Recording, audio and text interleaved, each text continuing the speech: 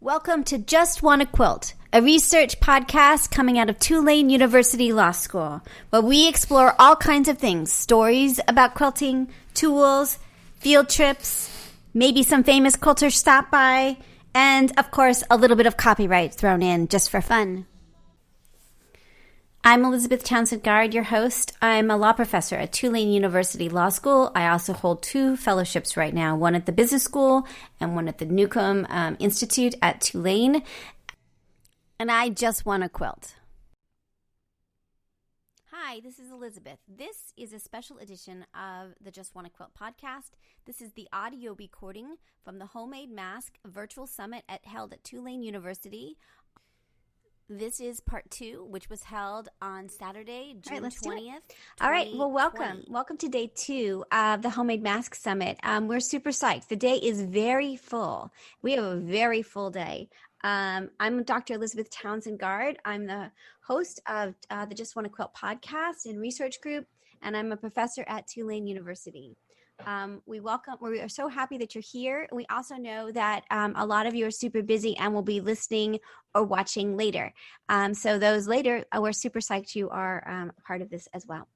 The first day is available at our website, the audio portion of the first day, and the first day was awesome. So if you get a chance, we did lots of things, groups, the Facebook groups. We also did science. It was amazing. We also will be posting the video sometime shortly, so we'll get back to you and let you know when that is happening.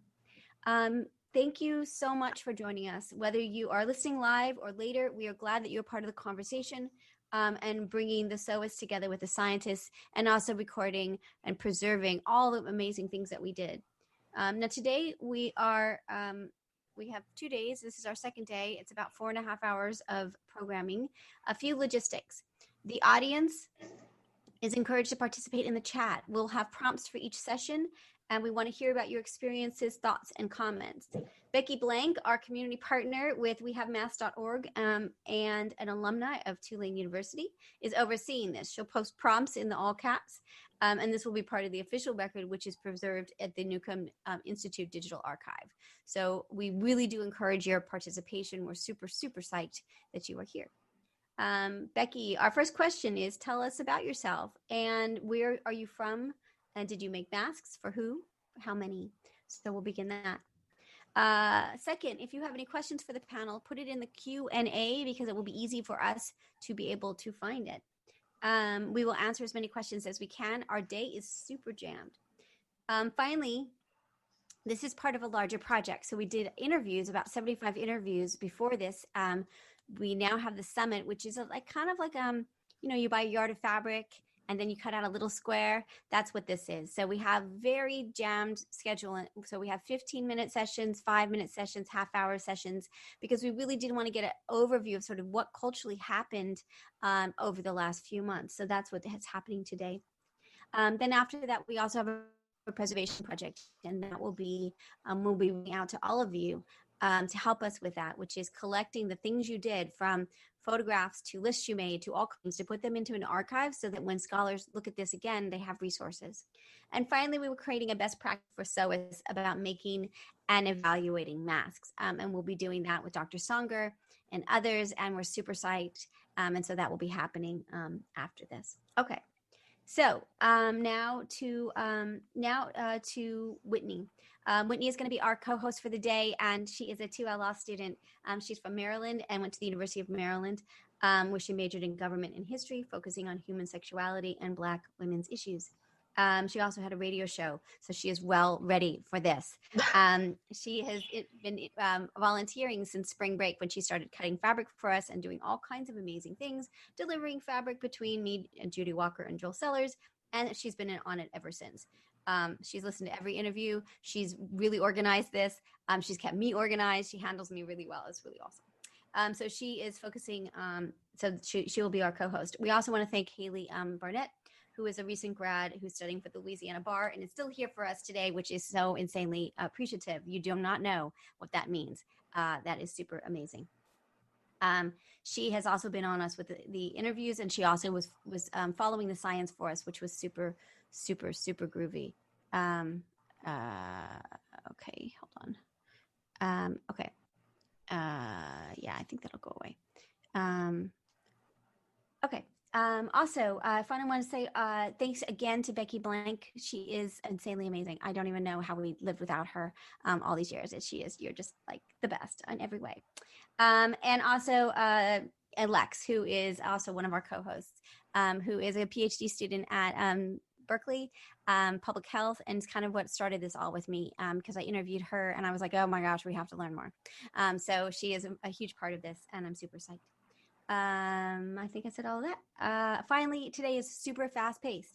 Masks mean a lot of things, and that's what we're trying to show. So just like a patchwork quilt, each square matters. We will be chatting with each group very quickly. You can hear the full-length interviews on the Just Wanna Quilt podcast. We are so thrilled that we have so much to talk about, but that means we're already pushed for time, and I'm taking too long on this intro. All right, so here we go. Panel number 1. Take it to Whitney. Okay, yeah, so we're going to first turn to Dr. Robin Womedou. She is the Chief Medical Officer of Methodist University Hospital in Memphis.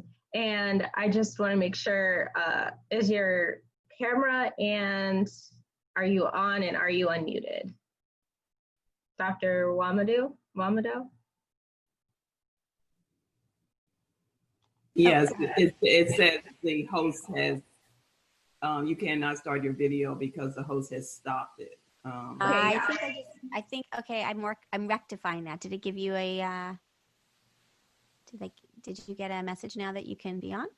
Yes, look at technology. Yay.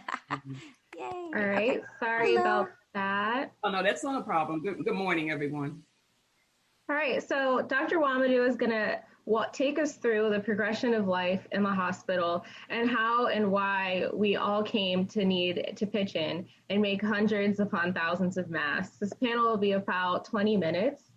And Dr. Womedou is the Chief Medical Officer at Methodist University Hospital. And we have done a full interview with her, and you are amazing. And thank you so much for your time. I know it's super, your schedule is super jammed. So you're going to start us off right. On our first day, we talked about like the regular person and how it sort of mushroomed for us. And it was like snowballed for us in really crazy ways. So we're really interested to understand what happened on your side of it. So I'm going to send it back to you, Whitney. Yeah. Well, I think it became sort of crazy for all of us at different times in the hospital, probably, I think around March 13th or so. A little bit before that, we were becoming concerned. I think I remember talking to most of my colleagues over the weekend before that, and we decided at that point we needed to really come together and plan.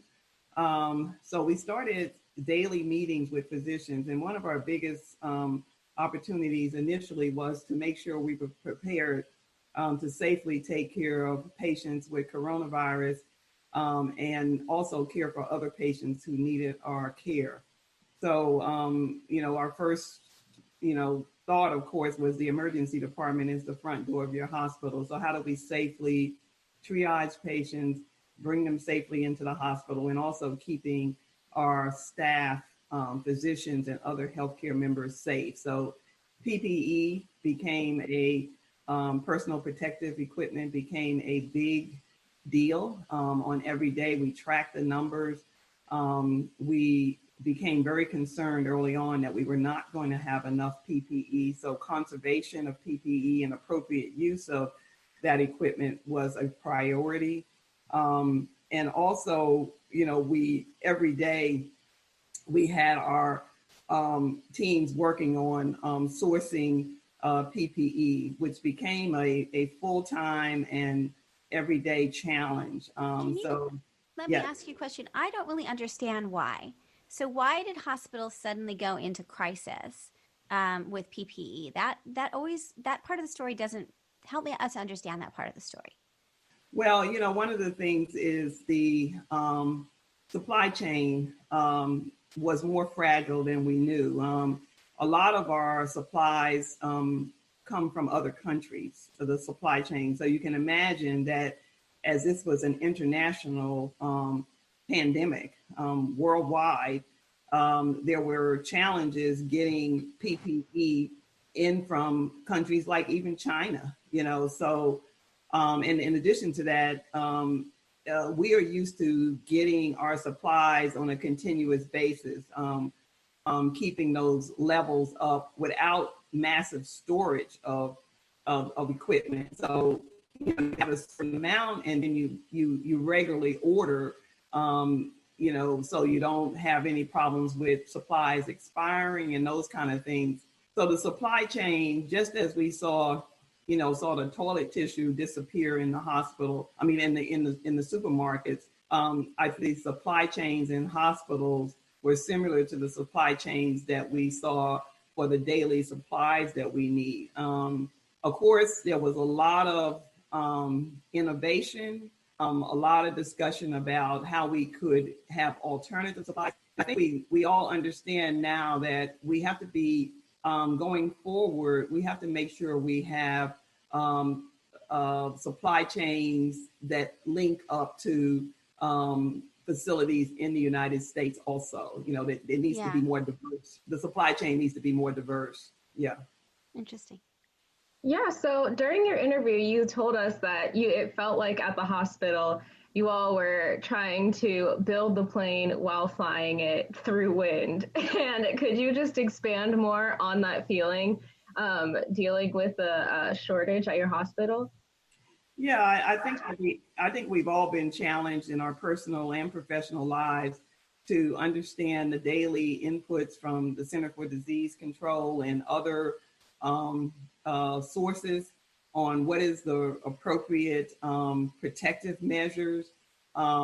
We did not have, areas set up for to contain these patients necessarily, and what areas of the hospitals were going to be most appropriate for putting these patients in. We set up a COVID respiratory unit in one of our the areas of our hospital. How do we teach people how to put on the PPE and take it off appropriately? There were several detailed work plans around this whole process, and we continue to work on that. How are we going to get people tested in a timely manner? We did not have, some hospitals had these the machines that could test in-house. As we all know, most of the testing strategies have continued to evolve. So that was a big challenge. So there were many pieces of this that had to be worked on daily. And with most of my physician leaders, we actually set up a daily meeting for at least a couple of months. Now we're down to 2 days a week. We meet on Tuesdays and Thursdays with the idea that if we continue to see more patients, we may have to go back to daily meetings. But it's a continuous process with not only physicians, but our nursing leaders, our respiratory therapists. It really is a team effort to care for these patients safely. So I'd like to know, how do you gear up for a second and possibly third wave of the virus, and especially as we head into flu season coming up? Yeah. Well, one of the things is we are all saying that we are trying to settle into a new norm. One of the things that we are considering, for example, one of my major things working with our lab and epidemiologists, we have been talking about how do we prepare for the regular influenza season. So, one of my questions was, if I want to test a patient for coronavirus and the flu at the same time, will I need to have 2 swabs? So, I learned recently from our experts, and that's what we do. We keep going back to the experts, that we will be able to test concurrently for COVID-19 and influenza at the same time with 1 swab, which will be useful. Now, the real challenge will be, how fast can I get that test back to make a decision about the appropriate level of care for the patient? Is it safe for them to go home? The one thing about the COVID-19 coronavirus infection, as you know, there are patients who are virtually asymptomatic, and there are other patients who are pretty sick from this. And what we've noticed is that some patients can be fairly stable, able to go home, but then they rapidly get respiratory distress and need to be admitted to the hospital, sometime to the intensive care unit and intubated. So we've set up strategies to call these patients back, monitor them in the outpatient setting, and we even had to set up a COVID-19 outpatient clinic, because you can imagine several of these patients are also on dialysis. So many of the dialysis units have had to set up specialized dialysis units to dialyze these patients in the outpatient setting, so they don't risk infecting, other patients. Yeah, so could you expand on what you've learned about COVID-19 from a medical perspective, and what should we understand as a part of the public? Yeah, I think the public, as the public needs to understand that this is a virus. The unique thing about this virus is patients can be asymptomatic and still able to spread the virus. We do know that some of the basic strategies that we say for any virus are protective. Hand washing is a big part of this. So hand hygiene is important, appropriately. Cleaning high touch surfaces. Also, we know that in flattening the curve, the idea was that when we went to social distancing and sheltering in place, we were trying to flatten the curve, which we successfully did in a lot of places, so we could gear up not only the public healthcare system, but hospital systems to be able to prepare to take care of these patients. I think people need to understand masks are not it's only part of the strategy. So, and an important part of the strategy. But I do think that, wearing masks and avoiding large gatherings. But if you're in those gatherings, it's important. You're not only wearing the mask to protect yourself, but you're wearing the mask to protect others. So I think it's a shared responsibility for all of us to consistently practice those safe practices. Yeah, so speaking of masks, like what role did the masks play in the story of the spring when everything was beginning to happen for you? And even now, how should we think about homemade masks? Well, initially, even in the hospital, we were certainly wearing PPE, N95 mask, and when we were taking care of these patients.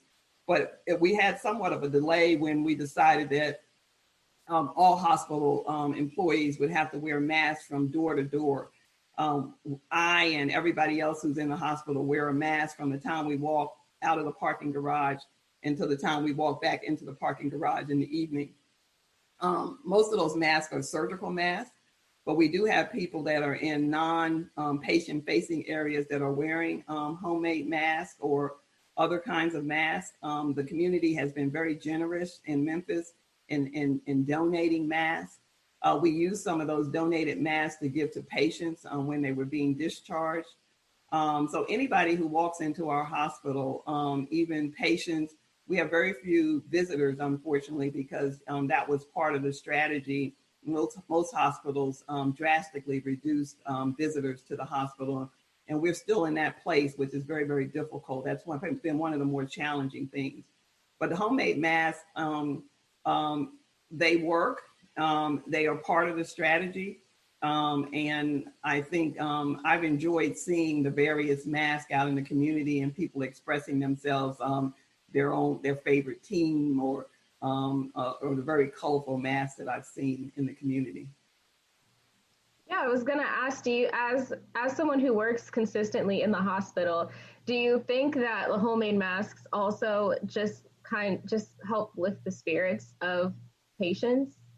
Yeah, so we have several people who are wearing their homemade mask over their surgical mask.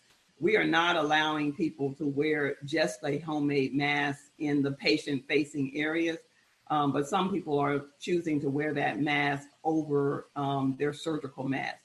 One thing I will say that it's very, very difficult to stay in a mask all day, particularly the N95 mask. So we are getting some mask fatigue, and we're going to have to figure out how that goes long term.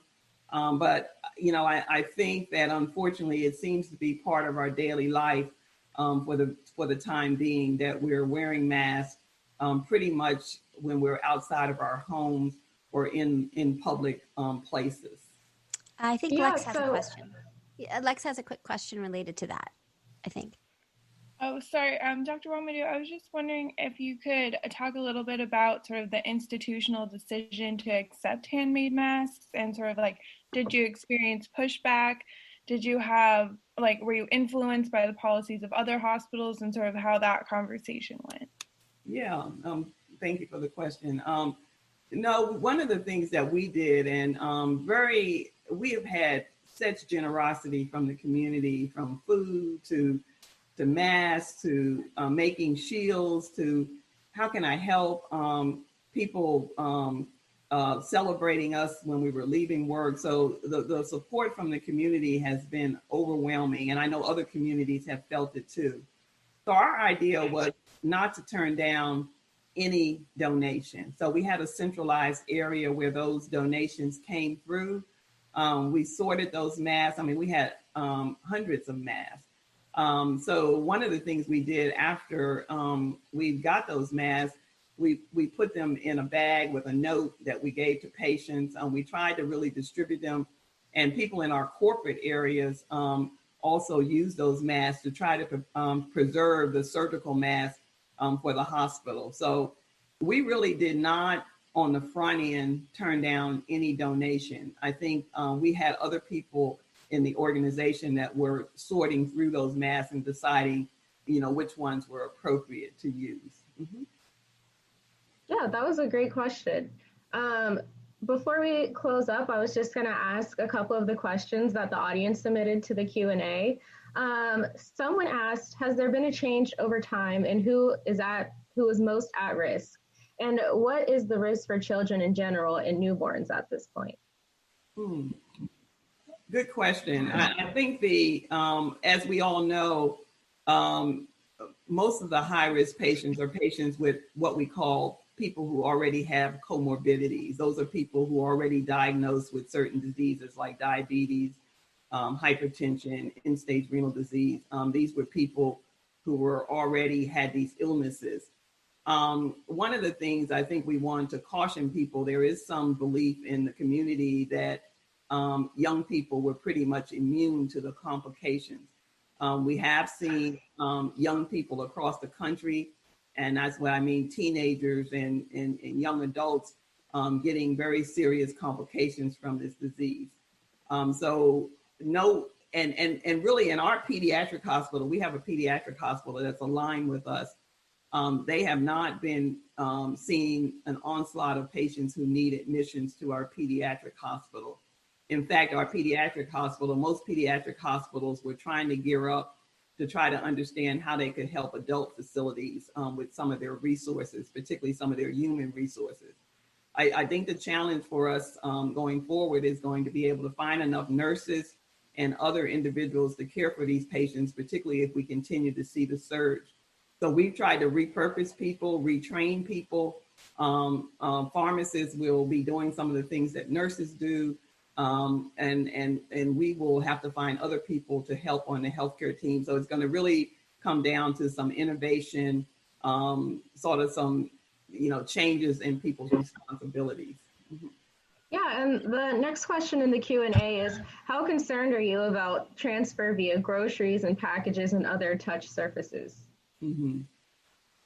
Well, there's been a lot of talk about cleaning high touch surfaces, every 4 hours. And we've tried, we've done some different things with our environmental services folks. We do know that the virus does not appear to just live on inanimate surfaces very easily. And I'm not that concerned about that being the transmission route. It seems to be person to person by aerosolized procedures, even talking, eating, coughing, sneezing, those kinds of things And there is some evidence that the virus doesn't live as well outside. So, that's why some people have said, if you're having gatherings, do them outside. So it's a virus. It likes to dwell within people. That's why the people, person to person spread is so important. I think Becky, Becky. We're just gonna turn to Becky for one last question before we move on to the next panel, if that's okay. Mm-hmm. All right, one quick last question. So it's the question is, did you have issues with the quality of some homemade masks?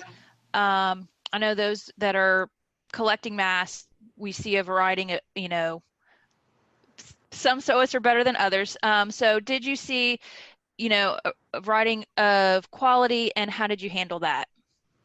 Yeah, so I happened to be able to see boxes of the homemade masks, and you're right, they were very different. You could tell that there were some people who made the same kind of mask. We had the ties that tied around your head. We had the things that, looped around your ears. As I said, we had those come in at one particular area, and there was a team within our hospital that sourced those and looked through and decided which ones were appropriate to be utilized by the public or members of the healthcare team. Thank you. Thank you so much for your time today. This was a great way to start everything. And I mean, do you have any final remarks on anything? No, I think it's I think I've been so amazed and impressed with the community support, the innovation of our teams, but the community support, including making the mask. I think everybody has trying to find a way that they can contribute to getting us through this pandemic. And we always say we'll get through together, not only as individuals, as families, as a community, and as a nation. And I do think that I appreciate being part of this discussion. The mask making has been a real display of, I think, love and compassion. And so it's very much appreciated. So thank you. Right, well, thanks. Oh, sorry. Go ahead. Go ahead. Go, Whitney. I was just going to say thanks again, and we're going to turn it over to Dr. Townsend-Gard. Awesome. Thank you again. You're amazing. Thank you for your time. It's such a great way to start. All right, so we are going to go next to the science panel. But first, we just want to thank our a sponsor for the first panel, Quilting Army Crew. We have legal questions. We have a book that can help. As a part of the Thank You Sewist giveaway prizes, we are giving away two of our books. I'm so sorry. Just Want to Trademark and Just Want to Patent, a little bit of copyright, the Just Wanna Quilt notebook, and 2 spots at Copyright Online Camp, which includes the newest book, Just Want to Create, Copyright and Fair Use Strategies. We've got this. We'll teach you the law for quilting, crafts, and art. You can find out more information about the books and Copyright Camp at JustWannaQuilt.com. Okay, so now we're going to move on to the science of the masks, recap some of the things that we learned on Wednesday from the other doctors about fabrics and best practices in that way. So we're going to turn to Lex for the science of the masks recap. Alexa Magyari is a PhD student at the University of California at Berkeley School of Public Health and a crafter herself with the blog Just the Wannabe Grandma. She saw early that there was a need for an organization, and she, like others, worked hard to make the homemade mask movement successful. So I think that, Alex, do you want to share your screen for the PowerPoint, or? Yeah, I'm gonna try to do that now. Cool. Let's see. Can you see the slides? Yep. Great. All right, then I will.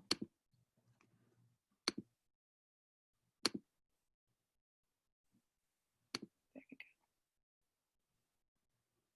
Is it gonna work?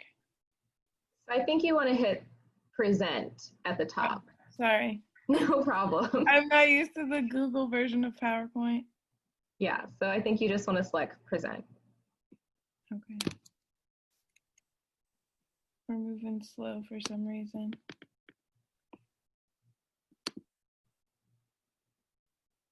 Just refresh it.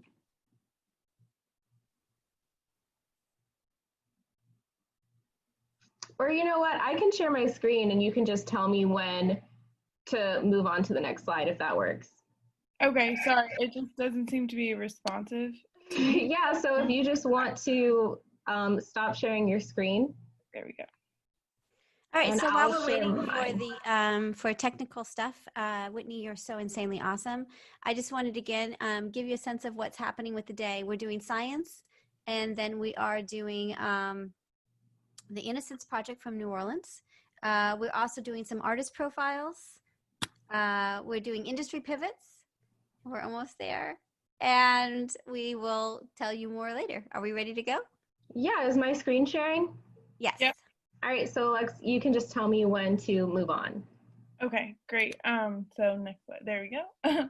So hi everyone. Thanks Whitney for that great intro. I'm just going to be going over some of the science that we learned on Wednesday, and just trying to pull out the key points that our great speakers gave us. You can always access the full recording of our conversation as well as the individual interviews with each doctor on our website. All right, next slide. Okay.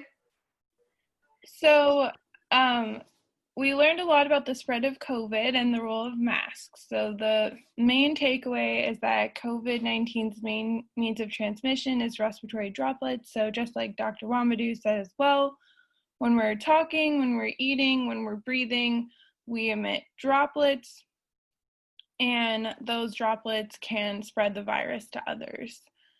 So the main sort of story of handmade masks that we've been hearing for several months is that they protect you from the droplets of others. But what we're learning is that they can also protect you from others' droplets. However, the rate of, or the efficacy of protection, both to you and to others, varies significantly by quality of mask. So we want the mask to fit very well and be able to filter materials. And the better it fits and the better it filters, the better it is at protecting you in addition to all those around you. But we can have a perfect mask. Like a lot of our panelists have said, saran wrap is extremely good at filtering materials, and you can fit it really close to your face, but it's not breathable, right? So any mask has to be breathable in order to work, because if you're not able to breathe through it, you're not going to be able to wear it through the whole duration of your activities that you need it. And then one interesting article that Dr. Siegel mentioned when he spoke was Atul Gawande's. And Atul Gawande said that we could end the pandemic if 60 to 75% of the general public wear masks that are at least 60 to 75% effective. So this is a great benchmark and a great place for us to start. How can we as SOIS get us closer to that place and help us end the pandemic? So the bottom line is wear a mask, wear a mask, wear a mask, and let's try to make it as good a mask as possible. All right, next slide. So how did we do? In this first wave of mask making, there was sort of a lot of information. It was kind of hard to figure out what was the best information. And most of us made 2-layer quilting cotton masks. And those masks, Dr. Siegel shared that they vary widely in filtration efficacy. So we have some lower quality cotton masks that are filtering as low as 5% of particles, while the best quality handmade masks achieved a 79% filtration rate. So they did better than the paper surgical masks that hospitals use, which only filtered 62 to 65% of particles, which was great. And these masks were constructed of 2 layers of high quality heavyweight quilting cotton, and as quilting cotton that had a really nice tight weave and high density thread counts of thicker threads. So there's less space in between the threads. And these masks did really well. And Dr. Siegel also told us that 1 layer of quilting cotton and 1 layer of flannel was also very effective. So what have we learned? So in the time between when this all started in March and now, there's been a huge amount of research on masks. And that research, like Dr. Songer has shared with us, has given us some new insights on the best way to construct masks. So what's important is that we have a hydrophobic outer layer, and a hydrophobic means that it's water resistant. So what that does is it reduces the penetration of contaminants through the mask, so you're not breathing in liquid that could come onto your mask. So if someone else has respiratory droplets and they get on the front of your mask and the front of the mask is water resistant, it reduces the probability that you'll be breathing in those contaminants. And the examples of materials that are hydrophobic are non-woven polypropylene or polyester. And the inner layer should be hydrophilic. So that means that it's absorbent and it can absorb your personal droplets. So examples of absorbent fabrics are quilting cotton or flannel. And then we also learned from Dr. Songer that she recommends sterilizing masks by boiling them for 10 minutes and line drying. And she prefers that the middle layer, which the WHO recommends could be either hydrophobic or hydrophilic, she prefers that layer be hydrophobic, just due to cleaning concerns. It might be easier to clean something that doesn't have an additional absorbent layer in the middle. All right, next slide. Thank you. So how can we do better moving forward, given this new science that we learned in the last session? So we can improve the efficacy of the masks we've already made. Two things we can do are make a non-woven polypropylene or polyester cover that goes over the exterior of the mask, or we can add a non-woven polypropylene or polyester filter to the filter pocket. So a lot of us made masks that had pockets in the middle, and we can make some filters out of non-woven polypropylene. And then moving forward, when we're constructing new masks, we can follow these new recommendations, which include 3 layers, the outer layer being non-woven polypropylene or polyester, the middle layer being non-woven polypropylene or polyester, or high-quality quilting cotton or flannel, and then that inner layer being high-quality quilting cotton or flannel, and we're going to use a metal nose piece and ties for the best fit. But the bottom line that Dr. Songer said, and I'm going to repeat it here, is don't let the perfect be the enemy of the good, right? So we know that the masks that we made were good. We learned that from Dr. Siegel, but we can do better in these ways. But the important thing is that we're all wearing a mask, and it has that benchmark of at least 60 to 75% efficacy that Dr. Gawande mentioned. Thank you so much, Lex. I think what's so amazing about this, are you going to talk about polypropylene? Yes. Okay, so let's do it super quick because we're like 10 minutes behind. So, sorry. Yeah, it's okay.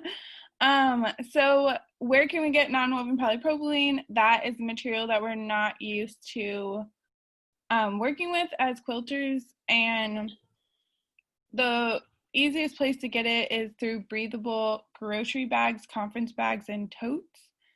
But we really want to make sure that they're not coated to be waterproof. So that's like the key way to do it. And also Dr. Townsend Guard is doing some research on the best way we can get it from fabric stores as well, which we'll share with you all in our guide to mask making after the conference. Next slide, Whitney. And I just want to share that I did a test of this new type of mask over the past few days. So I made 2 layers of non-woven polypropylene on the outside, and then 1 layer of flannel on the inside with a nose piece and ties. And just some sewing tips. I used a denim needle like Joel mentioned. I used clips and not pins because it seemed like poking a hole in this material is different than using a pin and quilting cotton. One thing that was sort of different was that if, we can't iron non-woven polypropylene on high settings, so it's sort of hard to get the pleats right. But if you use the cotton or flannel layer on the inside, you can iron that side with a slightly higher temperature, so that made it a little bit easier. And in terms of the cleaning, I boiled it for 10 minutes and my flannel bled and stained my pot. So just be aware of that. I had pre-washed it, but it bled anyway. So just be conscious of what you're using to clean it. And I wore the mask yesterday for 4 hours for a medical procedure with a required paper mask under it. And it was incredibly breathable and comfortable. So with that N of 1, it was a great experience. So Dr. Townsend-Gard, do you have anything else to add? I think you are amazing, and I can't wait to do the next step. I know a lot of people have questions. We did about 3 hours of conversation in the first day, so go listen to that. Also, if you want to be part of our next step, which is creating this best practices and working with Dr. Songer, who is here today listening, thank you so much for being here, which is so very cool. Let us know, because we're going to be doing next steps. And Lex, as always, so insanely impressive. Thank you so much. I really appreciate it. Let's see if there's any questions that, right. So we'll talk more of those. We'll talk more and figure out more of those things. Whitney, we want to bring it back to you to close it out. Yeah, thanks so much, Lex, for sharing such great information. Your panel was, or your recap, my fault, was brought to you by Crystal Watson Quilts. She designs fabrics, she makes patterns. What we like about her designs is that she includes suggestions on how to quilt it too. And you can go to her website to get more info. She is donating 50 patterns to our Thank You Sewist giveaway. Next, we're going to move on to Angelique Thomas from the Innocence Project, New Orleans. Angelique Thomas works with the Innocence Project, and they had 6 clients in prisons that they wanted to give masks to in Louisiana, and wound up supplying a whole prison. So, Angelique? Hi, can you hear me? Yeah, is your video function available, or does that need to be made available to you? I think it needs to be made available. It's saying the host needs to undo it, I suppose. Yeah.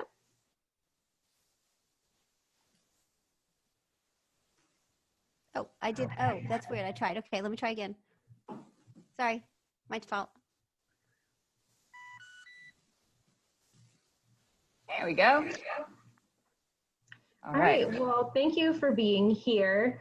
Hailey will be moderating this panel, so we can go to Hailey. Hi, everyone. I'm Hailey, and hi, Angelique. Good to see you again. We had spoken before on your interview for the JustWannaQuilt podcast. But can you give us a brief recap about who you are and what the Innocence Project New Orleans does? Sure. So Innocence Project New Orleans frees innocent life sentence prisoners in Louisiana and southern Mississippi. We've been around since 2001. We freed 36 people who had served collectively 872 years for crimes that they didn't commit. I'm the social worker at IPNO, which means I do work with our freed and exonerated clients to help them readjust to coming back home. And then I also do some work with our currently incarcerated clients, both in terms of just sort of maintaining hope and advocating for them within the prison system, and also helping plan for their eventual return. That's awesome. Thank you so much. So can you tell us about how COVID-19 impacted what you and the IPNO do on a daily basis? Absolutely. So we closed our office on the earlier side. We were trying to be cautious, and we tried to decide, how much of the work that we're doing we can do from home. My role is actually a little bit the trickier one, because I spend a lot of time one-on-one with clients, and we do a lot of prison visits. The prison system closed visitation early to try to prevent the spread. And we were hearing from about mid-March, we started getting masks to give to our freed and exonerated clients. And then after we'd gone through that, we started thinking, well, hold on a second. We're interacting with all of our currently incarcerated clients through letters and through emails through this company called JPay. And what we were hearing was that everybody inside is terrified. They're quarantining entire dorms with healthy and unhealthy people together. We don't know what's going on. We don't have any soap. We don't have any way to protect ourselves. So this whole time we're sending in, funds and letters and making phone calls to the prison and trying to help as much as we could. At some point when we were distributing masks on the outside, we thought, well, maybe we can just send in masks to the inside. And I honestly had no idea who to contact to do that. So I just called the Department of Corrections headquarters and sort of explained what I wanted to do. And they did not know what to do with me, passed me around to a bunch of different departments, and eventually got to somebody who said, you can't send in an individual mask to an individual client, right? You can't just put it in the mail. But if you wanted to donate masks to our department, we could use them and give them to incarcerated people and to frontline staff who are interacting with incarcerated people and are the ones who are going in and out of the prisons. So that's what we did. Awesome. And that actually is a great segue for my next question. And you kind of already touched on it a little bit, but tell us a little bit more about the role of masks and how you got about getting the masks that you needed. Sure. So I started hearing about masks. I've been wanting to learn how to sew for a while. So I taught myself how to sew in March using YouTube. Thank you to everybody who's put up YouTube videos. And I worked with our communications director to put up a page just with information about what was going on inside the prisons. We saw the mask drive as sort of a two-piece thing. One, we actually just wanted to get masks to get them into the prison system to try to slow the spread. And two, we wanted to just raise awareness about the issue in the prisons. So, for example, at the beginning of May, they weren't doing widespread testing in most of the prisons, but they decided to test an entire unit at LCIW, the women's prison. So they tested 155 asymptomatic women, and 75% of them tested positive for COVID-19. Wow. 75% of the entire dorm. So that's kind of what we were looking at. We already knew that in the federal system, there had been outbreaks, including at one of the biggest outbreaks in the federal system had been at Oakdale, which is in Louisiana. So we know what's happening already. We know that prisons are the perfect kind of vector source for infection. We know it's difficult to sanitize things. We know there's lots of people who are living in dorms of 82 people where the dorm beds are 2 feet apart, right? There's no social distancing in prison. There's no way to do it. And we knew that even if we were sending in money for extra soap and extra supplies and all that, at the end of the day, we needed to get masks in there, and we need to let people know what was going on in the prisons so that all of the other criminal justice reform issues could also come to the forefront of people's minds. So that's, I'm not sure if I entirely answered your question. I might not have. But. And if I remember correctly, your original goal was 6,000 masks. Did you meet that goal? As of yesterday, we have 5,223. So we're pretty close. Awesome. Okay. I will admit my initial goal was 1,000. I was like, yes, that seems reasonable. I was convinced that we needed to boost it up. We actually said originally we weren't really sure how this was going to work. We weren't sure how many masks we were going to be able to get. We didn't know what this was going to look like. So we just decided to throw out a number there, and we listed 8,000 as the number of masks we were looking for. And the reason we did that is because there's about 6,500 men incarcerated at the Louisiana State Penitentiary at Angola, and there's about 1,500 staff. So there's 8,000 people at that prison. It's the largest maximum security prison in the country. So we set that number just to kind of give people an idea of the scale of what was going on. We're not specifically donating just to one prison. We're donating to the system as a whole so that they can decide where it goes. But we wanted to give people an idea of the scale. So there's 30,000 people incarcerated in prisons in Louisiana, and I don't have how many people work at prisons across the state, but the numbers are huge, right?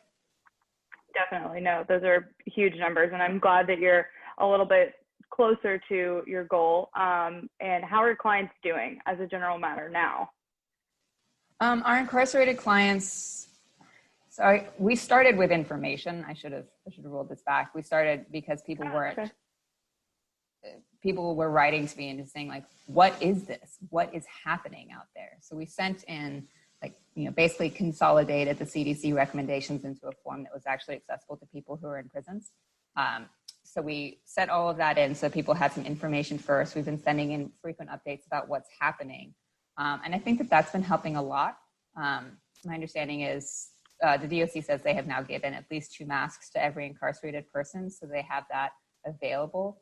So I think between like watching the masks actually be effective, right? So initially, right, we're talking about this dorm that has 75% of its asymptomatic women testing positive. But as of right now, according to the DOC numbers at least, across the entire system of 30,000 people, there's only been 621 positive COVID tests. So the masks work, right? That's really the only thing that you have in the prisons to slow the spread is masks, because you can't do any social distancing. So I think that the combination of working with incarcerated folks, but then also engaging with DOC to make sure that the staff themselves were wearing masks was important. We were hearing initially that staff were not wearing masks and not changing gloves, not kind of making any, according to our incarcerated folks, not seeming to take the issue seriously. But that appears to have changed. And I think that there's a greater understanding that COVID-19 is not just a risk to the incarcerated folks. It's a risk to the rural communities that most of these officers live in. And so that ability to go in and out of the prison also means that you have the ability to bring the infection in and out of the prison as well. Wow. I mean, we thank you so much for the work that you're doing. And thank you so much for taking the time to talk to us. I'm going to take it over to Dr. Townsend-Gard, who has one final question for you. Well, I'm curious sort of what your thoughts were when people were making masks for you and sort of we're talking to the mask community and like, what would have, like, I don't know if you wanted to say anything to them directly or sort of what your thoughts are in terms of that, the mask making effort. Honestly, the biggest thing we can just say is thank you. Thank you so much for caring about our clients. I think that it could be, there is difficulty sometimes raising awareness around issues around prisons, especially when we're talking about people convicted of violent offenses, especially when we're talking about 30,000 people incarcerated in one of the most incarcerated places in the world. It's difficult to sort of get people to care about that sometimes, but the mask community stepped up immediately, and it's been absolutely beautiful to see. Our clients recognize it, and I think in addition to the safety of the masks themselves, the knowledge that people care enough to spend the time to sit down and make these things and send them in has been huge. Our clients were shocked and happy and surprised, all of these things. So just thank you. Cool. Yeah. So very cool. Well, thank you so much. Seriously. Any other questions that we need from the audience? Someone asked, when you say they'd given at least 2 masks to everyone in the prison, is that in all prisons or just the one you work with? We don't work with any one prison, so my understanding is across the system as a whole. Fabulous. All right. Thank you so much for your time. And if you want to hear the full interview, it's insanely great. And we really do appreciate your time. It means a lot. It's a really important part of the story. And thank you again. Seriously. All right. We are running behind, but we're going to be okay with that. We're going to be good about that. Our next panel is, we have 4 on our next panel. I'm super psyched. Becky, you'll be moderating this panel, and we will take it to you. It's our Artists in Profile panel, Artists and Performers in Profile. And I need to get them on board, so let me do that. All right. Yeah, so we're going to have a little bit of a change of pace. We're going to talk. All right. We are running behind, but we're going to be okay with that. We're going to be good about that. Our next panel is, we have 4 on our next panel. I'm super psyched. Becky, you'll be moderating this panel, and we will take it to you. It's our Artists in Profile panel, Artists and Performers in Profile. And I need to get them on board, so let me do that. All right. Yeah, so we're going to have a little bit of a change of pace. We're going to talk to actually 4 artists, correct? We've up to 4? Yeah, we're 4, and I'm still getting the link for the 4th one, so I'm going to... Yeah. No worries. 4 artists and performers about their experience with their art and COVID-19. So we have Julian McCleary is one of Professor Townsend-Gard's all-time favorite interviews. his story is like so many. And he, sorry, I forgot to hear his little intro is not in the. Okay. And let me tell you a little bit more about yes, him. Please. He's a singer. He is a performer and singer on cruise ships, and his obviously the cruise ship stopped, and he and his partner had to figure out what to do, and so they made masks. And I'm super psyched to have him as part of this. Let me make sure he's on. Yep, there you are. Yay! I'm so happy you're here. I'm happy all of you are here. And Celie, are you able to get on as well? I saw Celie. Yes. I think she's just. And then I'm gonna step off camera. Okay, I just unmute. Awesome. Yes, Celie. I'm gonna step off camera. We have about 2 to 3 minutes for each person. I know it'll go a little bit over, but we're gonna try to get back on schedule. We're running about a half an hour behind, which is kind of, if you know me at all, is very strange. So let's do this, and I'm gonna get off camera because I'm trying to get the last guest on. Okay, so real quick, so we have Celie Petesclou. Sorry if I mispronounced your last name. How do you pronounce it? Petesclou. Petesclou, who is a quilter and someone that many in the industry admire. Her pieces are nationally known. She's the heart of the Beecher Memorial Quilt Group in New Orleans. And she has, like so many of us, been making masks. She made quilts after Katrina, and she's now working on projects about COVID as well. We have Wendy Starn, who is a fiber artist. We're going to talk to her about her COVID-19 piece. We also have Will Nemetoff, who's the owner of Curious Form, a local art fabrication and design business based in New Orleans. He pivoted, like many businesses, from what they're originally making. So he pivoted from large-scale artwork for events to addressing the PPE shortage with the production of over 10,000 face shields. Truly amazing. So to start, we'd like to start with Julian. And you represent. Hold on. Okay. We need to also get the PowerPoint up. So let's see if I can get that up. So we have some images of what their work. Yes, Hey, Will, we have some. We got you on. Thank you so much amazing for coming. images. Thanks everybody for coming. But yeah, that was a little tricky. All right, I'm gonna. Whitney, do you want to share the PowerPoint, or do you want me to do that? I don't mind. Okay, cool. All right. While Whitney's pulling up the PowerPoint, Julian, we're going to start with you. You represent for us the many artists and performers who suddenly found their life just upturned because your work was canceled. Can you tell us real quick what happened? So basically, my husband and I are freelance entertainers. We are also teachers who go to China and teach internationally musical theater programs. And we have kept ourselves busy since we graduated together in 2009. We keep ourselves constantly booked and busy, and cruise ships has been our moneymaker. We love traveling. We love working on cruise ships. We now work as guest entertainers, which means we live here in Vegas, and then we travel back and forth between Vegas and the cruise ships every other week. We were actually on a celebrity cruise out of Miami right when Celebrity decided to cancel it. So we had just left Miami the night before, and then in the middle of the night, we made a U-turn and went right back to Miami and woke up, and we were back in Miami, and they said, everybody's got to get off the ship now. We're canceling the rest of our cruises until who knows when.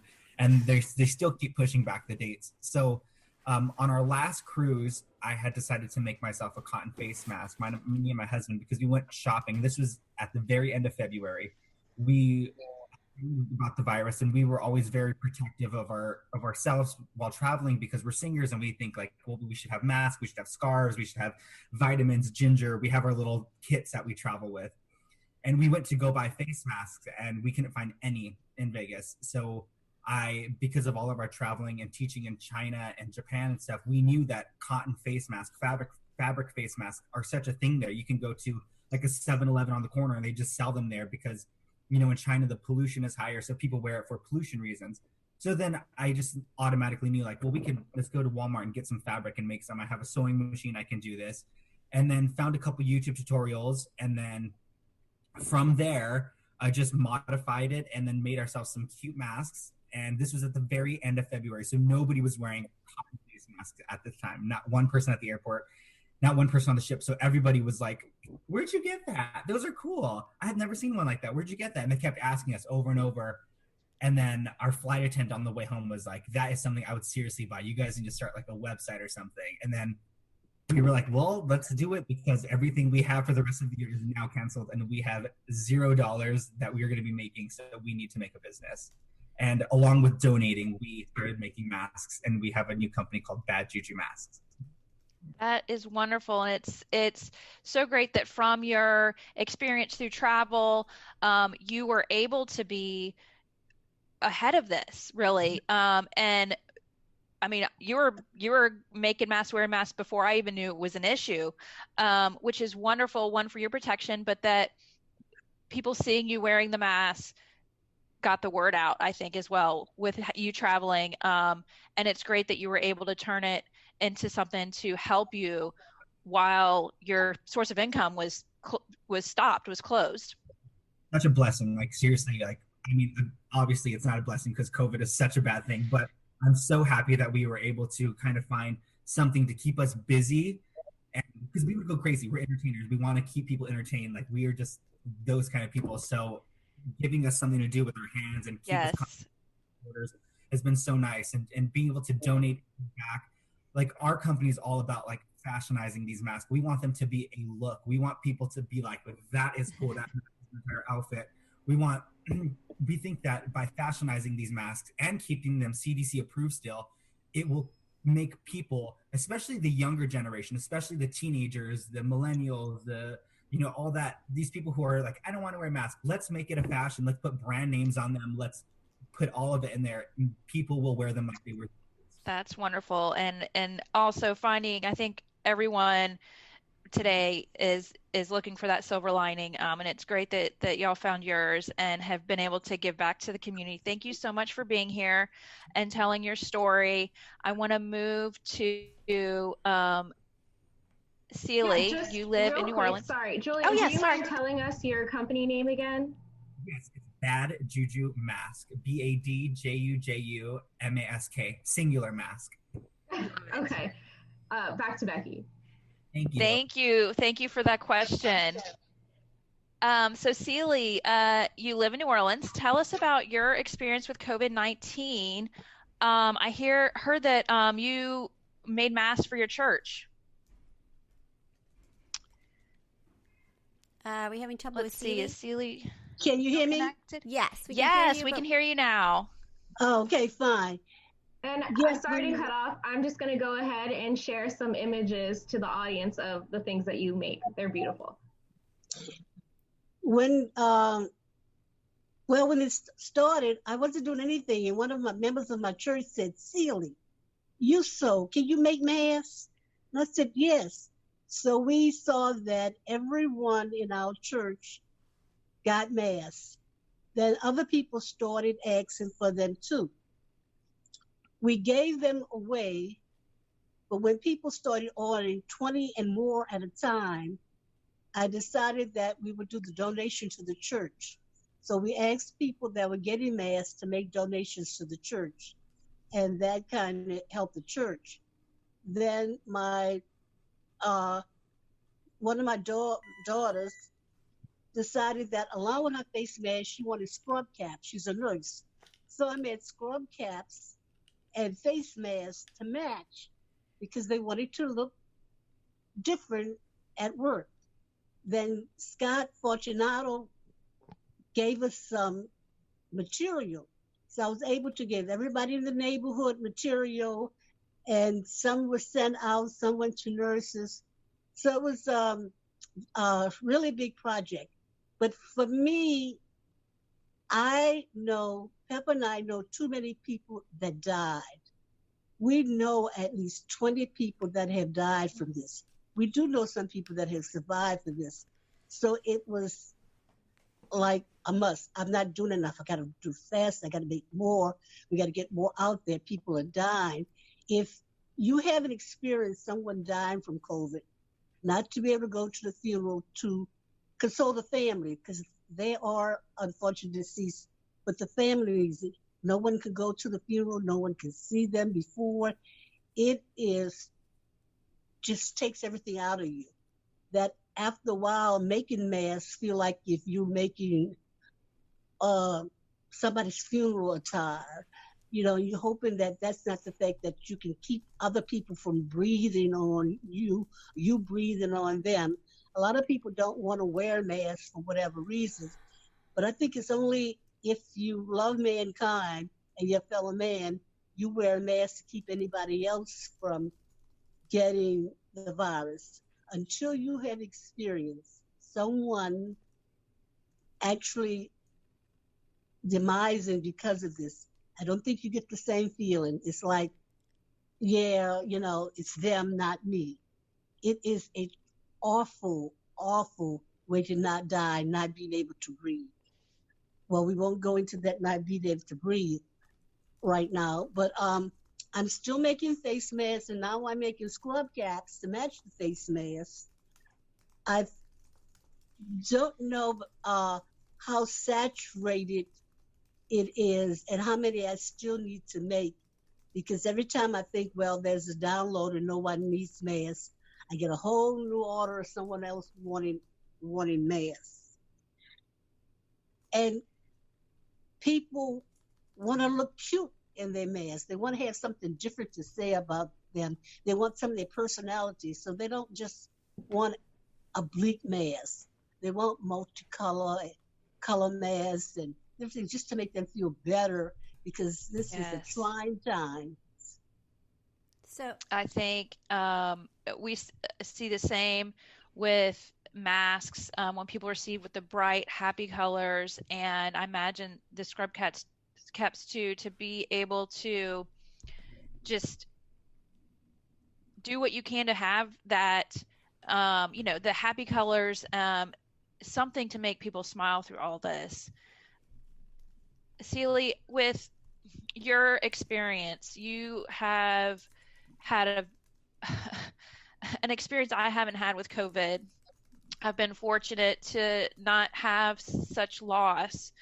How has this huge emotional impact of COVID impacted your art? I'm looking now, your quilts are just amazing.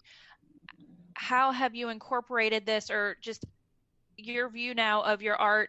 How has that affected you? I'm doing something new. I am actually fusing grocery bags, plastic grocery bags, and using them as cloth and making artwork with that. And actually quilts. There's a batting in the back, and I find myself, and I'm using a lot of recycles since I'm not going anywhere. And at this point, I don't want to go anywhere. I have a lot of Mardi Gras beads, a lot of king cake babies, a lot of self-drink water bottle tops. So I'm using all those kind of things in my artwork now. But as much as you can see, I like color. I find myself working in blacks and whites and grays and muted colors. So I'm trying to get myself out of that funk and get back to my colors, because I find myself in this gray area. Yes. Tell us about, real quick, we've got to move on to Wendy, but your COVID-19 quilt. Oh, no, that's for Wendy. Actually, that's for Wendy. I think. I'm sorry. I apologize. That's okay. Yeah. Celie, you're amazing. I don't know. Thank you so much, Celie. Wendy, you're also an art quilter, and you have pieces already completed. Tell us about your art inspired by COVID-19. And we have some images of your art that we're going to be showing on the slideshow as well. So your piece, your COVID-19 piece, I'm just drawn to it. And I know we're about 20 minutes, half hour behind. So I really want to sort of focus on that for you.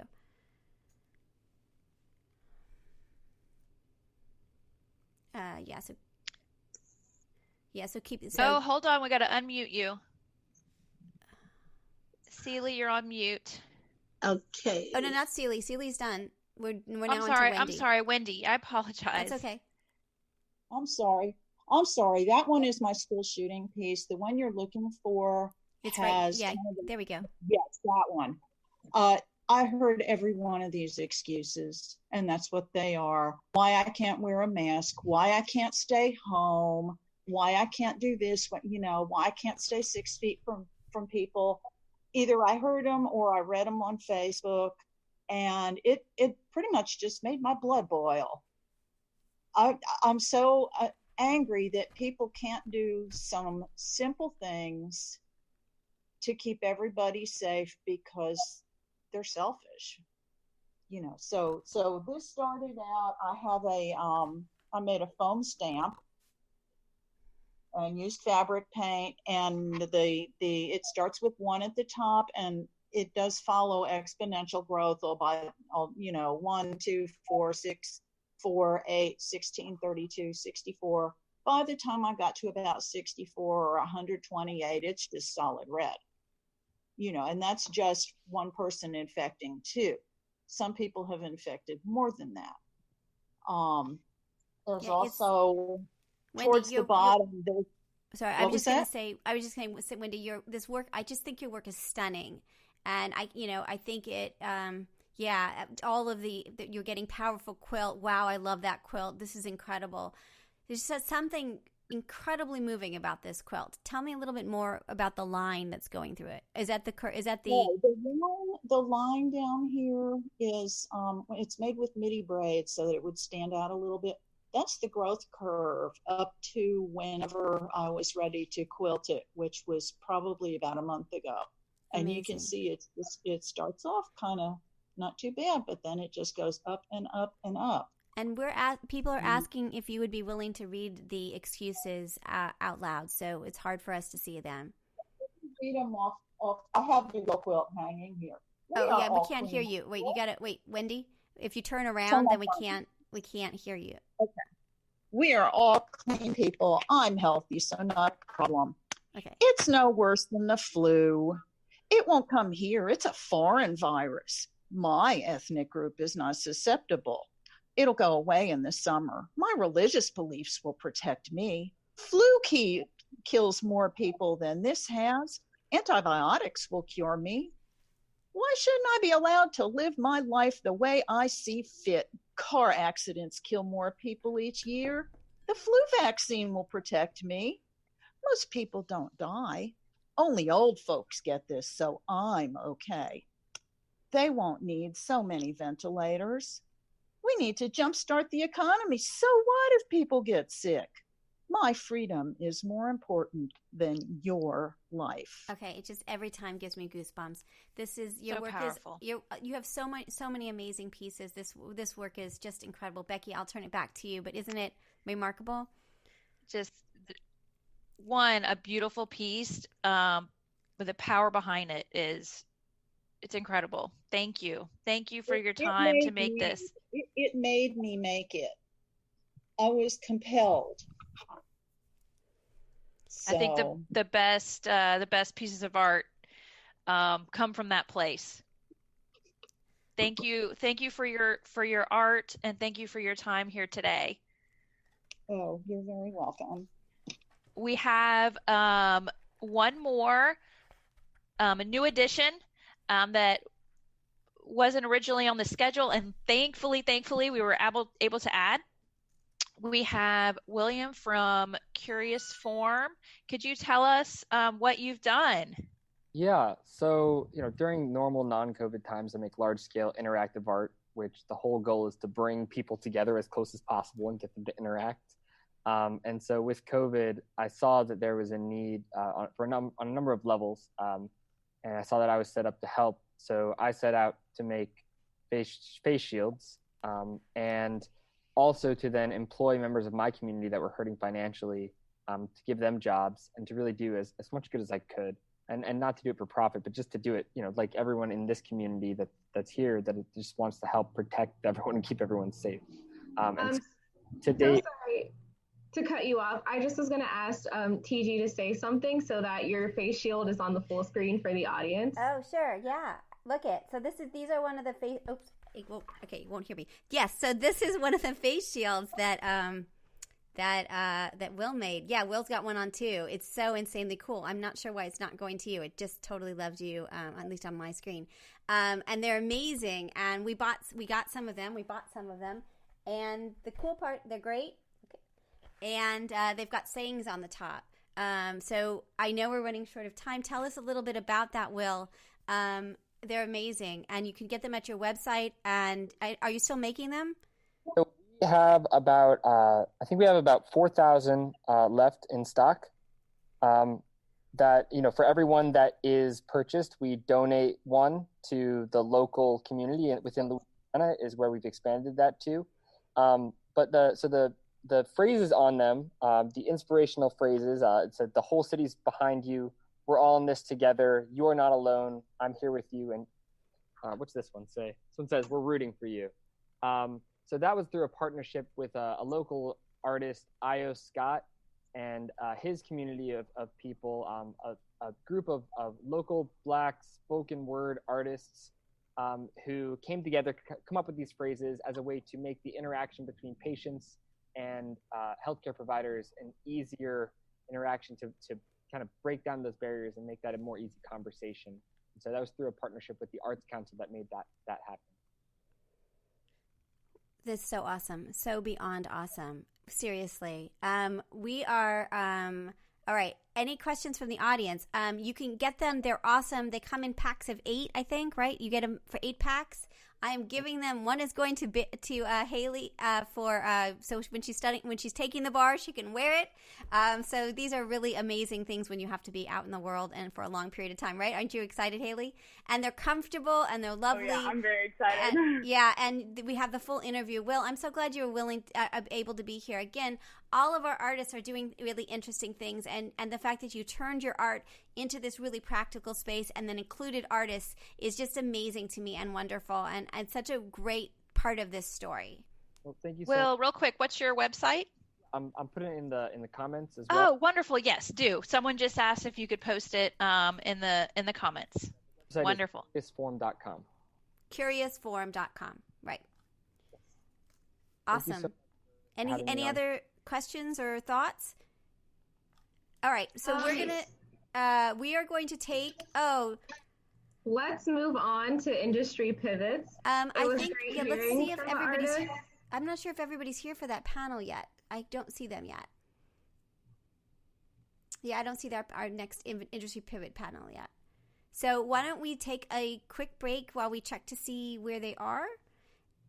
And I'll also show some of the prizes. Would you like to see some of the giveaway prizes? Whitney, can you check on them for us? And I'll take a look and start to see. Becky, you ready to see this? All right. Anyone else? Yes, and also, do we have some sponsors for this panel? Yes, we do. See, I'm just getting today's a little bit, I'm not as organized today, I have to say. So the artist panel was brought to you by 2 artists themselves, Raymond Houston. Yes, he's going to be one of our panelists later on. He's here already. And he's donating copies of his books for the giveaway, which is wonderful. His work is so cool. And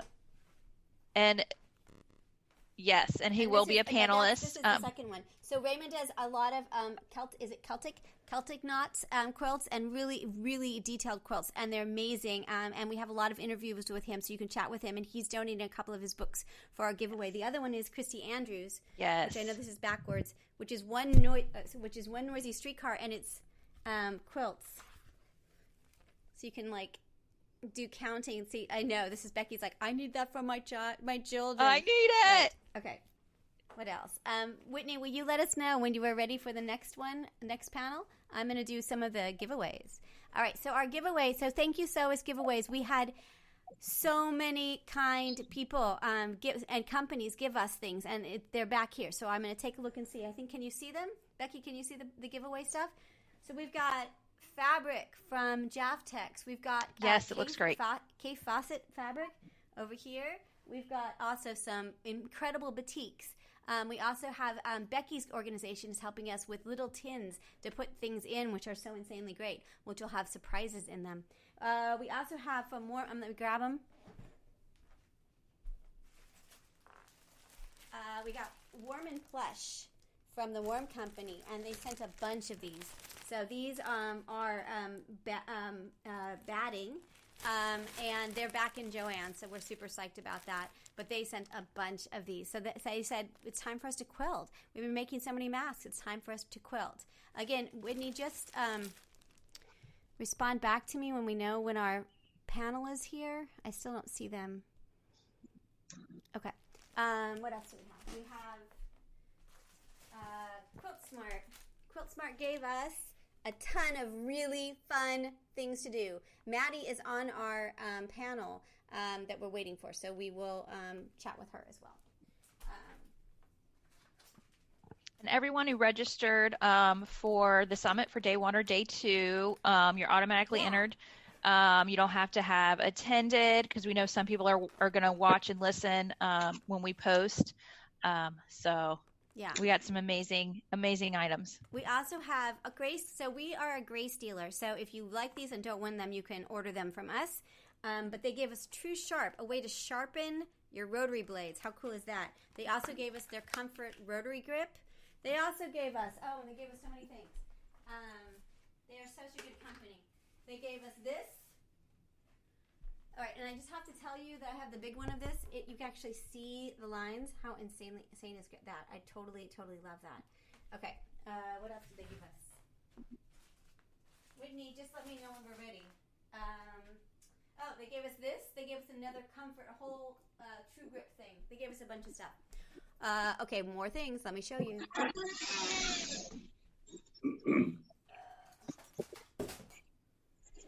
Destroying things. Oh, Chris Larson's here. Awesome. Fabulous. The other thing we got is thread. We'll show you more things. How are we doing? Chris Larson's here? Yes. Awesome, Chris. I'm so psyched you're here. Who else did we get? Are the rest of our panelists, are they here? Quilt Smart's here. So Maddie from Quilt Smart is here as well. Awesome. So if we want to turn their cameras on and unmute them. I'm unsure who is joined as Ronald Guard right now.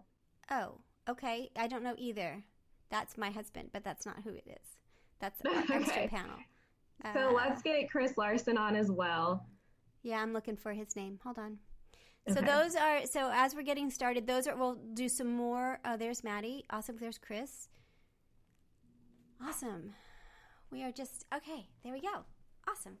Hold on. And Chris, if you want to turn your camera on, is that available to you, or are you still waiting for that? Let me see here. I don't see that option. And then we're just missing Joe, is that right? We're just missing Joe Dela Cruz. Hailey, if you're around, could you email him to see if he's available? And it's okay if he's not. All right, guys, we are so sorry. We're running behind. We are having too much fun. Thank you so much for coming. I'm so excited for both of you to be here. Chris Larson, you are both so inventive. It is so exciting to have both of you here. Chris Larson is a mattress maker who, if you listen to the interview, can also help you buy a mattress, because we talk a lot about mattresses on that interview, who also began figuring out that the fabric that you made for the mattresses could be used for masks, so we'll talk with them. And Maddie Rose of Quilt Smart, like one of my very favorite people of all times, is here, and she's also given us part of the giveaway. You know her for the Mondo bag. We all know her for the Mondo bag, but she figured out a way to make cotton, I have them here, cotton,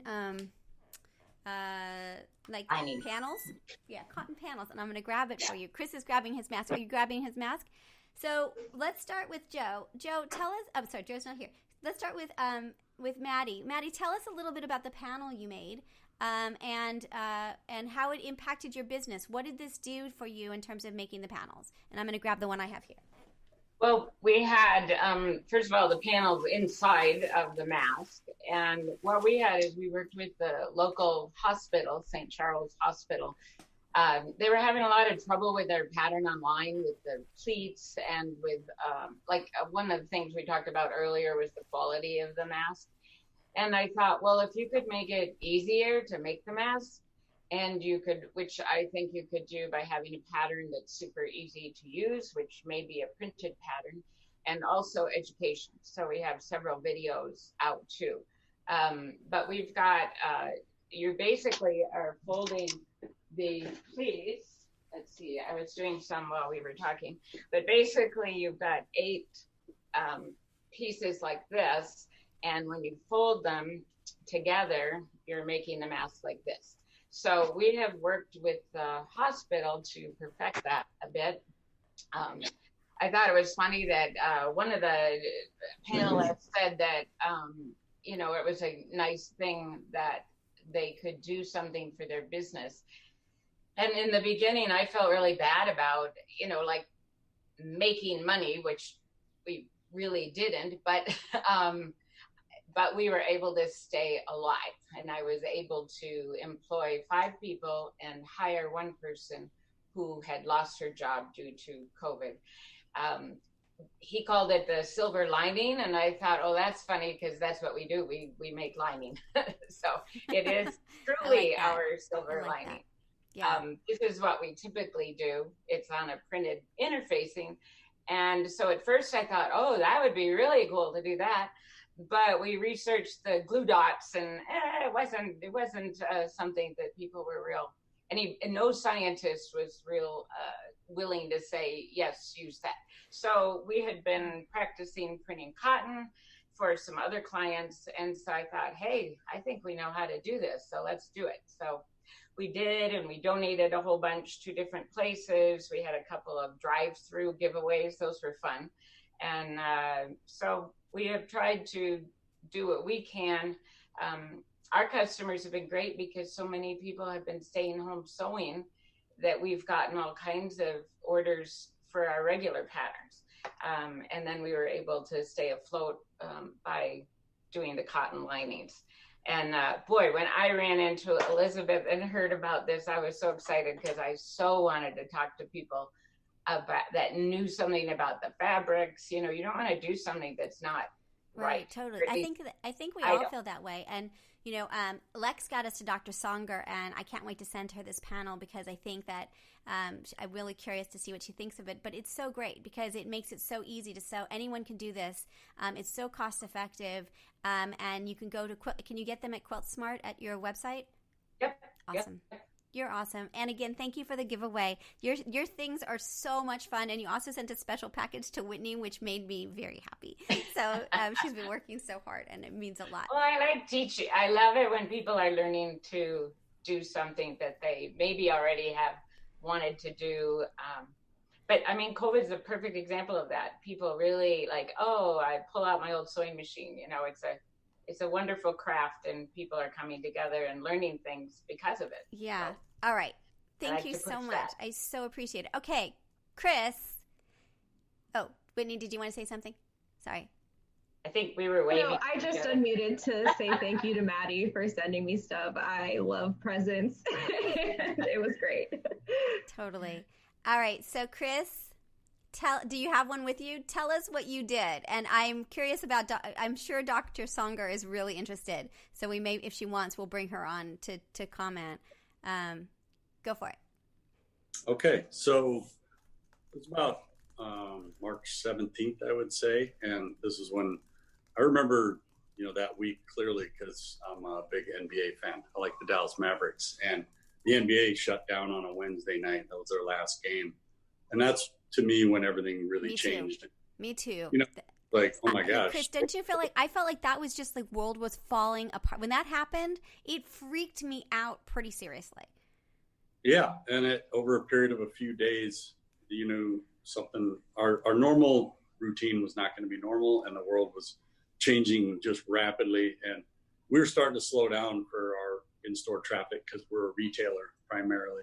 We manufacture them and retail them all in the same building. And we're starting to slow down. And then on the Sunday after the Wednesday, my buddy in Dubuque, Iowa has a mattress factory store there. And I don't know where he got the idea, but he decided to start making masks, and he put on Facebook, and it just kind of blew up. And I saw it, and I talked to him, and he was telling me how he was making them. And so the next day on a Monday, and by the way, my mom had suggested it to me a few days before that, but I kind of blew it off because I'd never made masks before. And but anyway, when he started doing it, I was like, well, maybe there is a big need, you know. And so I went to, I think Hobby Lobby. Our Joann's Fabrics is out of business for a while. They had a tornado last fall, so I couldn't go there. So I went to Hobby Lobby, and they didn't have any really of the materials he was using. So I went to the factory where we make the mattresses, and I started experimenting with some different materials that we already have, because we have a lot of different fabrics on hand. And the first idea I had was with a waterproof mattress protector, which we sell to put over top of the mattress. And I thought that'd be perfect because they're breathable and waterproof. So it's got to have and they're very lightweight. So I cut one of those up and made a mask, and discovered you couldn't really breathe through it. It was too good. Right. You know, And that you can't breathe through it. If you can breathe too easily, it doesn't really work. If you can't breathe at all, it's not practical. So then I started looking around, and we have mattress border material like this here. Mm-hmm. And this is one of our original masks we made. This one's actually nicely serged. We had one of our helpers, one of our home sewers, I call them, that took it home. We don't have a serger, so she serged it. But then we were able to get the elastic. I ended up getting elastic. We were using rubber bands for a long time, because our thing was, I wanted to keep our guys busy. You know, we have 14, 15 employees at our 2 stores, and they're used to working and building beds all day. And I didn't want them to get bored. I didn't want to have to lay them off. And so we couldn't find any elastic. So we went and bought rubber bands. I saw that some of the masks I had at home, just for, home use, had rubber bands for the ear loops. So I said, well, if it's good enough for them, it'd be good enough for us. And so we were stapling them into here, and actually worked pretty well. And the idea with ours is that they're washable, so you didn't just one-time use and throw it away. So we came up with different designs, but this design was pretty one that we made a lot of, and it fit pretty well over, fairly tight. And this is like a 3-layer material. It goes on the side walls of the mattresses, and can you tell us, and Dr. Songer is joining us, and Dr. Songer, because you probably don't know, she's a biomedical engineer and all kinds of other things, and she's working on the science of the fabric right now and so I'm curious, I imagine, Dr. Songer, you are. Tell us a little bit more about the layers and what layers you used, what they're made out of. Well, the fabrics are mostly a polyester. So the outer fabric and then the inner fabric is a layer. So this is quilted. And then the inner layer here is another type of polyester. And then the fill is a fiber fill. It's a rayon. It's actually a FR, fire retardant rayon material. And I did check with the manufacturer, the company that makes that fiber. And they couldn't say, yes, go ahead and use it for masks, but definitely said it was safe. And so, we weren't trying to make these for sale really at all, or even for the medical community. It was just for whoever. People, it was a mad scramble that first month, really. And, we got inundated with demand, because I put on Facebook so I spent about 4 or 5 hours coming up with the design, something I knew we could replicate and make quantities of and just give them away. And so I put it on Facebook, and then the next day we had 2 different local news stations come and do stories, and then all of a sudden exploded. And then our Fargo store, this was in Sioux Falls where we started, and then about 4 or 5 days later we started in Fargo, and they got inundated like we never imagined. On one day they gave away 600, and this was mainly just the people walking in and taking 4 or 5 at a time. Amazing. That's just like an amazing story, don't you think? I think Dr. Songer had a question for you. Do you have a question? Yeah, well, first I wanted to say I went through a whole bunch of the same processes, because I'm like, aha, this is reusable material that is in the allergy-proof thing. The pore size and the filter parameters, essentially. And this stuff I tried initially wasn't breathable, just like your experience. So some of the mattress skirting materials and mattress materials are non-woven polypropylenes as well. Some of them are polyolefins. I was wondering how you ended up going with polyesters instead of polypropylenes. And I'm just very excited because you have access to a lot of the fun materials that I was looking for better access to in the mask that I was working on. Yeah, well, honestly, we just used what we had on hand. And nobody in my industry could really comment one way or the other if it was, the proper material to use, because information was going so fast. And, we had in a very short time, we had people trying to get a hold of us from all over the country wanting these masks. And we even had someone from Sealy get a hold of us and ask us about what we were using in the process and if we had any government interference, which we didn't. Nobody, and maybe because we weren't selling them, I think everybody had their hands full. But the government relaxed all the sort of regulatory and enforcement rules. So my group has sort of been paying attention to that, and that's a whole different interesting conversation.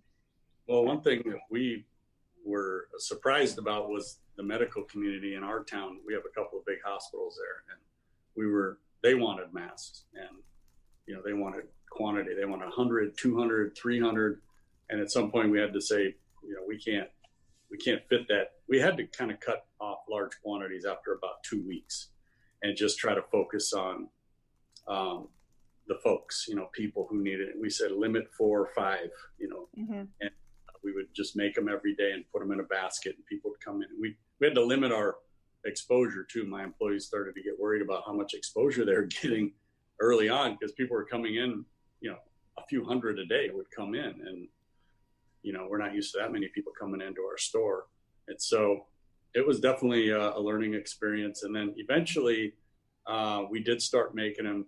We gave away, we figured, over 14,000 that we gave away. Seriously. That is seriously. Well, we would love for you to send us, and I imagine that Dr. Songer would love a sample or two as well, because we are moving on to sort of think about best practices and what we all learned from all this, and we would love for you to be a part of it. I love your story. You're amazing. You're just amazing. It was such I also want to buy a mattress from you, but I'm really, really, really, really excited. We're going to end this panel now. This panel was sponsored by Quilt Smart. Quilt Smart Maddie contributed so many lovely presents for our Thank You Sewist giveaway. Maddie, you're insanely awesome, and I love, love, love doing all the stuff you make. It always makes me happy, and I cannot wait to try to make the masks that you sent, the panels. That will be what I'm doing tomorrow. Thank you both again. Good. Thank you. Thanks for making this happen. You make a difference. Oh, Maddie, that means a lot. Thank you both, and Chris will be in touch with you, I hope, and also Dr. Songer, I'll send you a panel from Maddie as well, if that works for you. Oops, we've got feedback. All right. Our next, somebody needs to mute. Sunshine, mute. Okay. We are still getting feedback. I'm not sure why. Okay. Our next panel, we're going right into it. We need to take a break, but we're going to do this panel, and then maybe we will be able to take a break. But Whitney is not about breaks right now. Okay, so we have 2 on our next panel, which we're going to now move to 3D printing, which is so insanely great because that is part of the story as well. And we've got 2 amazing guests to chat with. And Becky, where are you? Okay. Awesome. All right. Hold on. Let me get back to the script. Okay. Whitney, do you want me to do it? Okay. Yeah, go ahead. We can just move on. But just to be sure, Juan I see Alan's on camera. Juan, you're on camera. Great. So we can keep going. Awesome. Yay. Sorry, we're running behind. It's just too many great things to talk about today, and we jammed everybody in. So part of the story of masks is also the story of 3D printing. Ear savers and shields, bias tape makers are now part of our common language. We have 2 guests that will talk about their experiences. You can hear their full interviews on the Just Wanna Quilt podcast. Let's begin with Alan Puccinelli, who is founder of the Operation Shields. Did I get your name right? You got it. Awesome. You got it. Hi, everybody. Thanks for having me on. And he fabricated and organized others to fabricate PPE face shields for frontline caregivers. Your story's amazing. So in super short time, 1 or 2 minutes, sort of sum up what's happening, and then we're going to have a conversation. Sure. So back in March, I basically kind of was keeping an eye on what was happening over in Europe in the world of 3D printing, and specifically how they were helping the COVID efforts. One of the major manufacturers over there, Prusa Printers, had designed a face shield design that they got validated with their health ministry. And so rather than start from scratch, I saw that they were getting great results from that. There was a lot of demand from the medical community. And so I worked off of that design, and this is the face shield that we made. Ultimately, we ended up making 31,664 of them. Insane. Seriously. And only just wrapped production like a week and a half ago. Oh my goodness. So it's been a ride. These numbers, right. So it's been a ride. It's just amazing. And I think, Juan, I want to bring you on too. Juan Bourbon was making bias tapes, and he was making them for Becky Blank's group. And I have some of the ones that you printed out. So Juan is very much the person that was part of Alan's team in many ways, because you had people all over the place printing out things. And so, sure. Juan, tell us a little bit how you got into this and what your story is. And then we'll have a conversation with the two of you. So I guess originally I was brought into this because Becky posted on a local makers group, like our online Facebook group, that there was a need for people to make some tools, some bias tape tools. And I just asked how could I help, because I have one printer here, and started printing them out for her, and just been making them in batches when she needs them. Ever since, right? And you also make the pleats. Don't you make the pleat makers? Do you make the pleat makers too? I haven't made pleat. You haven't made. That's somebody else. Awesome. So I think what's so interesting of this story is the power of, and I want to turn back to Alan, the power of hobbyists like Juan who are making things and helping. And I'm curious what your thoughts are about that, because it's open access software, plus people that are willing, just like the quilters, to donate their own time, their own resources to make these things. So I'm curious about your thoughts of that part of the story. I mean, we would not have been successful were it not for the fact that we crowdsourced this entire effort. That's like basically what we did. So I put a call out early on, said, this is what we're doing. This is the design we're making. If you want to help, please do so. Here are the files. It was all open source, as you mentioned. And so the community, the 3D printing community as it is all a very, a lot of it is very open source centric. A lot of the printers are open source. So if you want to go and build your own, get your designs, do your own, it's a big part of the maker community. And so it just really, I was in the right place at the right time and just kind of happened to put the call out. In non-pandemic times, I have a 3D printing company. And so I was lucky enough to already have a lot of contacts and some presence on social media, and it just worked. And we ended up just getting a flood of all the materials we needed. And really the problem then became about the logistics of organizing and getting it all put together and packed and delivered, more than the actual make, because we had the entire nation and parts of the world actually as our fabrication operation. That's really amazing. Becky, do you have a question? Oh, I just wanted to comment that the maker community has just been phenomenal. I posted in the New Orleans local group, and Juan immediately stepped up and started printing the bias tape tools. I was also printing them. I only have a small home use 3D printer. I've been printing the pleating forks as well. Again, both designs, not mine. They were created by someone and made available, which most makers do. I mean, just anything to help. My husband got a call that the 3D printed ear savers were needed at a New Orleans hospital. They needed 1,200, and we had about 5 days to get them made.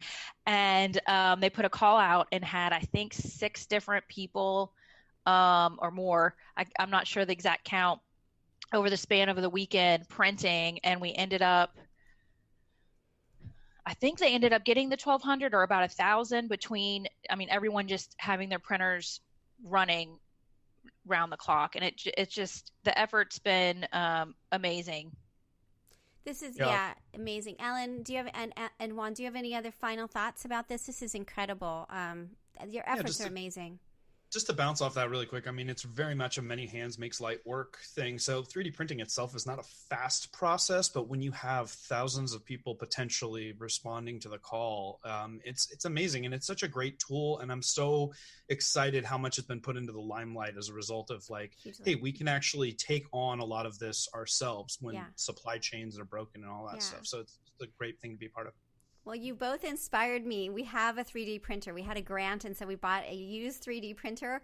I'm a little nervous about it. Juan, I think I will be calling you a lot because you're local in Metairie. But we're going to have our students in the fall, our law students, learning how to do 3D printing as part of our IP class. So I'm pretty psyched about that. Yeah. You can do it. It's not that scary. It's not that scary, right? Yeah, that's what I thought. I'm like, you know what? We got to step up. We got to do this part of it. It's all about experiencing. Yes, so I'm super psyched. Thank you again for being here. Juan, do you have any other final comments? I just think it's been really cool to have this experience in which, I get to do what I normally do, which is like make stuff and print stuff out.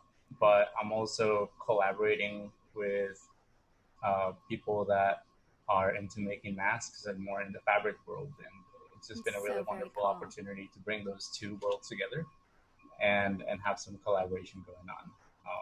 Because we're all learning about each other's crafts here while also helping out in a significant way. And part of our giveaway are some of the bias tape makers that Juan has been printing. So you may be lucky and get one of those as one of the prizes. So I don't know if you knew that. So we're putting those in as a surprise.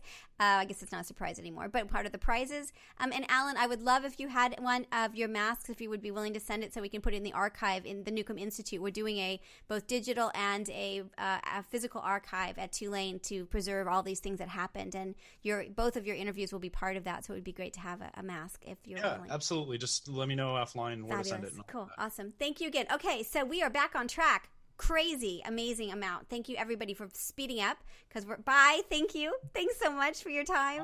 Ciao. Thanks for having me. Bye. Bye. And so Whitney is allowing us to take a few minute break. So our next panel starts at 11:50. You do not want to miss this panel. We are talking to Broadway costumers, film costumers, and design repurposing. And we've got a lot more to come. But stretch, and grab a snack. And we're going to do the second half of the day in 5 minutes on the dot. So at 11:50, we will begin again. Whitney, do you have anything else to say? No, I don't. Are you feeling better that we're back on track? Yeah, things are getting a little out of hand. It's all good. With timing. It's all good. While we're on break, should I show them some more prizes? Yeah, that would be great. I want to say thanks again to Maddie from Quilt Smart for being here and also donating so much of her things, and all of our other sponsors as well. Do we know if Joe's coming later? We don't know about Joe, right? Okay, well, I'll show a little. So Joe sent us, I think, 500 nose pieces. Whoa. So the little metal nose pieces. So for those that are still making masks that want to try these, we've got these. And could you show the bias maker? Yeah, I can. Hold on. I got to go in the other room.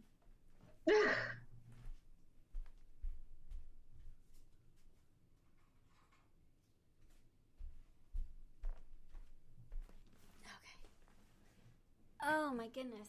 Someone was wanting to see. Oh, there you go. I just went and got one as well. Too? Oh, look, we can just Yeah, so your fabric strip goes in, and you found, I mean, fabric stores sell these that are metal, but your fabric strip goes in, you fold it around, and then as you pull it out, it will. It's for the ties. It's for making. Yes, it makes bias tape, so you can hold it down and iron and fold. And then this is one of the pleating forks. So you have your forked end, and it has notches at half-inch intervals, so that you can, if you want, you can lay it out and measure. And then this end is tapered for pushing out corners, and this can be used while you're sewing your mask. Right in front of your presser foot, you can roll the pleat and sew, and then roll the pleat and sew, and roll the pleat and sew, flip it over, roll your pleat, sew. So I'm a lazy sewer, not ashamed of it. I don't iron, I don't pin. This has been my savior for pleats. Insanely great. All right, are we good? We have 3 more minutes. I'm going to do a couple more of the giveaways. So the giveaways, when you registered to be, if you're here and you said yes to the giveaway and you gave us your address, you're part of the giveaway. Now, we aren't able to send outside of the U.S. So if you're outside of the U.S. and you We choose you. We'll ask you if you have somebody to send to in the U.S., but that's because of the laws on giveaway laws. And I'm a law professor, so we have to follow the laws. Okay, so here's some more things. So this is from Grace Company. This is their new thread, finesse thread, and we do sell it, but I'm really psyched about it because it's very, as I said, very forgiving. So it doesn't break. It works, and it works. That's pretty much all I sew. I sew with lots of fabric thread, but I really do like this one. Okay, what else? We got Havel's Sewing. Okay, so Havel's has been really good to us. They help us with our studio, our quilting studio, and our events. They sent. Okay, this is the scariest thing I know of, but this is a seam ripper. People really love these. We have that. We have their incredible scissors. I don't know if you've ever used their scissors, but they're really, really incredible. They've also sent embroidery, these little scissors. And my very favorite, personally, I mean, we all have different things that we like, right?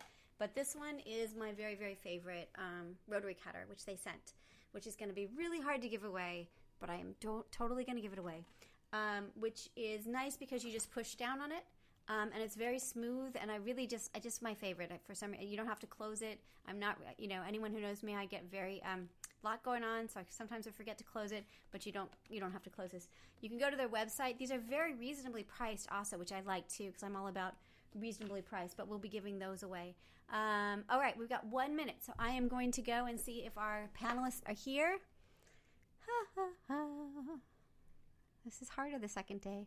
I'm not sure why. Okay, Allison's here. Yes, Allison, Jeff, and Rashna are all here. Oh, fabulous. I'm looking for them.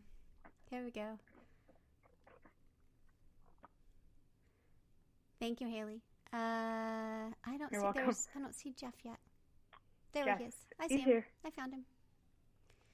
You just have to go down the list. It's a very disorganized thing. Hello, Rashna. Hello. This is so great. Awesome. All right, hold on. Let me get to the script. Let's get everybody on board. And is Allison, have you given her video capability? I think I did, but let me double check because sometimes it doesn't take. That's what I've learned. Yes, I have. All right. So yeah. Awesome. Hey. All right. Hi. So my most amazing panel. I'm so excited, and Hailey is going to be moderating for us. You are all insanely accomplished people. Like, your lives before COVID are just like spectacular. Rashna Chandra, did I say your name right?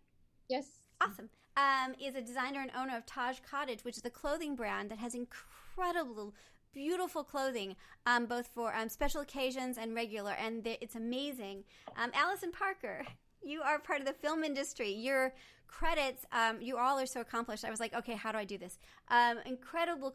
You're a costumer in the film industry, and you live here locally on a boat. That's what I remember. That I was like, a boat? Seriously? And you're also founder of Rick-Rack, which is a local group that's focused on repurposing costume materials that are here and teaching kids to sew. And you have a big event coming that you can plug as we go.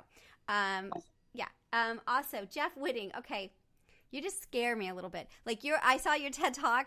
It's amazing. Hailey interviewed you because we were having chaos at the house that day. And you are the owner and artistic director of the Open Jar Institute. And you're here to tell the story of Broadway, which is probably, for me, the most amazing story I've heard. And we've heard like 75 stories. But your story and what you guys did is like the essence of being like a theater person, right? You're like, we can do this. We can solve the problem, right? It was like, right? You are a extraordinarily impressive director and choreographer with credits on Broadway. You just have to look him up because you're just going to be like, what? Like, we just saw him? I can't believe it. So again, thank you all for being here. This is my most, I was a little scared of the scientists, but I'm really in awe of all of you. So I'm a little giddy. So let's get started. Why don't we start? I'm going to turn it over to Hailey, and you take it away. All right. Hi, everyone. Rashna and Jeff, hi. Good to see you again. And Allison, it's nice to meet you. I interviewed Rashna and Jeff before, and I'm excited to bring Allison on to chat with her now.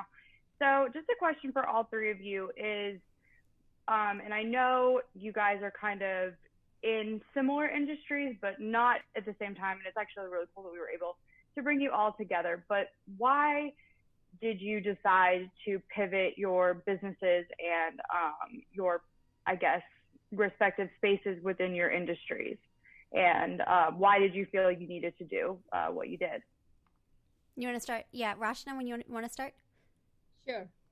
Well, my whole reason was that since I was home and businesses were closed, I started sewing for friends and family, the mask. And then all of a sudden, within 4 days, I realized there is a big need in hospitals, and frontline workers need them very badly, and they were not able to find them.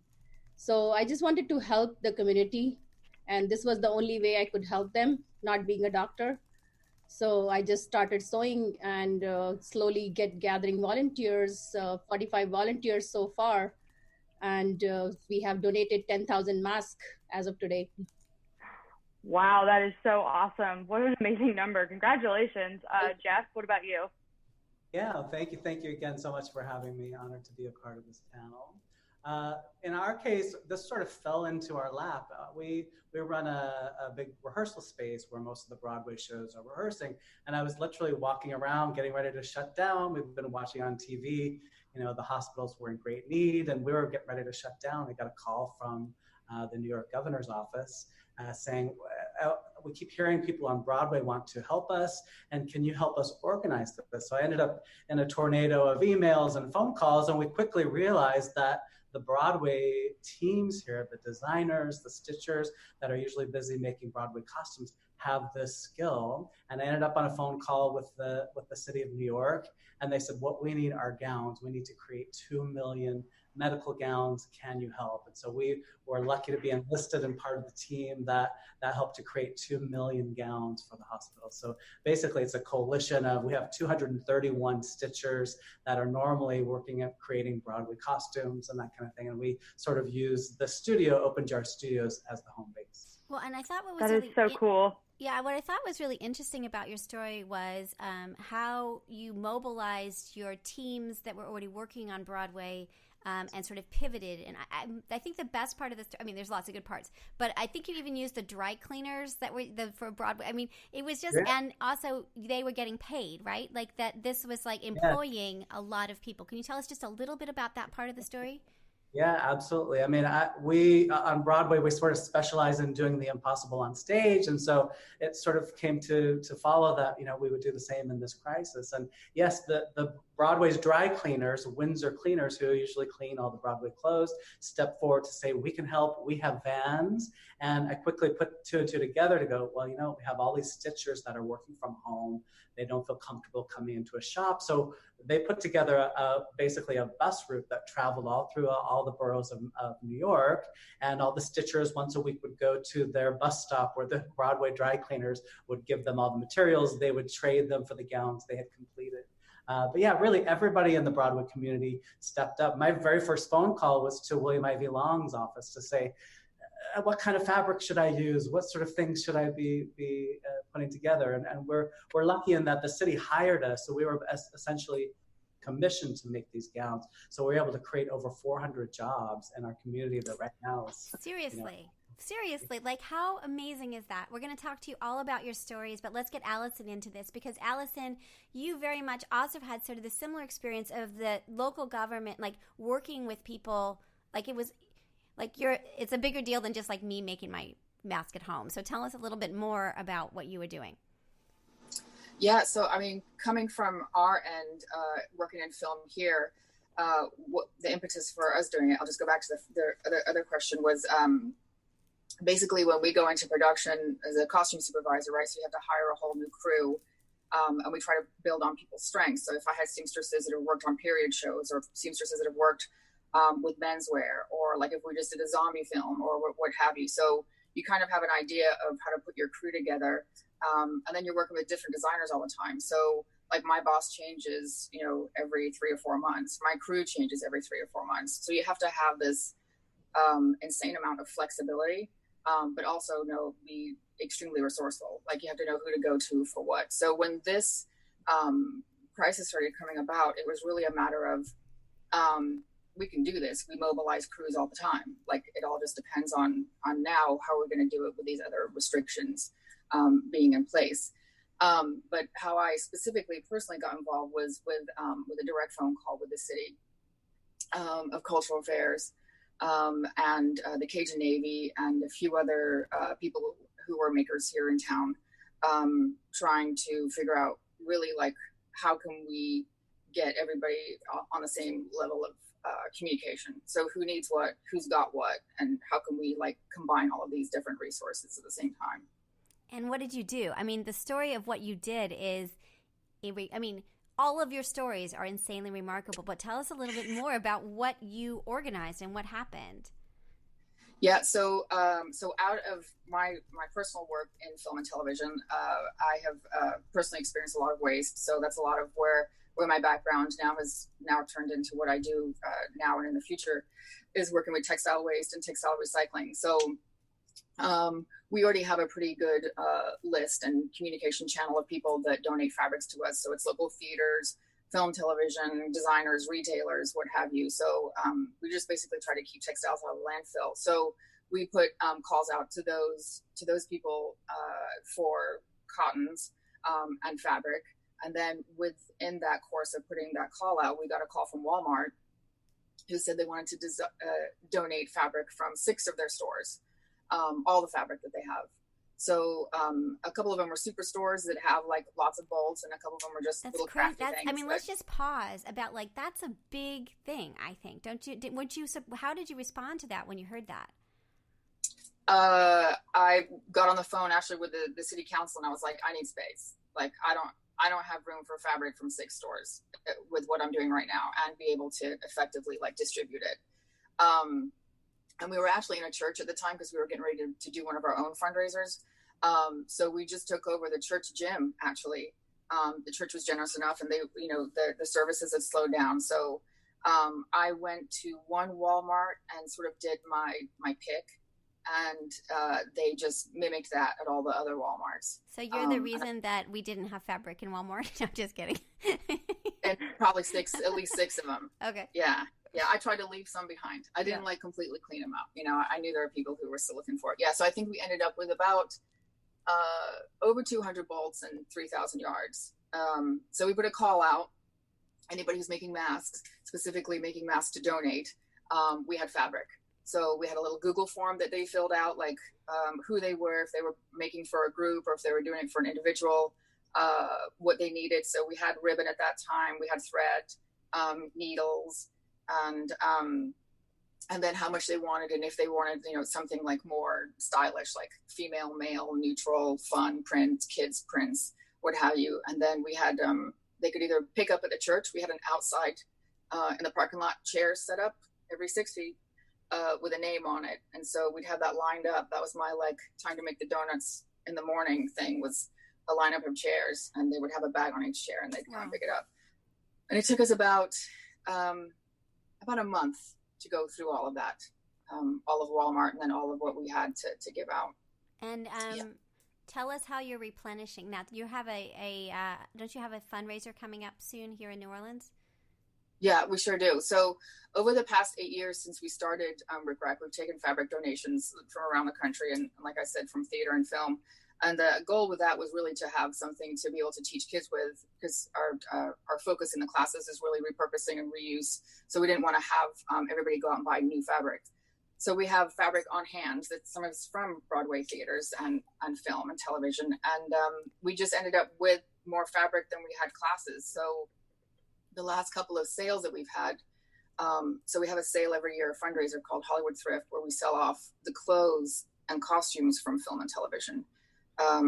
Now we have a new one called Hollywood Craft, which is all of the fabrics and crafts and patterns and sewing machines and trims and ribbons and you name it, that is going to replace the bigger fundraiser with the smaller one, being that we have to sort of scale everything down and give everybody space and what have you. And that's next weekend in New Orleans. And you can go to Eventbrite, Hollywood Craft. It's Thursday through Sunday, and you have to register so that we can control the capacity.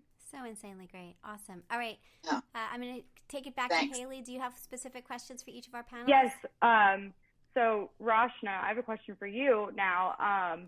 You did this amazing project sewing masks for the U.S. Navy Comfort Hospital ship. And that is, I just want to highlight to everybody how cool that was. But other than that, how have you seen your impact, whether that's in your community, whether it's from your customers, like how have you just seen your impact?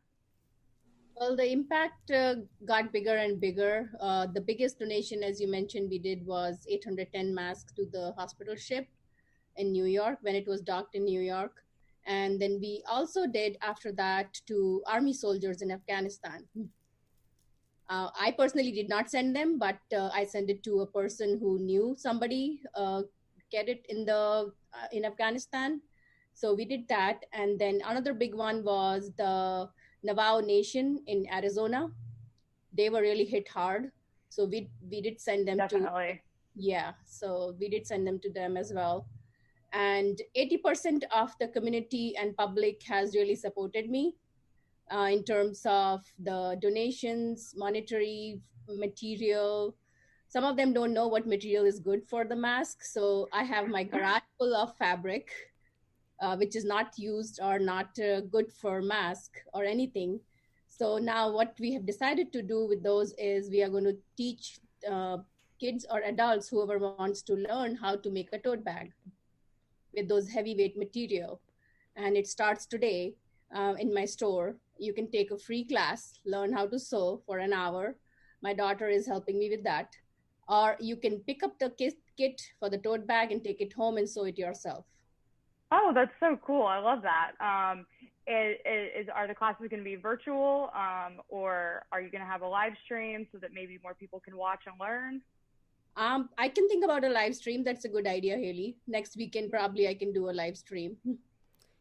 Just the way that the world's going, that would be awesome. Yeah, and let us know if you do that so we can get the message out, because I suspect others would like to know. Yeah, it'd be great. Sure. I'll put it together. And Jeff, going back to you, I know that New York was one of the hardest hit places. So were we here in New Orleans, and how have you seen your impact?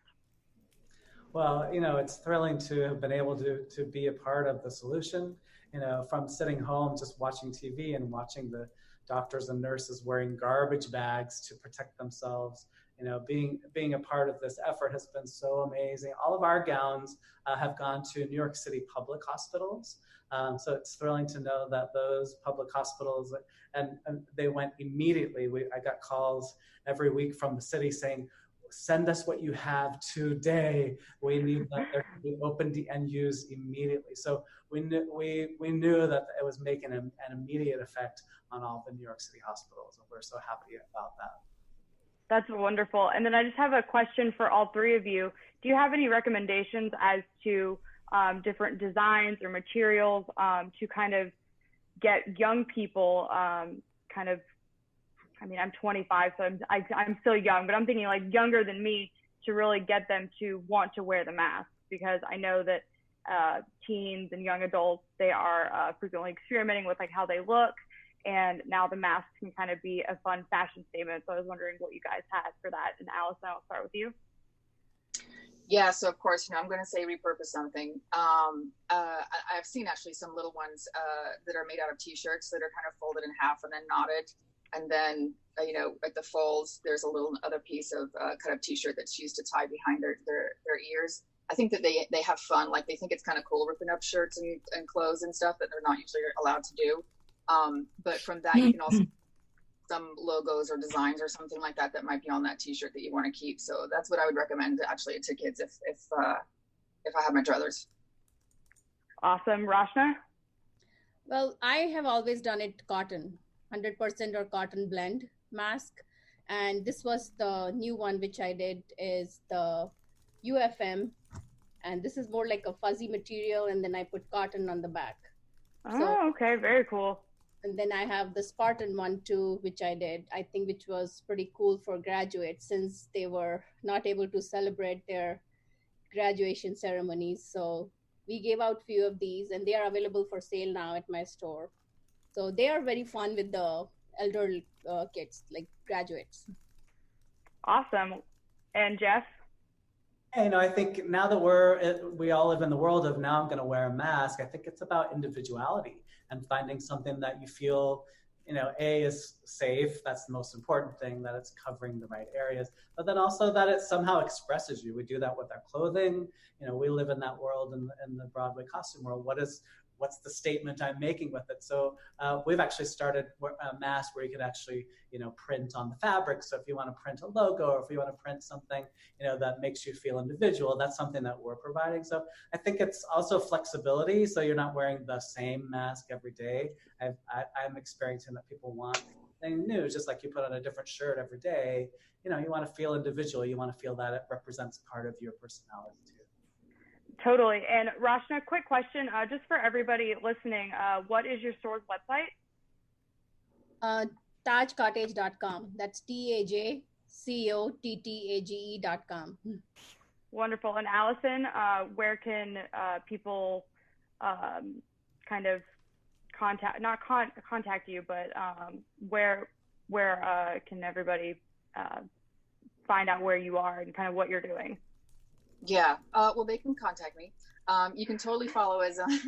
You can Not the right words. I apologize. It's all right.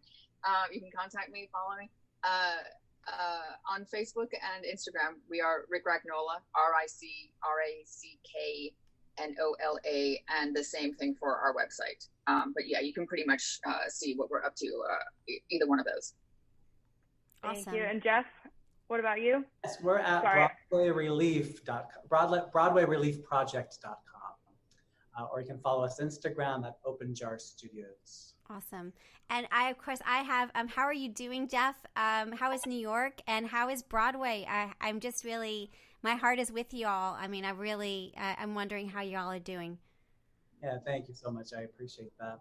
New York has started reopening. We're going to start phase 2 on Monday. So now the streets are getting more and more filled up, and it's been wonderful to sort of see people around. The Broadway community is still, as far as we can tell, it's still going to be locked down until we can, find a safe way for everybody to go into the theater. So crazy. But yeah, we're finding ways to do virtual concerts.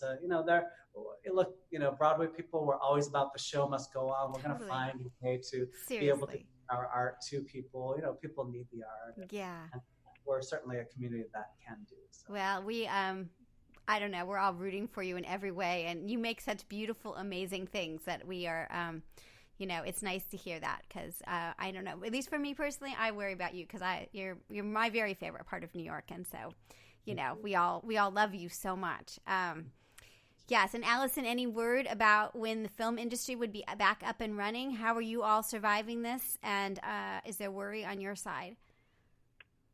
We're all surviving this by making masks. That's pretty much like most of the people I know, like in my field anyway, here, they're either sewing them, they're either cutting them, running them to people, or something everywhere in between. And so what I hear is there's a few different certifications we could start to get now of like working on set with COVID. That the union is starting to research. And from what I hear, like maybe end of July, offices might start opening up with maybe start shooting in August, September.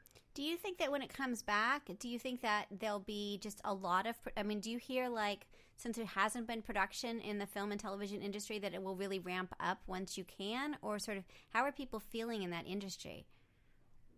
I think everybody's very anxious. I think everybody's very anxious, including, producers and writers and directors. So not just like crew, but everybody above there and even actors. But I think that everybody, because there's so many different unions, right? There's the actors union, SAG, and then there's our unions, that I think it would probably take all of them coming together to really make sure that, because we're working with so many different unions, that everybody can cohere to each union, Yeah. And Jeff, is that the same situation with you all? Yeah, we're trying to figure out ways, and we're sort of following the lead of what the film community has done to figure out how we can all be safely together, who can wear masks backstage, and how can we do it safely. But yeah, I think everybody is anxious, to get it going again. But of course, you can't cannot do it unless Can't it's rush. safe. So, That's right. yeah, so we're gonna take the proper amount of time and make sure that when we do it, everybody will be safe. Allison, you have also donated to our giveaway 2 tickets to their sale next week. Tell us what that is exactly. Yeah, so because you have to register so that we can keep track of capacity, the tickets for entering are $10. So the tickets are Thursday, Friday, Saturday. Sunday is a first come, first serve, so you don't have to register in advance for Sunday. Thursday is pretty much almost sold out, but I know that for anybody like for our Friday afternoon, I think the sale is from 4 to 8 Friday. If they want to email me at rickbracknoll@gmail.com for your giveaway. Fabulous. And we'll hook them up with tickets for Friday. All right, awesome. We will figure out how to do that for the local people. Super exciting. You guys, you make my heart sing. Seriously. You all do such amazing work. And I'm just so, it really, like all the panels, I was so beyond excited. I kept bragging about all of you to everyone. So I was like, I can't believe we get everybody here. So thank you so much for your time. And I really do appreciate it. It's so insanely huge. You guys are insanely great. Yeah. We can't thank you enough, not only for participating today, but for pivoting your businesses and for really making a lasting impact during this crazy time. And I'm sure it's something we'll all never forget, but especially the 3 of you. Well, thank you guys. Like, this is an amazing effort, like that you're doing, like pulling this off with scientists, you know, costume designers, like quilters, people from every field. It's really, it's a great thing for history, really. It's a bonus. It's a lot of work. Each of you, Rockna, especially Jeff, if you have samples or anything that you want to put in the archive, the 2 Lane archive, I would love for you to send us what they are. Any other things, we'll be contacting you.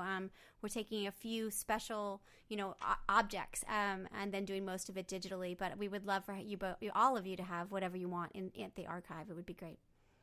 I wanted to reveal this, but I think I should now. Elizabeth, I have started designing these designer masks. They match with my outfits, with the designer outfits I create. So how awesome are you? Yeah. Seriously. And I'm a bridal boutique, so this one is a bride one, and then I have a groom one too. I didn't bring it with me, but I just thought I'll share it. That is so great. Yeah, see?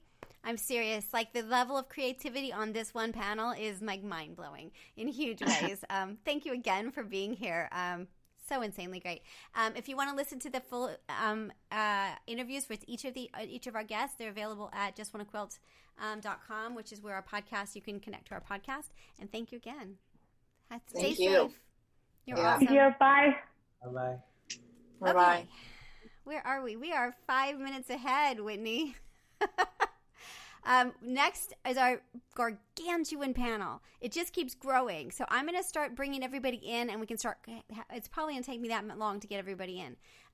So let's see. I believe that everyone is here except for Megan. Okay, cool. So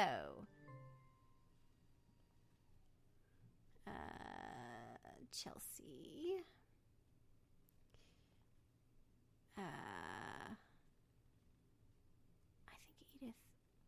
I can't remember.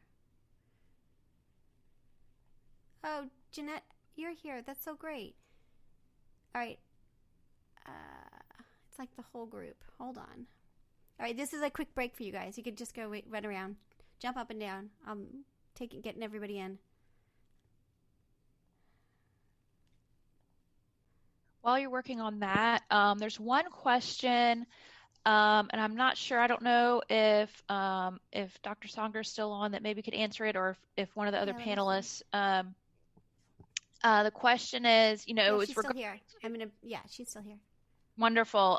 Regarding to try to get younger people, children, teens, young adults, interested in wearing the mask. The question was if using sparkly fabric on the outermost layer would be safe. Because that's for younger kids, that would be something. I know my daughter, if she had an Elsa Anna mask with sparkles, she would wear it 24/7. So what are your thoughts on that? So I think it depends on what the sparkles are coming from. So in general, I would be against glitter and sequins and anything that's glued onto the mask, partly because it comes off and you end up with glitter everywhere, but also back to sort of my concerns with adhesives. than you have anything that's stuck onto the mask. So if that outermost layer is a fashion only layer, then if it's synthetic materials that have sparkles embedded in the threads, then maybe, but I'd think about it. And it's not just young people that are interested in glitter and sparkly things. It would be a lie to say that I wouldn't love my masks more if, I would like them more for sparkly. And that's a good point. I mean, I was just picturing, okay, well, with the sparkles, the fine glitter, whatever, get through the mask, but you got to think about the adhesive used, any other chemicals used to adhere those, and also to keep the color. It's probably much more involved than your standard fabric. So that is a very good point. And also just thinking about how you're washing and cleaning and disinfecting. Those are kind of things to think about. And then I see another question has popped up about embroidering the outer layer. And I've seen a few other questions about sort of needle holes and puncture holes in the materials. And in general, that should be avoided, because if you're putting holes straight through the mask of whatever variety, if it's in that filtering component, then you're getting rid of whatever filtering benefits that you had. So I think as we sort of think about how we make our masks more fashionable and interesting, then there are going to be some trade-offs in terms of what you do for layering and more research about what those trade-offs are. And so if you have a really cool embroidered outer layer, is that okay if you have extra layers of filtration behind it? Yeah, and I think, what do you think about this, Doc? If you're going to add a sparkly layer, besides the fact of worrying about like the inhalation, but something fancy because it's a 5-year-old, do you think that they just think of that as a extra layer of what they're doing? Like if they feel like they have to do it to get the kid to wear it, to not count that as, to not have it penetrating the rest of the layers, but to do whatever you need to do to get the kid to wear the mask, but not count that as a layer.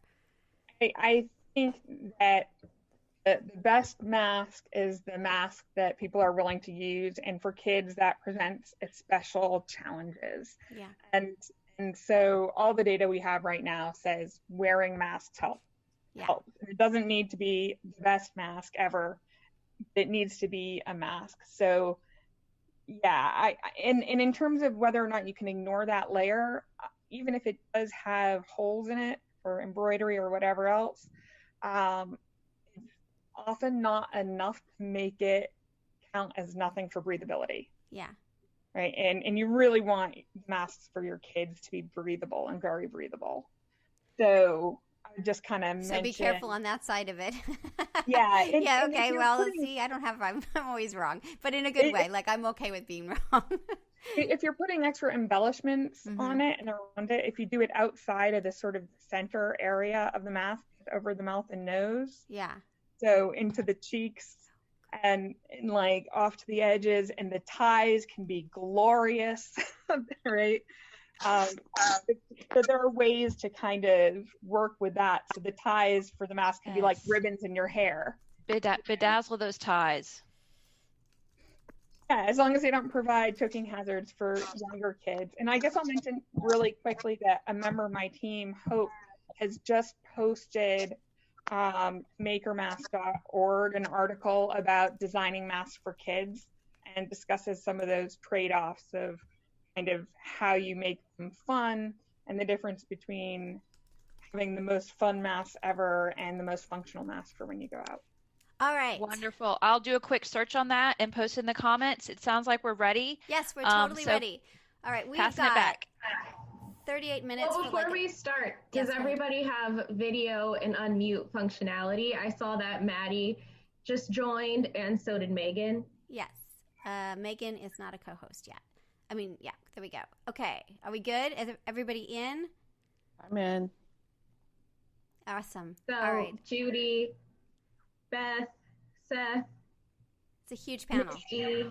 It just kept expanding. Look at that. All right, so I'm going to get started with the intros because we don't have much time. We have All right. So we have 2 new sewers with us. We have artists with us. We have 2 people that each have over 30,000 people in their Facebook group with us. We have some of my very best friends on this panel.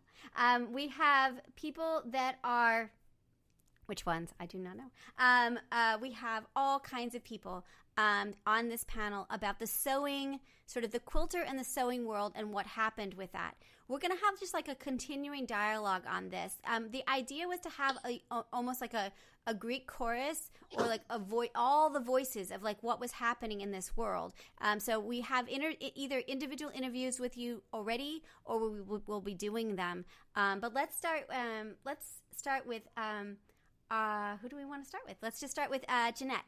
Jeanette, tell me about your world, and what do you think happened to the quilting world, and what was your quilting world like as you were sewing? So let's start with that question. Your quilting world, and how did it shift when the need for masks occurred? It was a huge shift. Mine started off real simple. Like my concern was my family, right? I have to tell a backstory. So my husband is one of these apocalypse people, the zombie apocalypse. So he saw back in January when we started hearing this stuff about China going on there. He was like, I'm not sure, but maybe we need to start doing some masks and other things and getting prepared. So back in January, he started looking for N95 masks, things like that, just to be on the safe side. He said, we have to be prepared. So I'm like, yeah, right, whatever. And then we noticed it was coming in. So by February, I had a sister-in-law who had passed away in Atlanta, and we were there. And right as we got back home, boom, right? So I started looking for masks for my husband to use at work, as well as other places, because he's recovering from nasopharyngeal cancer, right? And so high risk. My parents are high risk. I started realizing I had a lot of high risk people in my family that did not have masks. So I went from quilting and getting ready for what I thought was going to be competitions, to enter my different art quilts and my different quilts, to shifting to, okay, my whole year and what I had planned is now all about making masks. That's exactly what happened to all of us, right? Yeah. We thought we're hunkered down. We're going to have all this time to sew. I got all these projects. I started Dear Jane. And then suddenly we were just making masks. I'm really curious. So we're going to keep going on the conversation. So Seth Heckler and Maddie Kurtaw both have gargantuan groups. They lead the masses. Seth, and let's start with you, and then Maddie is also our co-host, so she'll help us with some questions. How did it shift in your group? What did you see in your Facebook group, which is Quilting on a Budget, and Maddie's is Badass Quilters? What did you all see happening, and sort of how did you think about that as the quilting world was shifting? First of all, I got to say, Maddie, I'm a fan. I follow you, so you're awesome. In my group, it just was like, it just slowly trickled in, and then it was like an explosion. Like, you didn't see quilts anymore. You didn't see, like, I'm making this for my new grandchild, or I'm making this for my husband. It was like, boom, everything was masks. And some people were really excited about it because they were on board. And then like a week later, it was like, everybody is sick of seeing masks. We get it. You're making masks. Can we get back to doing quilting? This is a quilting group. So I tried to keep people, if you're doing masks, great. We should let the people share what they're doing, because this is affecting everybody. And this was a little bit before you and I co-founded the Million Masks a Day. Right, which we had to, because our groups were getting it got chaotic in our groups, in the sense of, like, as you said, so some people want to talk about quilting, some in masks. So you and I got together to make Million Masks a Day to sort of throw all that stuff that we were seeing into one place. Right. So it really came out of a need, because you created these groups for quilting, and you don't want to force this outside thing on people, because they can go everywhere else and be like smothered with what's going on. But obviously the amount of people that were doing it, like we needed a place for everyone to kind of gather. And so, yeah, I kind of found my people, you know, without being prompted. I mean, you know, the quilting community is so giving. So without being prompted, everybody was kind of doing what they could do to help their local people. So that was really, really inspiring. And it was really, you know, awesome to see that we're surrounded by such giving people. Yes, Maddie, what was happening in your group? Because your group is gargantuan too, 30,000 people. Tell us a little bit about that. And did I spell your name right? Did I get it right? I think you did. Okay, good. I didn't. It doesn't show, since I'm on screen. It doesn't show me my name. Yeah. Okay, cool. So we're just going to assume it's okay. Okay, cool. So yeah. So mine's actually probably a little bit more complex because during the time I was actually also sick. So people were watching me live time be sick as well. I actually, on the days that I could get up, I was sewing. I was doubling down in the group and basically saying, if you're going to talk about it, I'm cool with that. And because quilting is kind of, you know, it's a luxury and masks were not a luxury. And so I was really comfortable doubling down, and that people who whined that this is a group for quilting, I said, actually, no, this is my group. And that I get to say what goes here. And so, and if you don't like it, there's a million other groups, and that's okay. You know, I'd already hacked off every advertiser who didn't have the gumption to partner with us. So, I mean, the people who were there, the nice part was really drilling down to these amazing people who were like, yeah, I'm going to make masks and I'm going to do this thing and I want to know the best way to do it. And they were willing to try different patterns. I drafted off like literally a hand copy of the one that I did because I didn't have time to go into the software and do it. And it's got something like 20,000 downloads.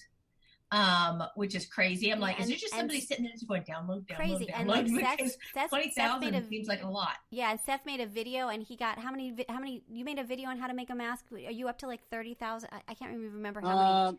Maybe just shy. I think it was like 28 or 29,000. Crazy. So I mean, the influence that you all have on the world is pretty remarkable. These Facebook groups are so utilized, and people just don't get how powerful both of you are in terms of the message and getting messaging out there. It's really, really, really amazing. Okay, Tammy, we talked. Is Tammy here? Tell us what you were doing and how you pivoted with what you were doing. Absolutely. Yes. And oh, good. You can see me now. Yes.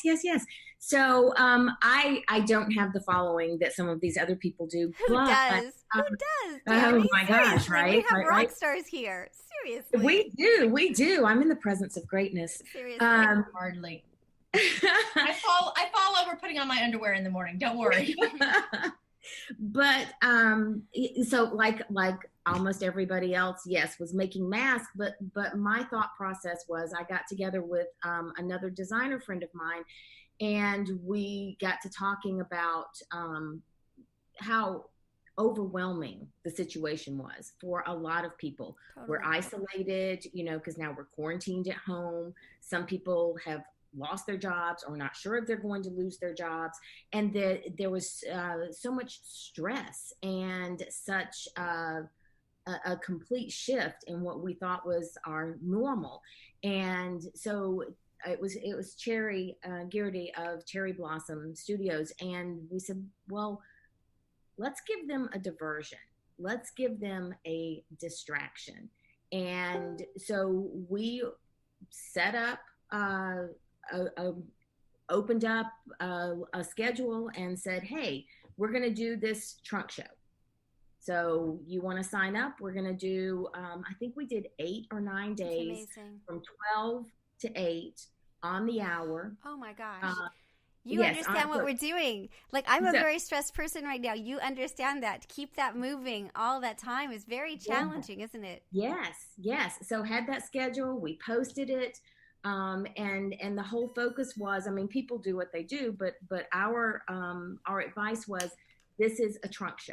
It's an opportunity to give them some eye candy, to give them something pretty to look at, because, guilds weren't meeting. And I don't know about y'all, but I love show and tell. When I go to a guild, I love, love, love the show and tell and seeing what people are doing. So let's give them that. Yeah. And we did that. And we did it twice, and now we're doing designer tips and techniques. Same premise. Fabulous. We're not doing it for 9 days. We're doing it for 3 days every month. Yeah. But still to provide that distraction and be a resource for people of here's information, not selling, right. Just giving them that eye candy and that inspiration and a sense of connection. It's fantastic. All right, we're going to turn to two of our newest members of our community, Megan Romero. Did I say your name right? Megan Romero? Romero. It's Romero, but that's close. Megan Romero and Chelsea Cooper, who both started sewing and working on masks. And so welcome to our quilting army and our quilting world. And we are so happy for new sewists. So I wanted to, Chelsea, let's start with you and tell us a little bit about your background. Really got to me. Your interview, because you're on the front lines with mental health and others, and you're doing a lot of telemedicine. And so you're helping people through this crisis. And at the same time, you learned and you were sewing masks, which I just is mind-blowing. Like every time, like goosebumps all day long. So Chelsea, tell us a little bit about your experience with masks. And I loved your interview because you really helped. You really were encouraging people to jump in. Yeah. So as my normal regular life, I am a licensed clinical social worker. So I was on the front line doing mental health, telehealth, and seeing a few people in office. But I'm a craft person, but I didn't sew. My normal fiber, I'm a crocheter. So when the crisis started happening, crochet masks weren't probably the best idea. Not at all. I think Dr. Songer would be like, yeah, no. So, and the last time I sewed was home ec, gajillion years ago, but I literally had on the day I didn't have any appointments, I was like, I am going to a Joann's and I'm buying a sewing machine and I'm going to sit up on YouTube all night if I have to, and I'm going to learn how to use this and I'm going to start making masks. And that was the end of March. And I think by the second week of April, I was like, get home from the office doing telehealth and literally get on the machine. It was just pumping them out. Do you think that you'll sew again? Did you think that this is a one-time thing, or is it sort of made you want to sew more things? Oh, I want to sew so much stuff now. See? I literally want to cosplay just to sew now. See, and this your is gateway drug. Right. This is your gateway drug. Yeah, exactly, Maddie. Yeah, this is what the sewing industry is hoping happens, is that those that started sewing. So Megan, tell us, you're a law student and we interviewed you. You're also Hailey's sorority sister, if I remember right. Tell us your quick story. Yeah. So I was feeling, during all of this starting, I was living alone. My roommate had gone home to live with her family, and so I was by myself, and really I am very much an extrovert, and so I was just looking for something to do. I was high risk, so I didn't feel like I could go and work at a food pantry or anything. And then I remembered that my grandmother taught me how to sew when I was a kid, and she recently moved into a nursing home, and we had all of her stuff stored. And so I had the bright idea of going and looking through all that stuff to find her sewing machine. And she actually had a stash of fabric too. And so I just pulled a pattern off of the internet and decided to start making masks. So amazing. So great. And weren't you crocheting? Were you your ties are you using yarn for the ties? Am I right? I was. So by the time I started I think it was early April, I started making masks. You couldn't find elastic on the internet or in a Joann's or literally anywhere. And so I had a bunch of yarn from a failed crochet phase. I wanted to learn how to crochet. I started really ambitious with a giant blanket, and I bought a ton of yarn and then got bored and didn't do it anymore. So I had a whole bunch of yarn laying around, and I was like, I can make ties out of these. It's really great. And so that's what I did. All right, Raymond. So Raymond, you are one of my favorites. I see your posts every day online. You're one of my make my happy space when I need like good things in my life. What was interesting about you is your masks were gorgeous. And then you also were making new quilts, and I felt like my soul was being renewed by the work that you were doing. Every time you posted a quilt, I was like, okay, I'm feeling a little bit better about the world. So tell us a little bit about what you've been doing throughout this, and sort of the balance between your artistic quilting side and the need to make masks. I'm really curious what your thoughts are about that. Well, I started hearing about the... we can't hear you. Can you speak up just a little bit or get closer to your mic? Can you hear me now? Yeah, beautiful. Okay, better. So I started reading about shortness of masks, and I looked at a couple of videos, and I actually called my local hospital and said, I'm a sewist, and I'd like to make some masks for you. And they said, oh, thank you, but no thank you, and hung up the phone. And I said, well, that's fine, because at that time I hadn't made any masks. Can you still hear me? Yeah, okay. So I made masks. I made several different types of masks. The usual pleated rectangle. The other one is this one that's kind of a... push your camera down just a little bit because we can't see you. Yeah, there you go. Yeah, awesome. Yep. And so I guess from the end of March through April, for 5 weeks, I made masks. Like, it is interesting at this point in history. Francis, you're not muted. Sorry. So it was harrowing. Well, not harrowing, but it was fun. And there was like, I was kind of making it just to see, well, how do you make it? How does this work? And then as I got to doing it, I said, well, what if I did this? So I started tweaking the pattern and changing it little by little. Right. And so in the end, this mask is actually reversible. You can wear it inside either way. Yeah. And it'll still fit with the pleats folded the right way. And so people were like, well, I'd like one. And so I started giving them away, and that's what I did. I gave them away for a donation for either to cover postage or to buy more fabric, because I started with my own batik stash. Yes. And so just use it till it's gone. And I did, but people donated, and I bought more batik fabric. I used ties as opposed to elastic because I didn't have an elastic. And at some point, you couldn't get elastic. So I stuck with the ties, and I enjoyed the process. But after 5 weeks, I got up to over 200 masks because they were like an hour a piece. Yes. So kind of a little intensive. I'm like, all right, 200 masks, time out. We're done. So after that, it's like, well, you haven't done any quilting for over a month. So I started a new quilt actually a month ago yesterday. And it's this quilt behind me. Isn't it gorgeous? And the orange or the yellow, orange, red. Yes, gorgeous. Try that. And then I'm in the process of quilting it where I realized, oh, Raymond, you have all these other quilts that you've never quilted either. So within the past month or with the past several weeks, I've quilted all of these quilts. There's like Lovely. 7 of them. So while we're talking to others, will you grab your books so we can see the books? Because you're donating books, and I would love for them to see it. Sure. You go ahead, and I'm going to talk to Beth. So Beth, my darling, you made masks, but then you shifted to caps, and we haven't talked about that. So will you talk a little bit about sort of what you were doing, and also I know your daughter's on the front lines. So tell us a little bit more about, and you need to unmute. Yeah. Yeah, I started with masks. My first thought was, especially with a daughter who works in ICU, and my daughter's an ECMO specialist, so she's working with the most impacted patients.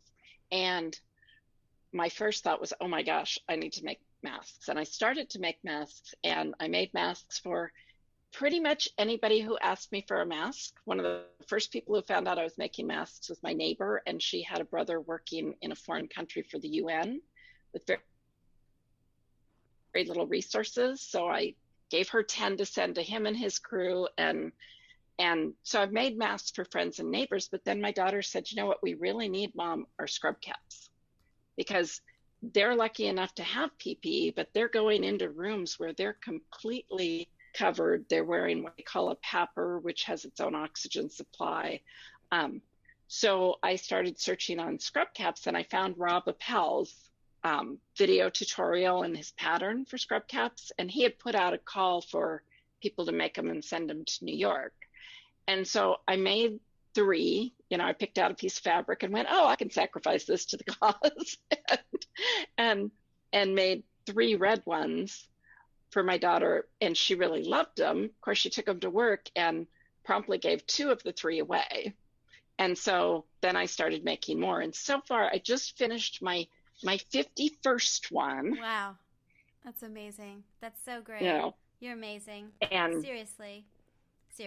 And that's my little contribution. I love it. It's so great. It was so fun to watch you making them online on Facebook. Facebook's been such an important part of my life, to watch all of you doing everything you're doing.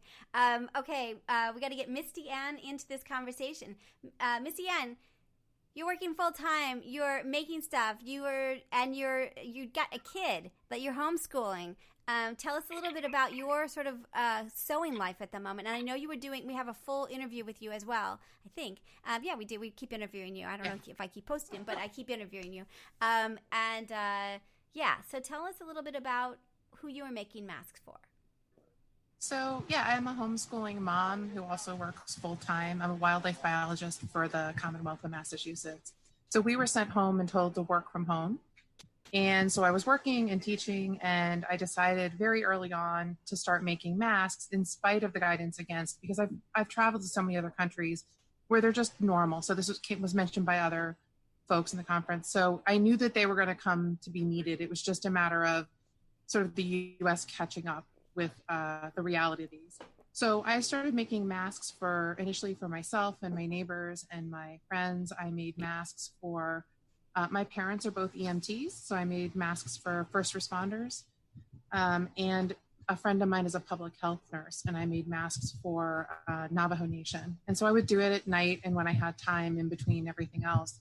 And I think it was just a way for me as a scientist who's not in healthcare. I can't offer the same kind of care as others in that field can, but it made me feel like I was doing something to help make a difference. So insanely great. All right, Judy and Edith, my darlings. So we made masks together. Judy, Edith, and I, and Joel. I don't know if I didn't see Joel on today. We're doing all kind, and I imagine you all were doing this too. Like some friends and the people were making part of it, and all this, and we're doing all kinds of stuff. And I just wanted to have you back on. I know you were on our first panel with this stuff, to thank you, because my little group was so insanely great, and we're still making masks and doing things. But I also sort of saw the toll on all of us.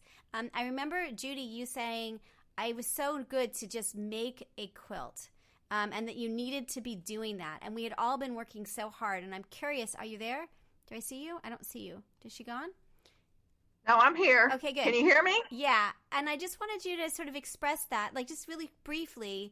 Like I think what you were saying is the way we all felt, which is we've heard it a couple of times now, which is we devoted ourselves to it, but we also needed space for quilting. Well, it was just to me, the act of making a quilt was like a return to normal. You know, that's what I normally do. So you can see back here, I have spent most of Wednesday after our panel, and then all day today, I have been pinning and trying to assemble this quilt back here on my design wall. So, it's really helpful. And then I go back and I sew a few more masks anytime anybody asks for them. Yeah. So to me, it's just a mental health issue. All right. Cool. I totally agree. It's sorry, I got distracted by Whitney telling me whether I was on time or not on time. I think it is a mental health issue. I think in some way I almost feel like I have to let myself quilt. That there's a sense of also I feel a little rusty in my skills, which is super weird because I usually quilt every night. Edith, you and I were talking. Edith, are you there? I can't tell. We've got so many people on this panel. I'm not seeing Edith anymore. She was here, but I don't know if she's still here. Edith, are you on? Are you around? He's here.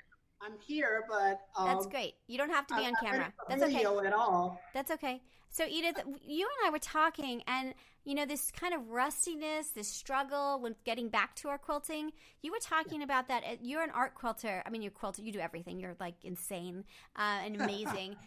But we were talking about this sort of struggle, and I'm curious, like, how has making masks and being sort of part of this community sort of impacted sort of your artistic thoughts or your quilting or sort of the world that you're in now that you're doing that again? Well, actually, I'm starting to see more announcements and calls for quilt entries to express the times and things that are going on. So it's dealing with social issues, dealing with the mask. And so it's actually now I'm feeling that a lot of people are coming out of the fog. A lot of quilters are coming out of the fog, and they're saying, yeah. So now I want my quilts to reflect more of what is going on at this particular time. Yeah. So it is making an impact, actually, in the art world. Yeah, I mean, I think that makes sense. I mean, I think we've had time to sort of, step away, and so coming back to it, at least it's a little bit, for me, a little bit like a little rusty, but also I'm ready to really do good work too. I think I appreciate the time I have for quilting a little bit more than I did before. Oh, definitely, because when you're making the mask, it just seems like no matter how much you can ramp up your production, it seems like it's not enough. Yeah. And so you go into a more mechanical mode. You are trying to find shortcuts, ways to get, if I can chain do this, or if I can make all my ties and then I'll just attach them tomorrow or something like that. But now when you go back into the art world, you just say, you kind of go like, you kind of let some of the steam off and the pressure off, and you feel back to normal. Yeah. And actually, I think more when I was doing the heavy production of the mask, I had to incorporate the help of others. Like I put my husband to work. It was like, come in, this is your station. This is what you. Totally. I love it. Are we losing you? I think we're losing you. All right, Maddie, I want us to, you're co-hosting with me, but I had to get through all the panelists, and we've got about 10 minutes. So one of the are you all frozen? Can you all hear me? I think we're frozen. Crap.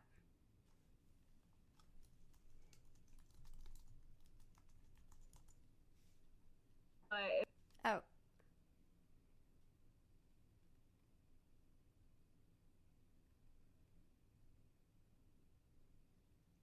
I know the hi. Yeah, it kicked me out. Are you guys all good? Sorry about that. Okay, so Maddie, can we have a little bit of the hard conversation before we go? Because and we can join in. Not everything was perfect in the quilting world. There was a lot of strife, and not everybody just joined in. I'm curious, like, how do we understand that? Think about, like, someone listening to this in, like, 10 years. Like, how do we understand that, like, it wasn't just, like, it wasn't all rosy. And I'm curious, sort of, how do we explain that to the historians listening in maybe 10 years from now? Yeah, no, we were not all sitting around singing Kumbaya and all sewing in the circle together. I think I think if I drilled down to anything, I think it was fear. When you come from a place of fear that time was being taken from them, resources were being asked of people who might have already been living a very stressed life as it was. And so it was really difficult for some people to get on board. And there are people who are not on board. And that doesn't even count the people who disregard the safety that is brought about by wearing a mask. And you can't discount the fact that the push was, I wear a mask to protect you, you wear a mask to protect me. And some people just don't give a flip. Yeah. And so they're not willing to protect. And so that was all those emotional things coming together. I did a post was about and while I don't like to use the word called out, I did talk about the fact that some people were like, well, I'm only going to use cheap fabric to make masks. I'm not willing to use my good fabric for this endeavor. And it was a huge post. It caused lots of people were like, you read, my fabric is there and I'm there to use it. And other people were like, I'm not using my Tula Pink to make somebody a mask. I don't care. Right. So it brought up lots of emotions for people. Yeah. And I think we're still sifting through those emotions as we go through a time where we're really learning that masks were not this 14-day thing. Mm-hmm. Masks are probably a forever thing to some degree, at least during different parts of the year as we see things happen, unless we become really on the ball with vaccines and other things that happen, that there are probably going to be times within every year going forward that it would be best to wear masks. And some people, masks in public will be a forever thing. Yep. Seth, what are your thoughts about this? Because, we saw a lot and, we're really open. Seth and I are really open. Like, I'm a radical Democrat, you're a Republican. Like, we work together really well. And it was your community that really was having struggle with masks. And I mean, not your community, but Republicans in general were having struggle with it. Tell me a little bit about what your thoughts are about that, Seth, and how we understand masks, how it transformed in this weird way, right? Yeah. So I keep thinking, a lot of the community, instead of making this a medical issue, which it obviously is, it seemed like a lot of people wanted to make it a political issue. Like, this is only happening because it's a election year, or, like there's some secret ploy, afoot here. And it's like, we can't contribute this to just our country. I mean, 130, 40 countries around the world were affected. So, you're trying to tell me that 140 countries around the world care whether or not Trump gets reelected, or, whether our government goes back to Democrat control or whatever. So I always felt that was kind of interesting that, people couldn't see the facts for what they were. They wanted to ignore the science of it. Everyone has the potential to get this. Everyone has the potential to help stop the spread by doing something so easy. But yet so many people are willing to just deny the facts and the science that's readily available, and say that, this is only one way or the other because of somebody's political agenda. And, there's people, I think, on both sides of the aisles, both sides of thinking. But man, it's really frustrating sometimes when you want to call yourself one thing or the other, but even the people in your quote unquote group, you just want to be like, wake up, people. How do you deny, so much good information out there because you want the situation to read a certain way. And getting back to what Maddie said about the ugly fabric, that was a big discussion in our group too.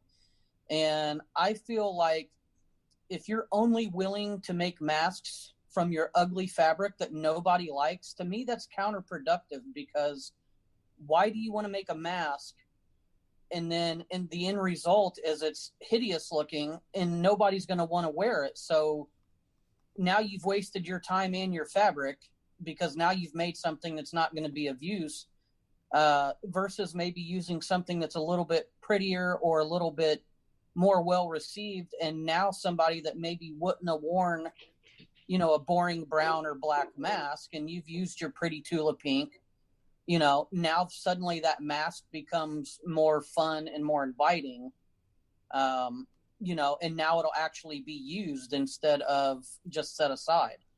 Totally. That's just, I think, really well said, Seth. Raymond, do you have your books? Show us your books. You have to unmute and make sure you're, all right. Yeah, unmute. Yeah. I love Raymond. He's so talented. He's in so our awesome. We're in our men's quilting group. Yeah, he's awesome. Serious fan club. Yeah, just hold up the other one. You're still muted, but it's insanely great. So you can make, see? Oh, there you go. So he's giving us copies of those as part of our giveaway. I'm super psyched about it. His stuff is awesome. Are you making a pattern of the one behind you? Yes, this is, it's a monkey wrench pattern on pattern. So it's superimposed, small scale on large scale. So insane. Large scale, but it's one patch that just it's colored different ways. And it's doable, even for like a regular quilter. We can do that. You can do that. Oh my gosh! Even these others, this whole set is a metamorphosis, but they're 4 patches that look similar, and they'll go together. And the one in the corner is something else. And those are called tessellations, Houston, or right? Pardon? Those are called tessellations. Tessellations, yes. Yeah. Awesome. Okay.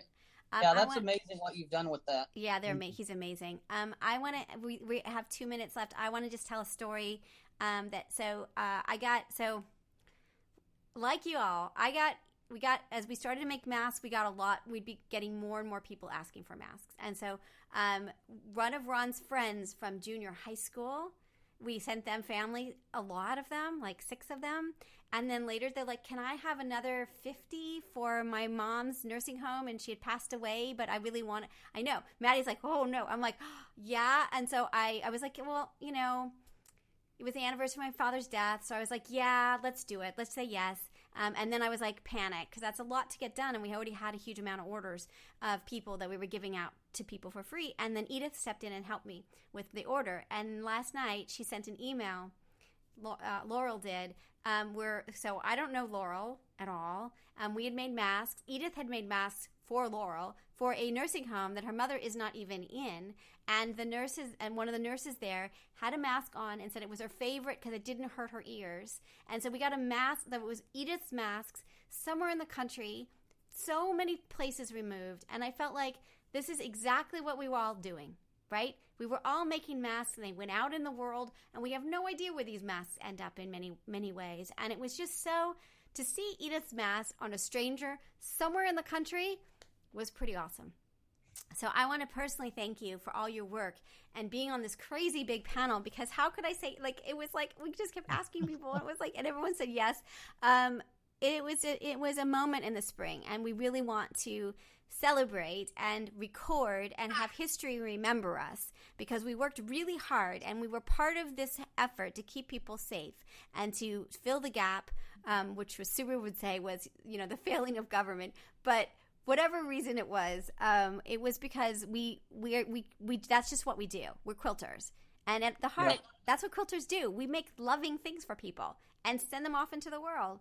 And so I just want to thank you all. Thank you for being on this panel, this crazy panel, and also for being just part of my life, all of you, and part of this incredible story. So again, can I add one more thing? Yes. Oh, sorry. Just one more thing. Yes. Raymond, do you mind? The audience is saying they didn't get to actually see your books on camera. Do you mind just talking about them for a second? Because when you talk, you'll be on the camera feed for the audience. Gotcha. There are 2 books. One is Woven Celtic Knots. It is a technique of taking a Celtic knot, transferring the loops into separate pads, and then weaving them together. It's raw edge fusible. The second book is Love is Love, which is a quilt that I designed actually last year this time.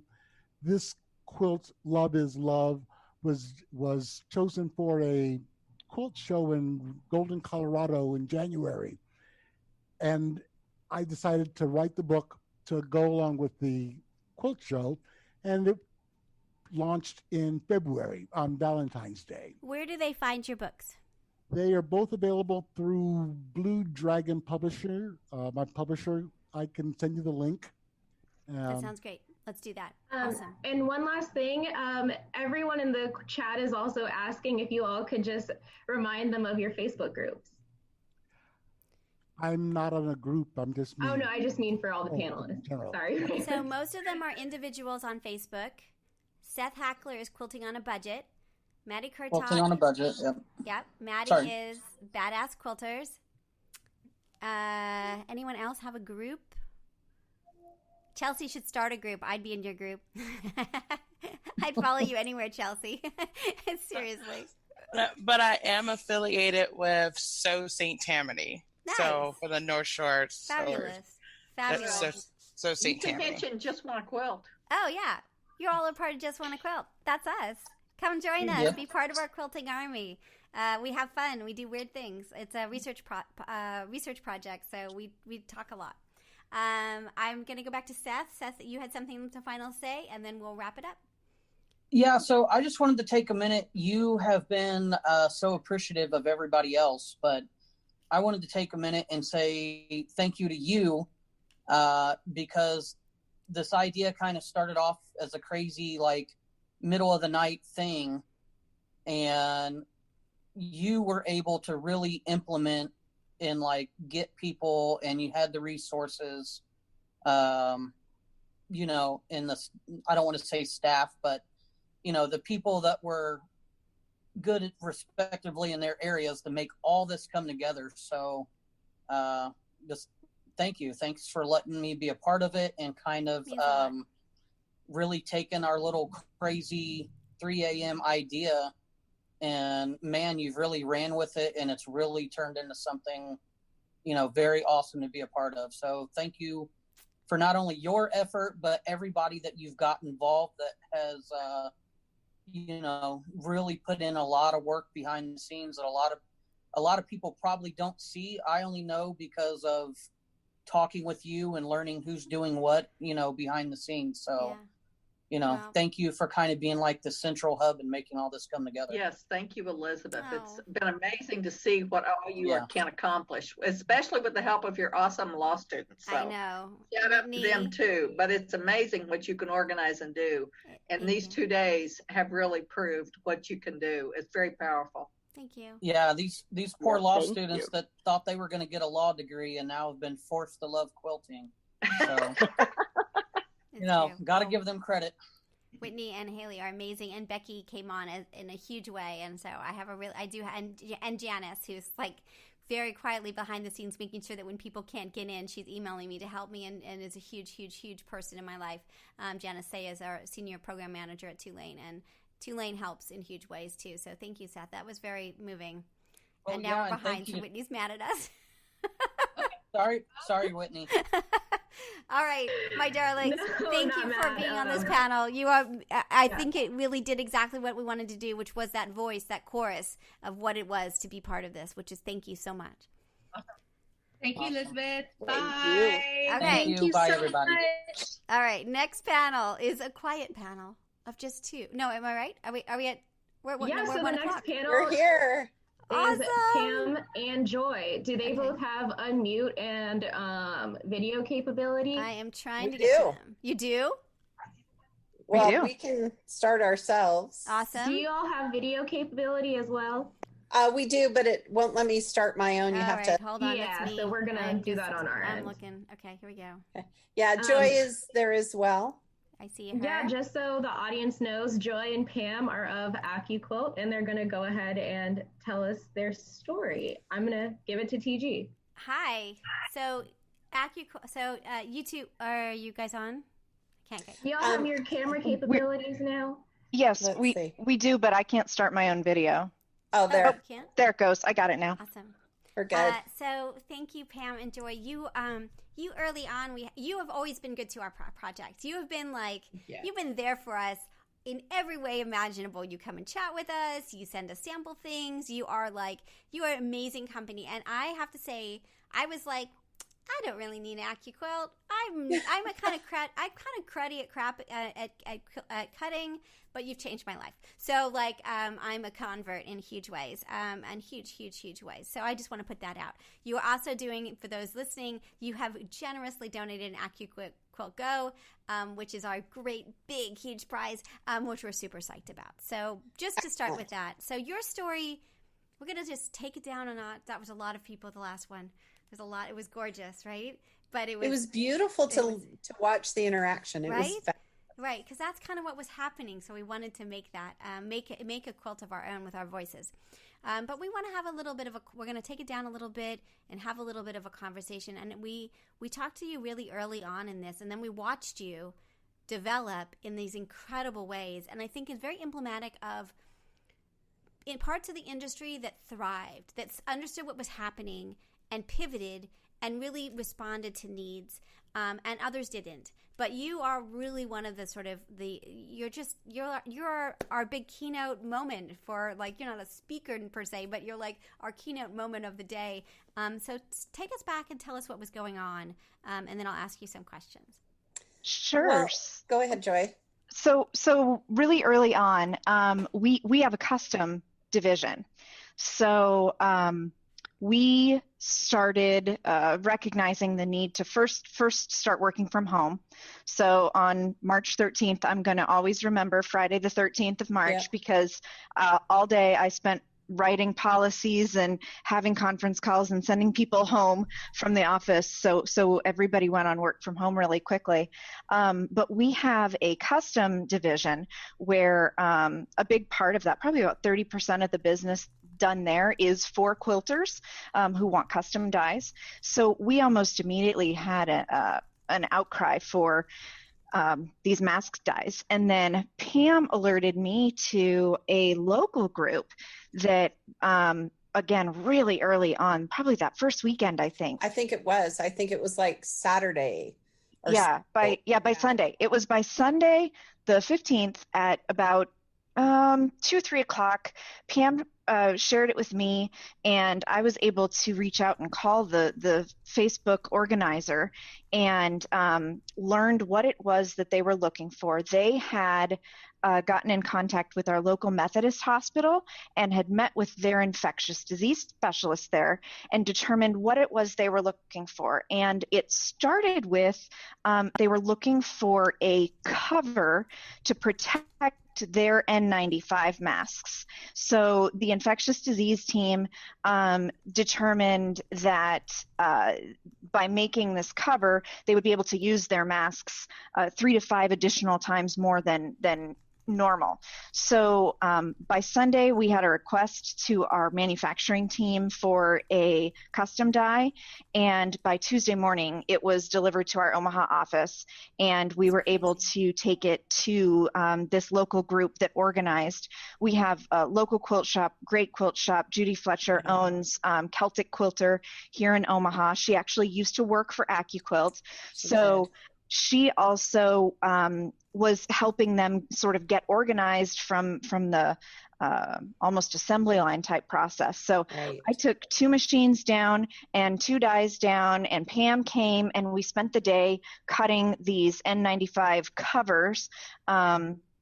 And that project is still ongoing, and that group has just done amazing things here in Omaha.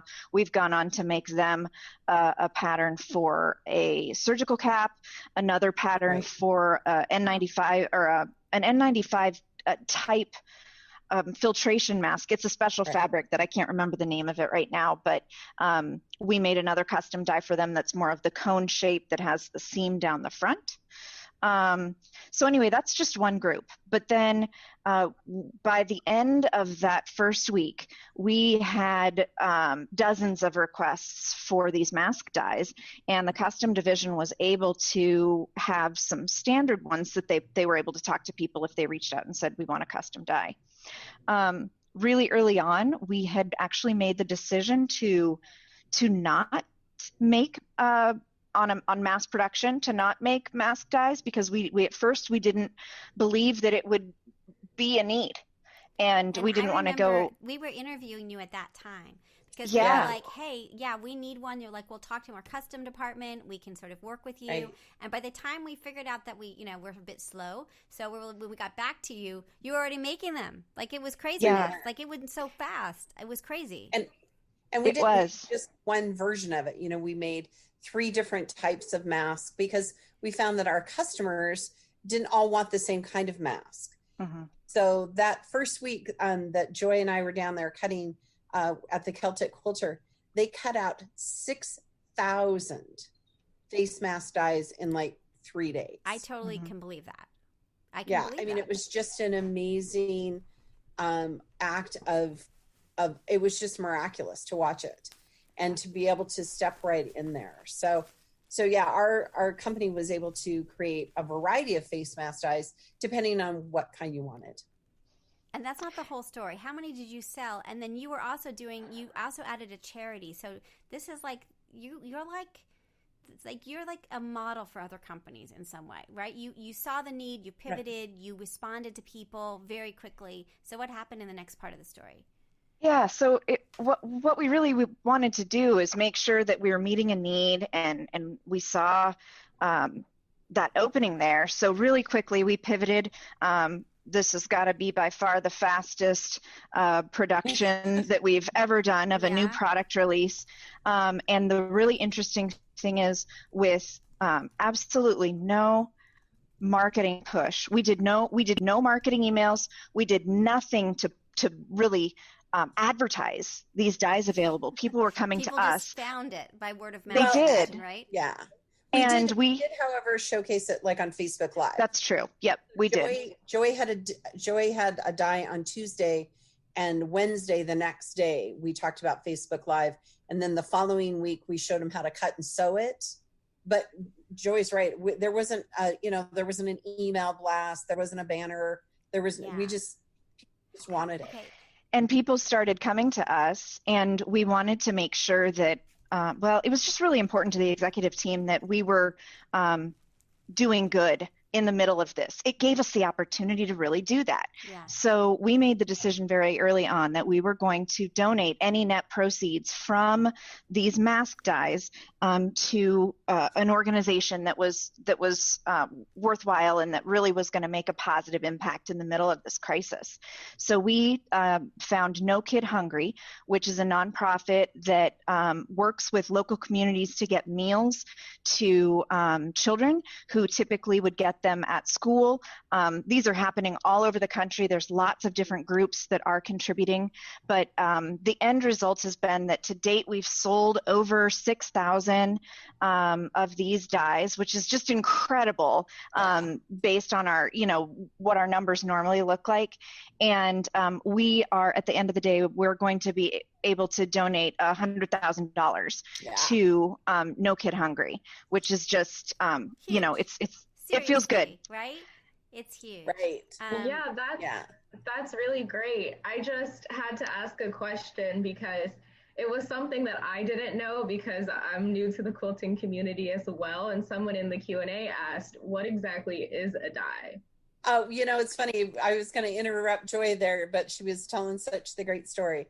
So AccuQuilt is actually a die cutting system for fabric for quilters. So we have a die board that inside there are steel blades, and you add up to 6 layers of cotton fabric over the top. And a cutting. Do you have one there? I can grab mine.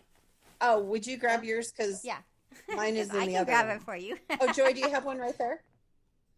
Yeah. I don't have a mask die, but I have others. Let me grab one.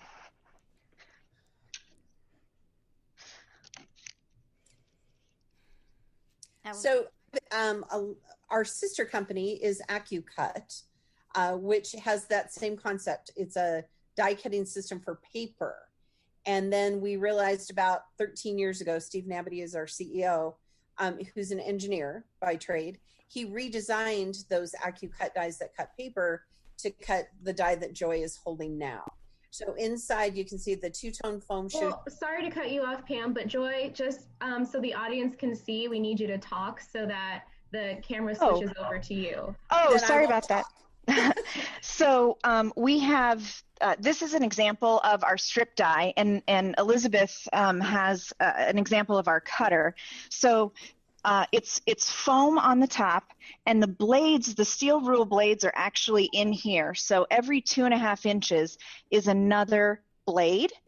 And so this particular one, you put your fabric on, and you make a sandwich. You put your fabric on, and then you put a cutting mat on, and then you roll it through a roller machine that I'll shut up so Elizabeth can talk.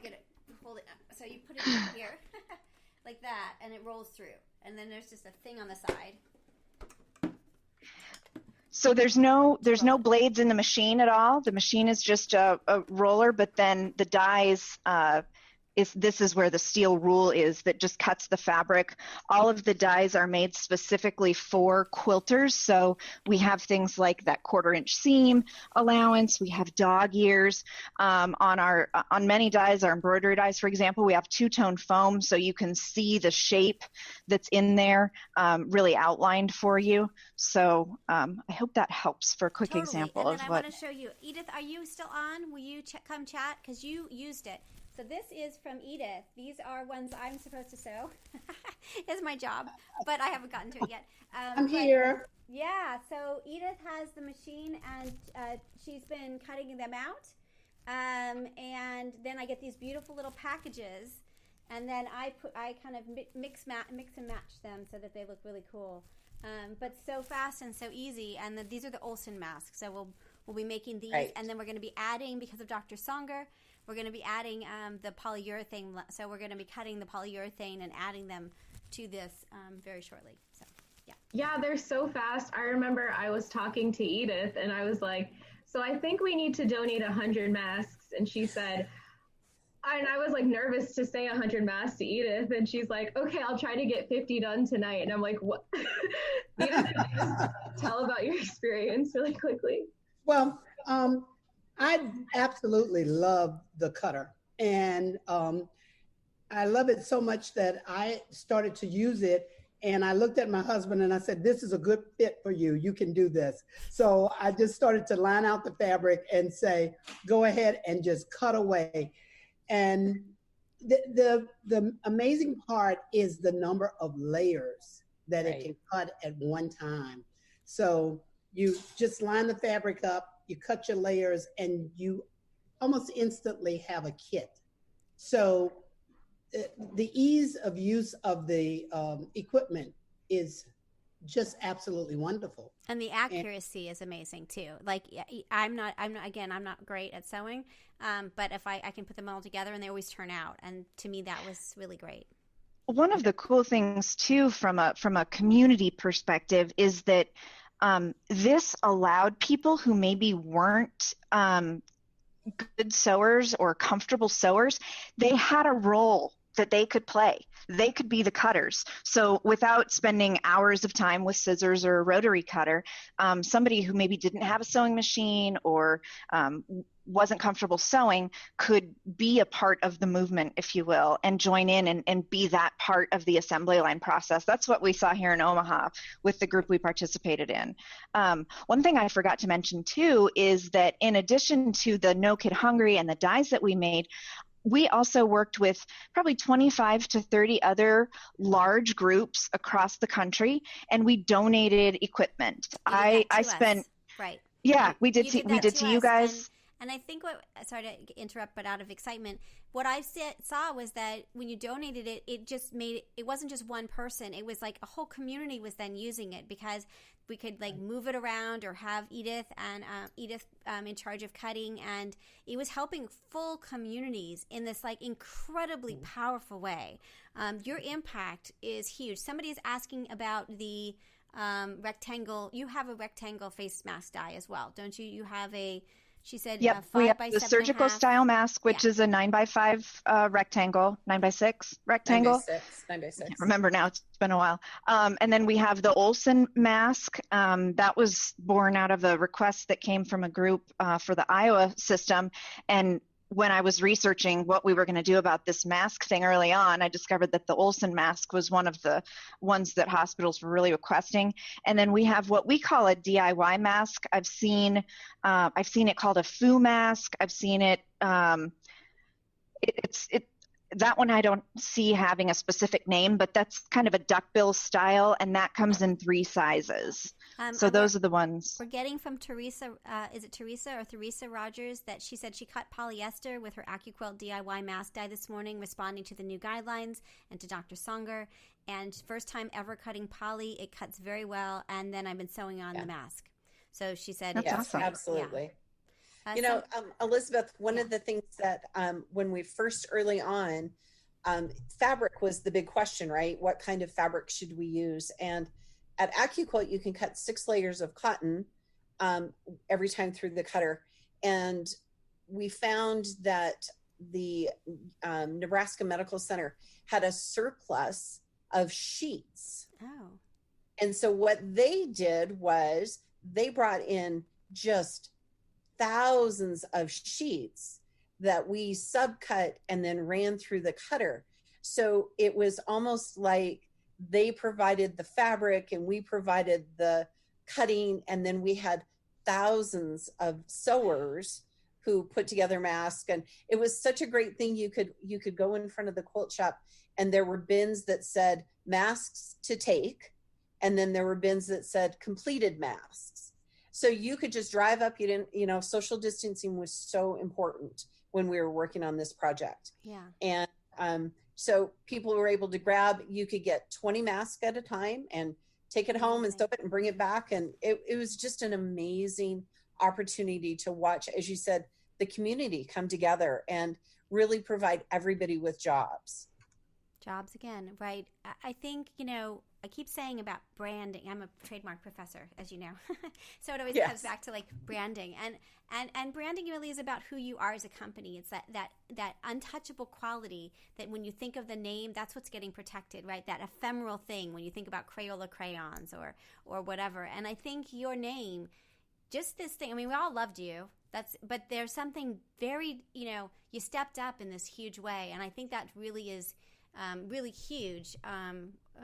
We've got somebody coming on. Really huge. So, I mean, it just, you were one of the good ones. And I think that's really important, you know, in terms of who you are. And it really showed who you are. And I think that was very true with a lot of companies, that we saw who they were.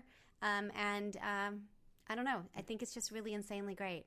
I imagine you will be loyal for a long time because of what you did. You're finding that as well, that people are the love, like we all sending love to you in crazy ways? We are, you know, and it's great because we hear about quilt guilds, like the Lincoln Modern Quilt Guild just finished 10,000 face masks. And we're seeing that community and that love and that share. And it doesn't matter if you've made 1 or 1,000, you're still making a difference. You're still being part of this great effort. And, you know, it was funny when you reached out to me, Elizabeth, and said, hey, you know, will you be on this panel? I said, absolutely. I mean, there wasn't even a hesitation of course, we would love to, because we also have, you know, found you and other groups that are working hard to support our community and support this great cause. And I think that as a company, we really look for that. It's huge. It's huge. You guys are just amazing. Again, thank you so much. We all thank you. You made our lives easier. Masks are hard to make and they're annoying, but they're fun when you can run them through. I mean, I don't know about you, Edith, but I find it like it's more fun, and the sewing was a lot easier. I also have to. My internet is unstable. I'm hoping it doesn't kick me out again. I have to say that I am totally madly in love, as you know. I always say this on your curve piecing things because, again, I'm not that great at sewing, but you make my stuff look good, and I love your dies that are super curvy and allow us. Like the stuff behind Joy, it's like that. Like if someone like me can do it, it's really good. You don't know. I throw out a lot of things. Is all I'm saying. So anyway, any questions from questions? And do we have any questions, Becky? I don't know if Becky's around. I am here. Sorry, I had to find my unmute. I've been sending them as they've come in. We just had a few, and y'all answered them. Awesome. If anyone else in the audience has any last minute questions for the AccuQuilt team, if you could post them. We also have a very active Facebook page, and every Wednesday, 12 noon Central, is Facebook Live. So it gives us the opportunity to talk about new product, but we also give updates on, you know, whether or not those face mask dyes are in stock. And, you know, our warehouse team, you know, I got to give a huge shout out to our warehouse team that has worked, practiced social distancing and worked during this entire time of quarantine. They have been able to take our products and make sure that they're out and shipped in a really timely fashion. And I think that that's one of the big hurdles that people had during this time was, you know, we have this stuff, but how are we going to get out? And our warehouse team has worked every day of quarantine. You know, we practice social distancing, we make sure that everybody is safe, and it just really worked. So great. But for sure on Facebook Live, we'd love to hang out. Elizabeth, I would love for you to be on Facebook Live with me one day. Yeah, I'd do that. That'd be fun. Okay. Also, we're working with Dr. Songer, who is amazing. I know you guys were at our first day. Yes. And we are going to try to do a best practices, so I would love for you all to be a part of that and help us get it out and talk more about how to think about how to help people know things about the mask. You've been so on the forefront of this. I would love for you to be part of that as we move forward to figure out what we're doing. We don't know. We don't know what we're doing, but we're doing something really important. I know that. You just let us know. Joy and I'd be happy to help. Awesome. You're wonderful. So we figure it out when we come together, right? So. Yeah, totally. So Whitney, we are 3 minutes ahead. I think you're probably really proud of us. Thank you again. Oh, Dr. Songer, did you want to say anything before we leave? You popped up. Oh, I was just going to say that none of us really know how to navigate this new world we find ourselves in. So coming together and doing it together is going to make a huge difference so that we can do better. So insanely true. I totally agree. Awesome. I just wanted to comment real quick. Am I muted? No, you're good. Oh, okay. I'm sorry. I have a manufacturing and logistics background. So I fully understand and appreciate how quickly y'all were able to make this happen. I mean, just phenomenal. Like, I mean, I can legitimately like picture it in my head, everything that went involved with, you know, the 3D, the designers, you know, the tooling to get the dies made, making sure you had your supply chain for materials coming in, your warehousing, I mean, phenomenal.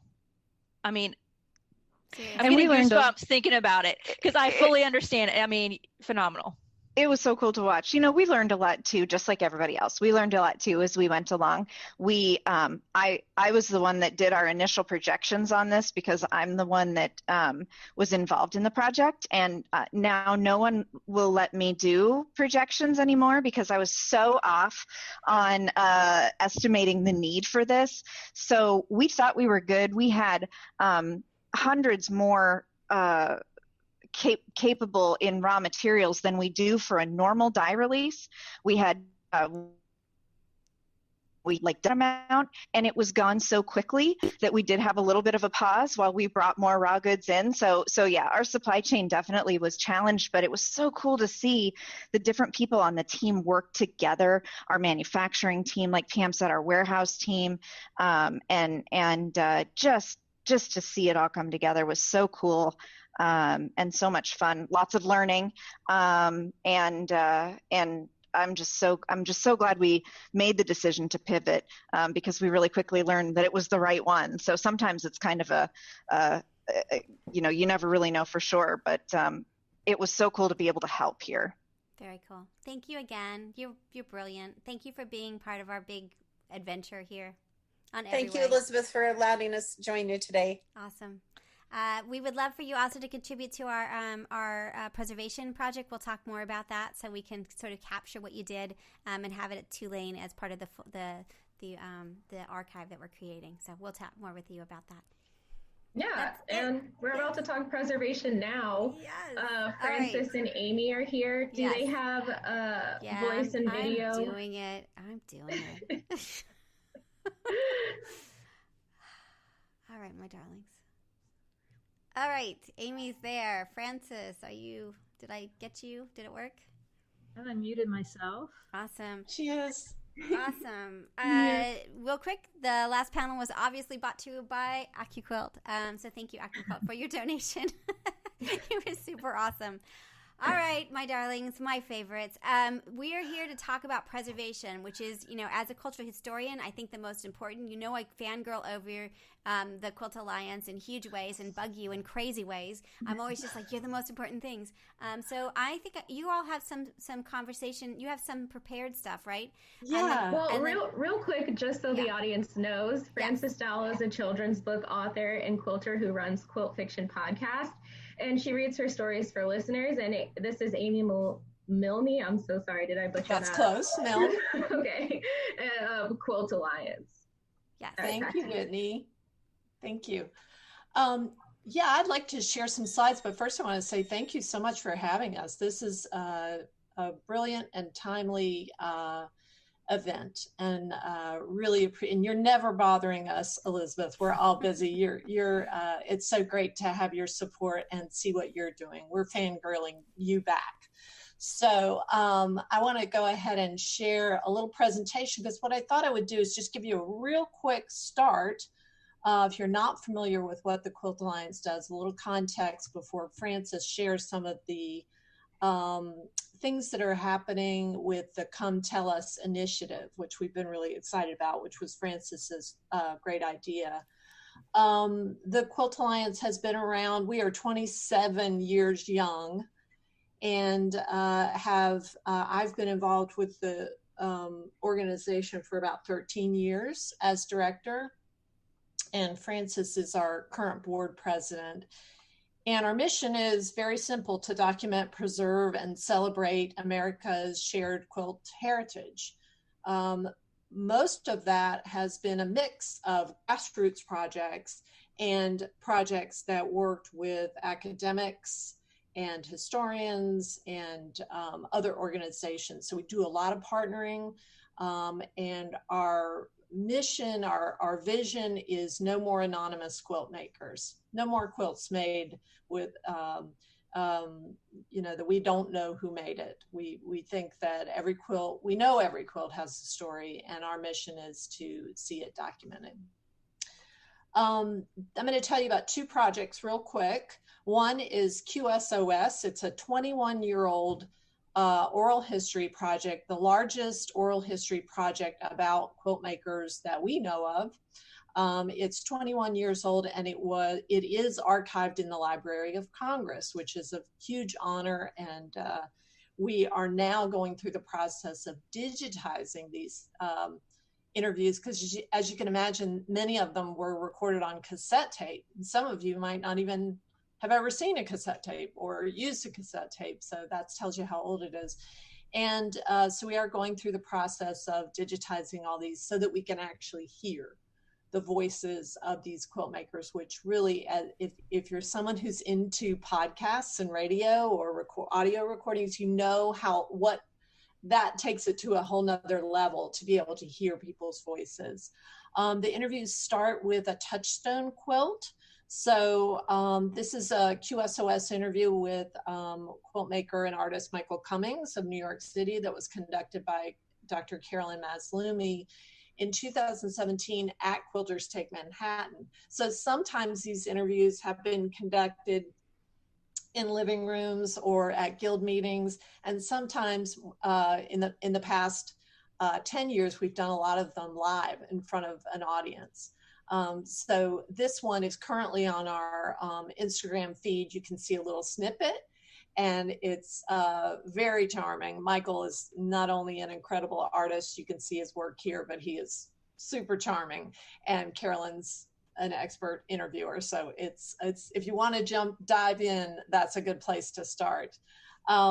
The other project that we are doing, that is we started it ourselves, and we're trying to transition it to become a grassroots project, and to have you in the community, quilting community and beyond, anyone who has a quilt can do a Go Tell It video. And it's a very simple formula: one person talking about one quilt in front of that quilt for 3 minutes or less, in front of one camera. And the camera can be, most of the time, it's a cell phone camera. So it's not a high-tech project, and it's one that we believe anyone can do and should do. And so because QSOS was a project for quilt makers, documenting their own quilt by sitting down with a volunteer, and they recorded that conversation 30, 40 minutes. This is a much shorter video project. QSOS is audio only, and of course it's been transcribed too.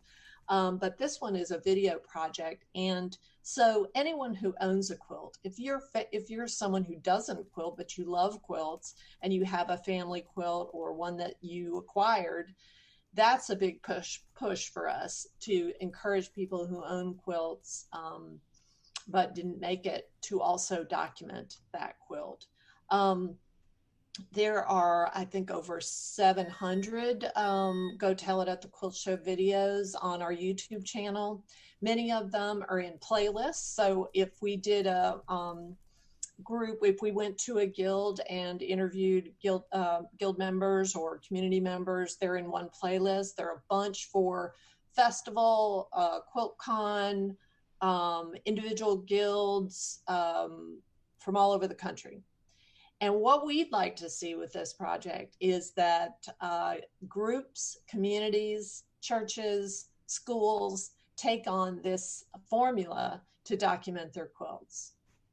You know, there are a lot of ways to document a quilt, but this one it's a great way to capture not only the quilt, but the person, the owner of the quilt, the maker of the quilt, and what they have to say about it.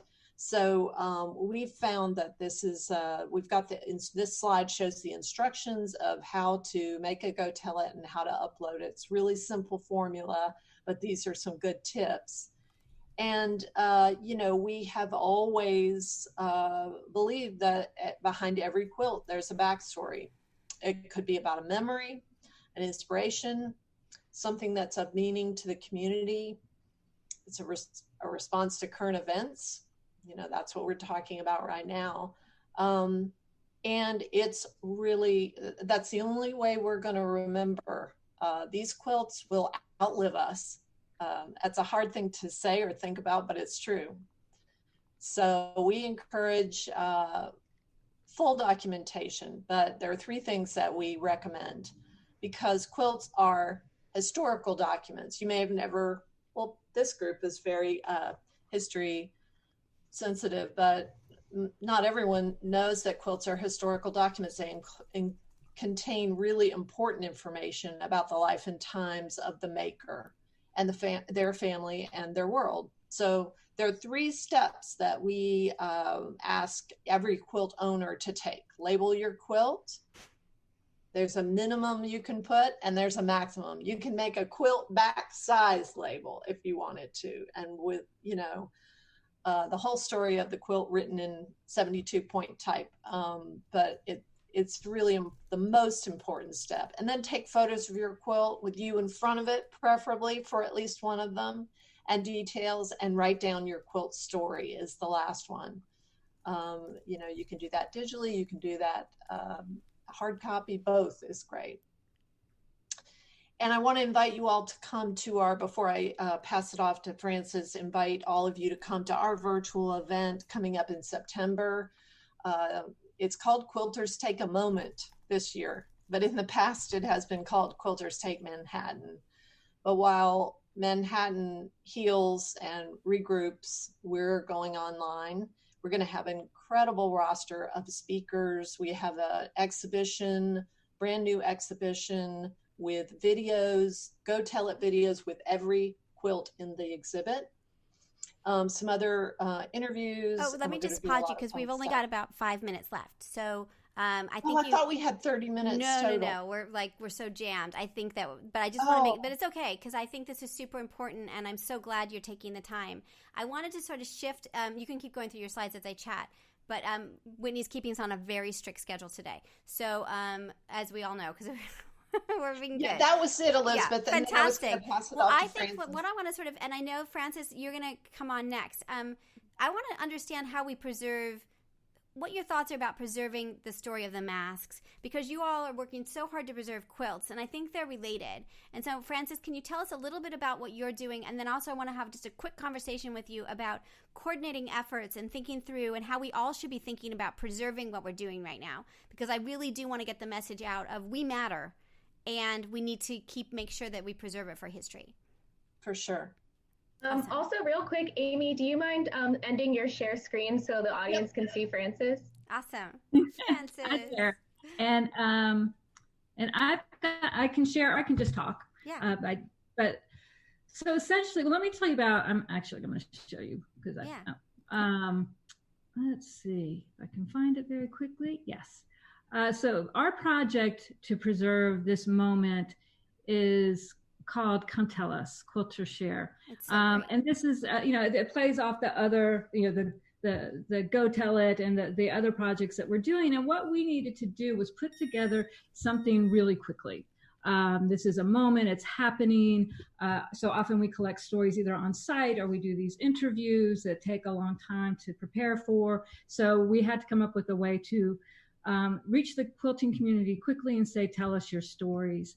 And what we did, so we started this project, Come Tell Us, Quilters Share Their Stories from COVID-19.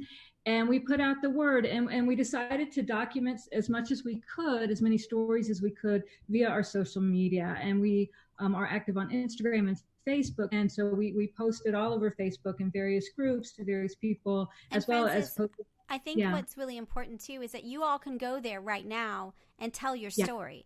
Tell your friends and tell everyone that you're gathering stories, and you can write them or you can video them. I've done it. It really feels really good to be part of your gathering, I have to say. And you did a great post. And what we have found is that Facebook has been the heart of this project more than Instagram. And I think it's because Facebook, for all its flaws, there's more opportunity for community and for responses. So we have, we've been doing this 2 months. We've had 100 original posts, but close to 500 comments. And so there are a lot of conversations. A lot of people are posting within the post. The great thing about Facebook too is you don't have to have an image to post, which you do on Instagram. So, the prompt is write something, and people write something. And at the beginning, we were getting a lot of numbers, a lot of documentation from both individual quilters as well as groups, church groups and community organizations, and the Lincoln, Nebraska Guild is just amazing. So we were getting that. We were getting, here's a pattern. That we're getting requests for information. People saying, I'm having problems either finding material, elastic for a while was a big thing. Where do you get elastic and patterns? And so people were sharing a lot of information. People were sharing news articles as well as contests, things that were coming up in the face of all this mask making. Yeah. One of the things to me, people also share their personal stories, and we try to keep the requests that come tell, quilt or share open, because you know what, there were quilters who didn't make masks, and for various reasons, for everything from time, but there were people had emotional issues around them. And one of the things that has blown me away about this project is how honest people have been and how open people great, just going, right? So we've had that. People are sharing their projects that are in response to COVID, not necessarily masks.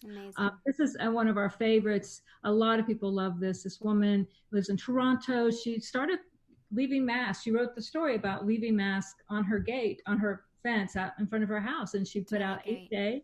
And last week she posted that she's given away 400, leaving for anyone who wanted them. So my sort of thought is, and I would love, we're running out of time so we can do this off air, but I think, the next step in this project is preservation. And I think, working with you all, and we really want, I talked to Internet Archive, and I said, are you going to be capturing all of the stuff that's happening on Facebook with the Facebook group masks? And they're like, well, we hadn't planned to. Right. Mm-hmm. So getting all of the people, and so they're going to do that now. So we're working with them to say, we need to capture for Wayback Machine, the mask makers, right? And sort of having these conversations. We're also doing a digital archive at Tulane, but also talking to Library of Congress.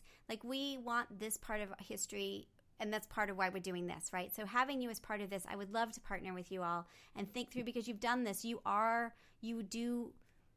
capture our history, and so this is part of that. And I know you're already doing that, but that's why I wanted to have you on and have everyone sort of know more about you, and also just that the fact that we're going to try to work more in the coming months.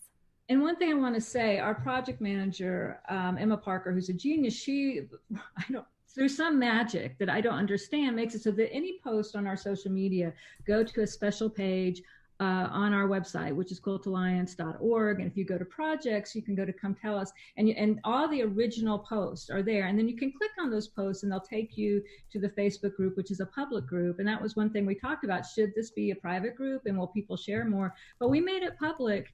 And people have been I've been overwhelmed by how much people have shared and what they've shared and how honest they've been about this experience, which has been much more varied than I would have anticipated. Insanely great. I adore you both. We'll chat Yeah, more. great. You're doing a great job. Preservation, super important topic. Super important. Yeah. And I've asked Amy and Francis, you as well, to just share your PowerPoints if you're comfortable, and we can share it with our audience. Yeah. Sure. Yeah. Awesome. Fabulous. Thank you so much. I'm sorry we're pressed for time. Everyone's freaking out. I'm like, you have to talk as fast as you possibly can.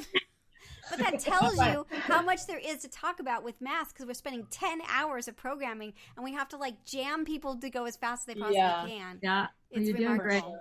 So, all right, my darlings. We'll chat more soon. Thank you so much for being part of this. Oh, yeah. Sorry. It's all good. Next, we have Rachel McCrafty. She will be part of our mask making culture panel, where we'll be exploring the social context of the masks we are making, as well as how pandemic and rapid social change are impacting the evaluation of work by women. This exploration will delve into not just the culture among those but also the role culture of culture and how we choose what we make.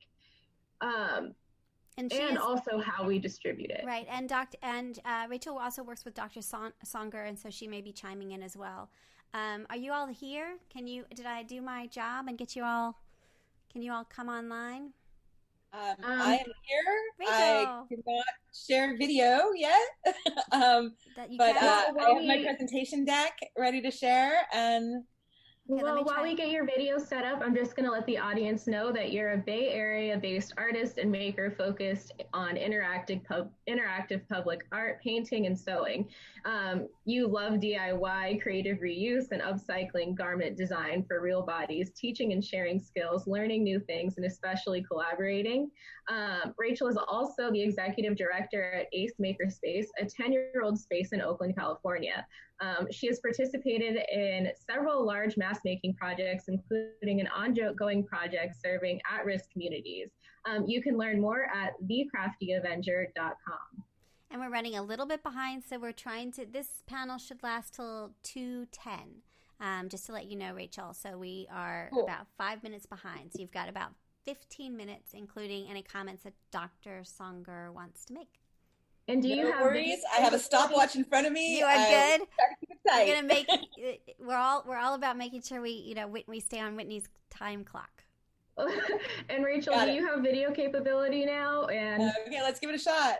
Yay! It looks like it. Hi. Awesome. Thank you for the awesome introduction. I'm gonna do a screen share here, and bring up the presentation that I've prepared for y'all.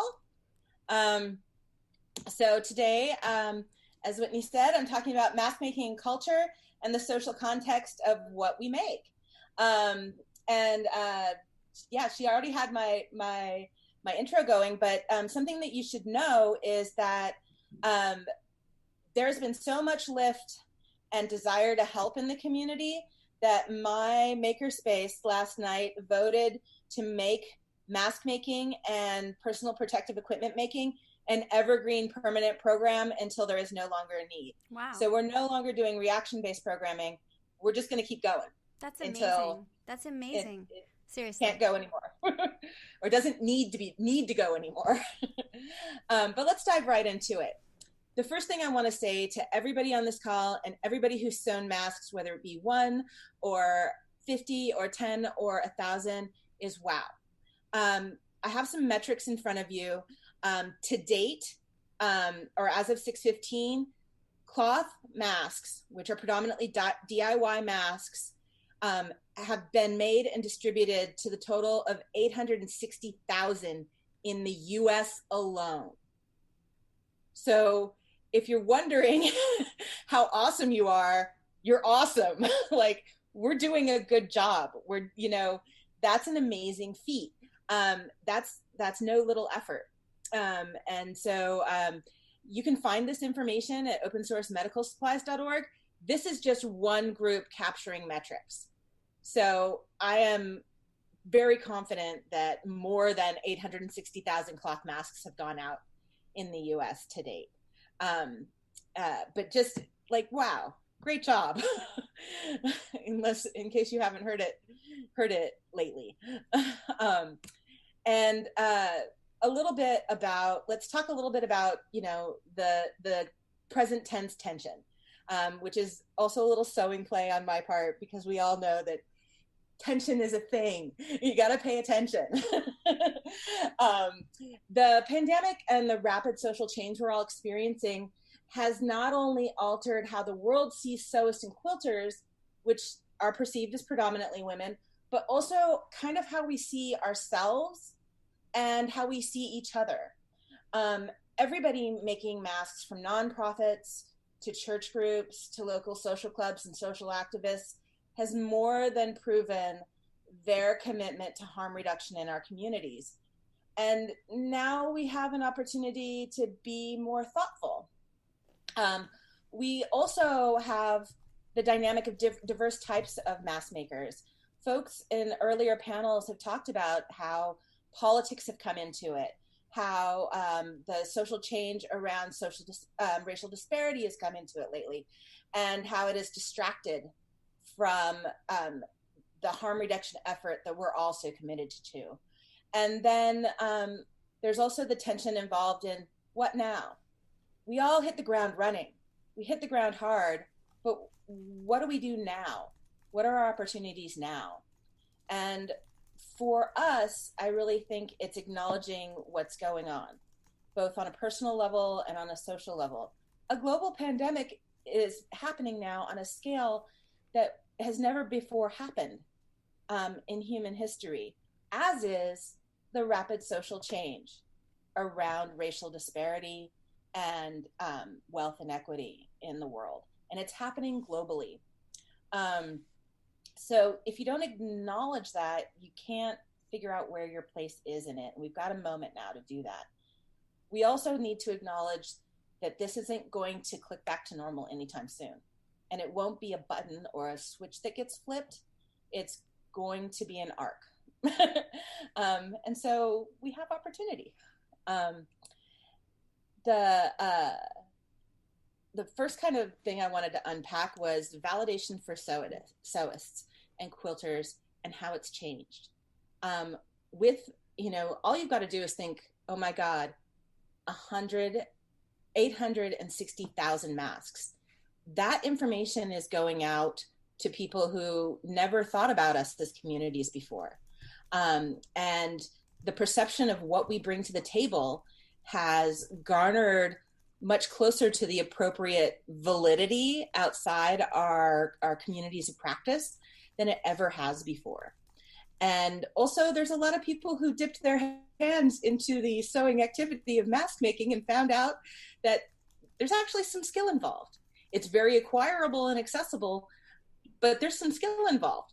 And so mad respect is coming in a way that hasn't before, or hasn't come our way due to gender bias. So that's an awesome thing. That's a magic moment. And we're also seeing ourselves as people who can affect real positive change in the world. We had the skills and the access to materials at the time that was necessary to do good. We were able to do good and take action and not just lament or complain or tell other people or authorities what to do. And we did it. And that alone is kind of a super amazing thing. So there's part of our tension. And then we have what's going on with the diverse types of mask makers. As I said before, everybody making masks, no matter what their politics, has proven their commitment to harm reduction. And when we acknowledge our differences and can treat each other with respect, we have an opportunity to do even more good. And there's just a lot of different groups at play, groups that never probably were super aware of each other. I today learned about the tabletop AccuQuilt die cutter. My mind is blown. I was totally unaware of that, even though I've been sewing for 20 years. And I'm like, what? But but I have access to lasers and CNC machines via my technical makerspaces community. And so there's some cross-pollination opportunity here right now that has never been here before. And we have to learn how to navigate the tension in those politics. And reminding ourselves what we have in common. You know, what we have in common is the desire to help, the skills and time spent on sewing machines, the action-oriented approach to catastrophe when it had happened. And at the moment, we all have burnout in common. I'm going to continue to make masks, not because I love sewing pleats. I don't. I'm going to continue sewing masks. I believe in helping people. And I'm committed, and I find that compelling. Those are all things we have in common. We have differences, and when we acknowledge them, we can handle them more successfully. Different people who are making masks are going to have different access to resources based on either their personal networks, their privilege, their access to wealth, all of those things. So we have to acknowledge we don't all have the same access to resources. Many people are coming from different cultures of origin, some of which have incredibly strong sewing cultures and traditions, and respecting those and not downplaying that. A lot of us are coming from different religious backgrounds or practices or lack thereof, and not othering people as we all work toward the same goal, and inevitably. And of course, politics. You know, the big thing we can argue over is that whole tension right there. And it really is a distraction, because if you're making a mask and another person's making a mask and you're giving them away, you have the most compelling activity beyond the divide. We also have very different working styles and languages. How makers speak to each other is a little bit different than how quilters speak to each other, is a little bit different than how, you know, the social good activists speak to each other. We have those differences, and when we acknowledge them, we can overcome them. So yeah, I have a favorite quote by Maya Angelou when it comes to the diversity of nuance that we're experiencing, which is do the best you can until you know better. When you know better, do better. And I think that's all we can ask of ourselves and each other. The last bit of tension we're dealing with is it can be tension, or it can be an opportunity. Now, as we look to the future and we're like, yay, we reacted. Now what do we do? What's next? What are we doing? Are we continuing to make masks? What it's going for? And we really kind of have an opportunity to be mindful. I'm sure you all can guess on this map which neighborhoods are predominantly Black, predominantly low socioeconomic resourced, and which places on this map are primarily immigrant communities. You will not be shocked to know that those are all the high COVID case areas in dark red, and they are right next to the low COVID case areas, which are predominantly affluent and predominantly white. It's right there. It's data. It's not opinion. The blue marker on that map is where I live. That's right down the street from me.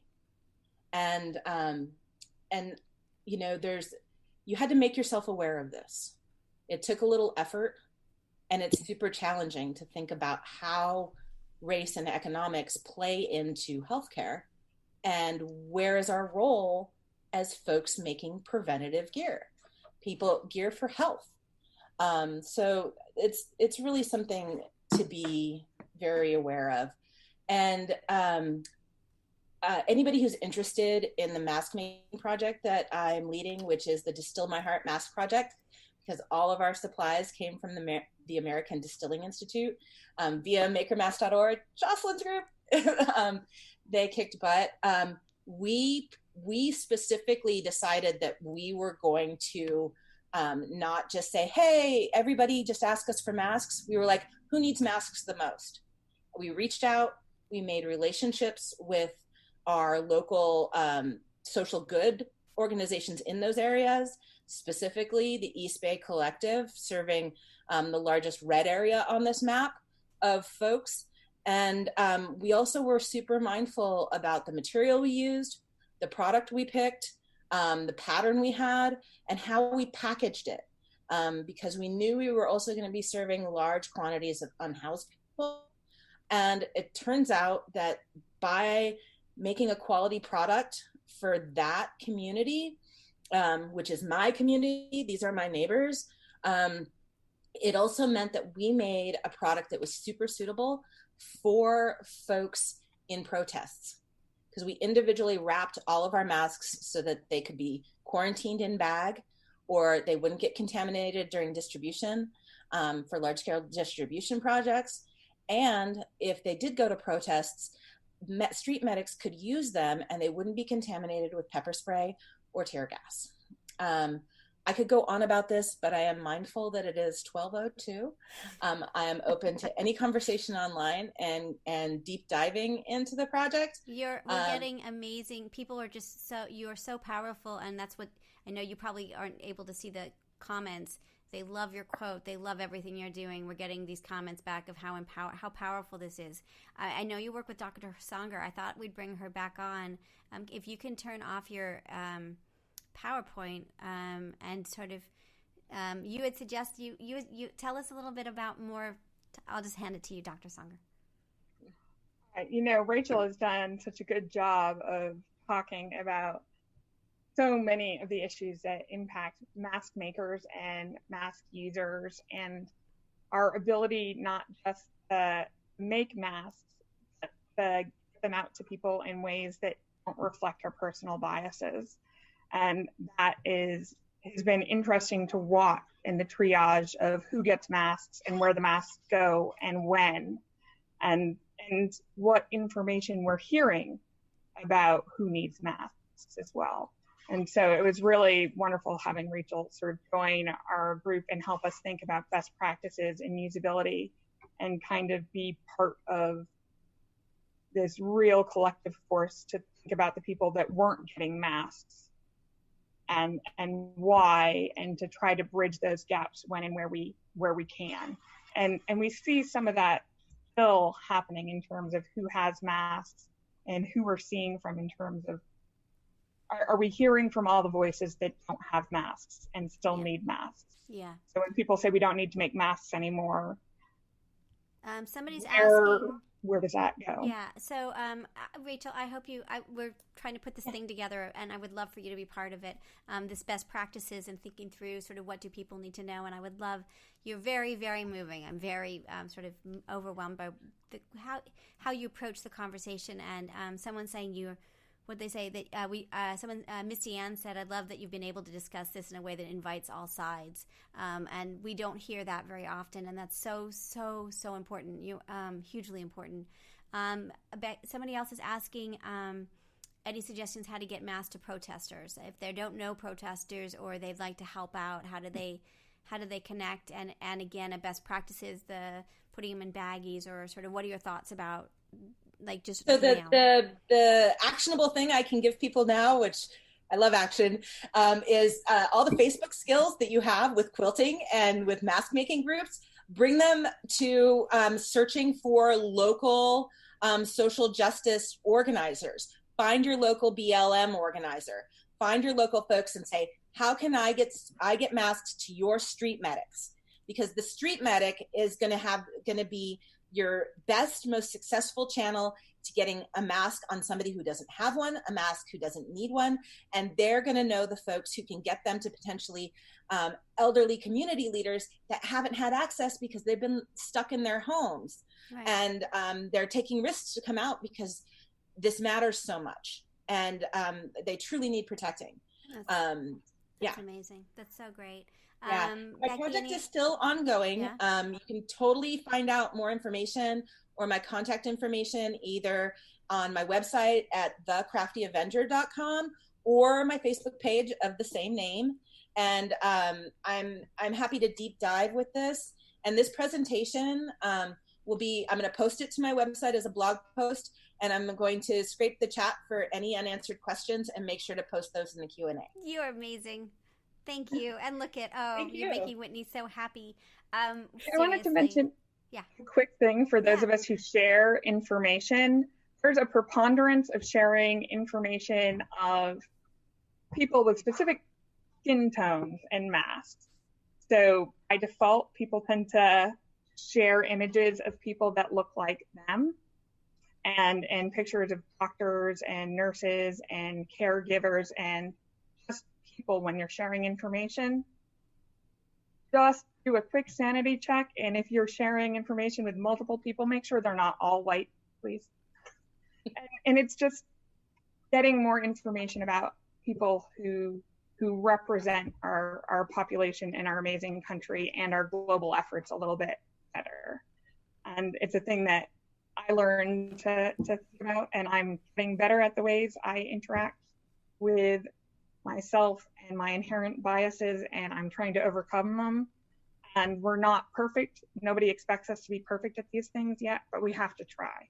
And I think that what's interesting about our world is that we're really very much aware of that at this moment. And in some way, again, unintended biases, not being inclusive enough.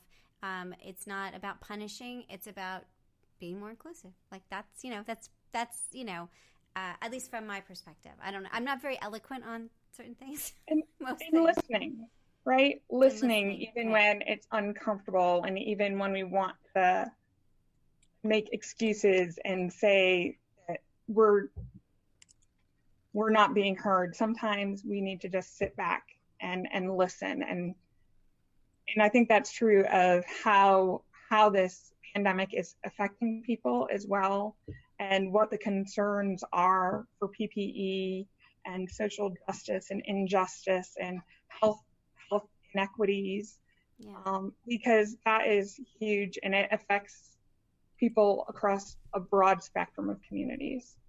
So I'm in rural America and have a lot of sort of experience walking through rural America, and those perspectives are different than urban America, and like everything, we just need to listen more. I love it. What a nice panel. Thank you so much, Rachel. So elegant. And Dr. Songer, thank you for being here all day and chatting with us. It's so insanely great. We are moving to our last panel of the day, and we are on time-ish. How great are we? So the panic is that they kick us out at a certain time. It all just ends, whether we want it to or not. So that's why our constant panic is. It's not just because we're lunatics. Oh, that's so me. Our next panel is Power of Students. If we could have Hailey and Alexa join again. And of course, Sunshine, we're making sure that you have all the tech capability now to unmute and turn on your camera. While we do this, I'm just going to introduce Sunshine. She's a Tulane student who is here to talk about her new and innovative ideas regarding using natural materials as mask materials.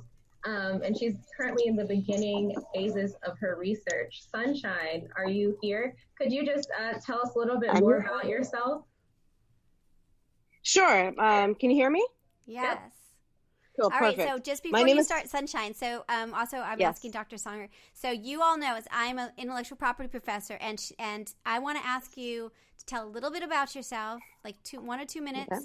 And then I want you to, I'm going to ask you some specific questions, but we're also going to protect you in terms of the projects that you're working on. And I am being your IP professor. So we're going to be very careful on what you're working on because we haven't taken the steps to yet protect it. So that's super important to me.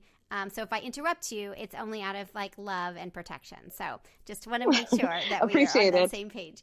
And then before we start this panel, I just want to sort of understand. So these students are beyond remarkable. We also have Jack, who is not here because he's ill. And they put this together, and Sunshine is working as a graduate student in a pandemic, and what we want to talk to her about is that experience. But we also want to take some time Lex is a PhD student at UC Berkeley. Whitney is a 2L law student. Hailey just graduated. Jack is a medical student. The power of students is remarkable. We do so many things because of the power of students, and graduate students are super important to our world. The 2 medical students that we had on that did the PPE drive, they would be good on this panel too. So we haven't heard from you yet, Sunshine. So tell us a little bit about yourself, and then I'm going to ask some specific questions of each of you. Oh, right, we have some some students in the audience too. Awesome. Go for it. Okay. Hi, my name is Sunshine. My last name is Best. It is my real name. I'm from Barbados. I grew up in Toronto, and I am currently working towards a PhD in toxicology and environmental sciences, environmental health sciences. So one of the advantages to, I think, my background being as unique as it is, because I've lived in different parts of the world and have been exposed to a lot of different people and different backgrounds, especially growing up in Toronto, is that I feel like I offer, especially listening to a lot of the professors and reading a lot of the literature and science and just being around other researchers and geniuses, is that I'm bringing to the table a perspective that seems to have been historically lacking in the institutional environment, especially in the hard sciences. So the way that it is a lot of the professors are older men and white, and they grew up in North America or the UK, whereas me coming from a comparably socioeconomically deprived island, a very small island, even though all my relatives are down there are educated, just coming from a place where we didn't have a lot of resources, we relied on plants and nature. And I feel like there's a lot of that perspective missing in solutions-based and innovations in terms of how information is communicated to different populations, as well as how to find actual answers that can help solve problems. So that's what the basis of my work is using. I'm developing a field, I think, called, I'm calling it industrial ethnobotany. So how different cultures use plants to... And we had Dr. Wilson and Dr. Rando on yesterday. So they were talking very traditional ways of thinking about industrial hygiene, and you're bringing in plants and other things into this conversation and really changing the conversation, I think. Correct. Dr. Wilson's actually my advisor, and I met him about a little over 4.5 years ago, and he had witnessed one of my projects where I had used my trip around the world working on farms after I did my second degree, how different cultures solve problems. And I wanted to add a different angle to it and preserve the knowledge so we can build on it and connect it without being biopirates, as you say, or, without exercising biopiracy, but empowering communities to be more sovereign and developing solutions based on what's accessible to them and the knowledge they already have. They just don't realize how scientific it really is. So insanely cool. And you're working on some super secret, interesting stuff that, again, I would love you to connect with Dr. Songer on. And as you progress, that we tell the world about it. But you are trying to strategies of using natural ways you're seeing the problem in Africa and you're concerned about it. Can you tell us, without telling us about your research, like just a little bit about that part? Okay. I'm being from the Caribbean and South America. I've done work in Africa, done work throughout the tropics around the equator. And without giving away too many details, I was concerned about a lot of the literature that I'd read on cloth mask, which is not relative to viruses specifically, as well as homemade masks specifically, because a lot of the cloth mask references are referring to, in terms of the scientific literature, referring to surgical masks. So the studies that have been done on cloth masks, like homemade cloth masks, one of them specifically mentioned the after being washed 4 times, the filtration efficacy had decreased 20%. So my concern is not just the physical structural proponents related to filtering respiratory exposures, but also being that the gold standard is N95, there's an electrostatic filtration mechanism involved in that. And how do people in low resource or low socioeconomic positions use what they have in order to be able to create something similar? Not necessarily a 95% filtration efficacy, but better than the cloth mask that they were currently wearing or whatever that is that they're not doing. So I've identified certain plant sources that have the potential to have electrostatic capability, as well as maintain the physical structure of the fibers of fabric. So insanely cool. Dr. Songer, does it take you back to being a graduate student? And can you imagine being a graduate student during a pandemic? This is a pivot for Sunshine in her research, and she's got like thousands of other things she's doing. But I just wanted to bring you into the conversation of how proud I am of her to be thinking like this as a grad student. I mean, it sounds awesome. And one of the joys of being a grad student and a postdoc is that you still get to kind of follow your heart and spend most of your time doing fun stuff, the research, the investigation, testing, hypotheses, and all that. Yeah. Or at least for me, that's a lot of the fun stuff. And I'm really excited Yeah, I really can't wait. It's like matchmaking. I want you all to talk because I think it'll be really awesome for both of you. I'm already a fan. I listened to her talk. I'm like, oh my God, did she just say what she said? I And know. then sending her like love I notes, know. too. She's so insanely great. I know. It's like a fan club. We're all fan clubbing. Lex, can we talk about, and you can say no, so you're all a grad students, and you and I have had, it has not necessarily been an easy road to be a graduate student or a faculty member talking about homemade masks. And I want Whitney and Hailey to, but you and I have talked about this, and you can say just you'd rather not, but you've struggled as a PhD student in public health with this issue, and I'm curious if you want to comment on that or not. Yeah, well, I was prepared for you to ask me the question of what did I learn from this experience. Yes, well, what did you learn from this experience? And I was, the good and the bad. No. Mentally framed the answer to what I know you're asking. Yeah, you can ask. I mean, if you want to just do that one, you can answer anything you want. It doesn't matter to me. But it gets to what you're alluding to here. Yes. But I think the most important thing that I've learned in this experience is the importance of being responsible stewards of research. Unfortunately, in this experience, I've seen people that are at the top of their fields in positions that we would revere for their expertise in a pandemic be incredibly irresponsible stewards of research in ways that were very gender charged, shall we say. Unfortunately, like school-wide emails would go out using words like jerry-rigged. There was a 6-page paper written that I responded to and received no response. But that sort of listed the 6 concerns about handmade masks, and like 5 of 6 don't apply if you actually look at how they're being made and the materials, right? Like they were full of like general objections to handmade masks that didn't truly like look at the actual problem and see if we were using appropriate applications of research in ways that were pretty concerning to me as someone that like really cares about external validity. So external validity is like how you can apply a research study to your problem, like given how the settings of the research study compare to the problem that you're confronting.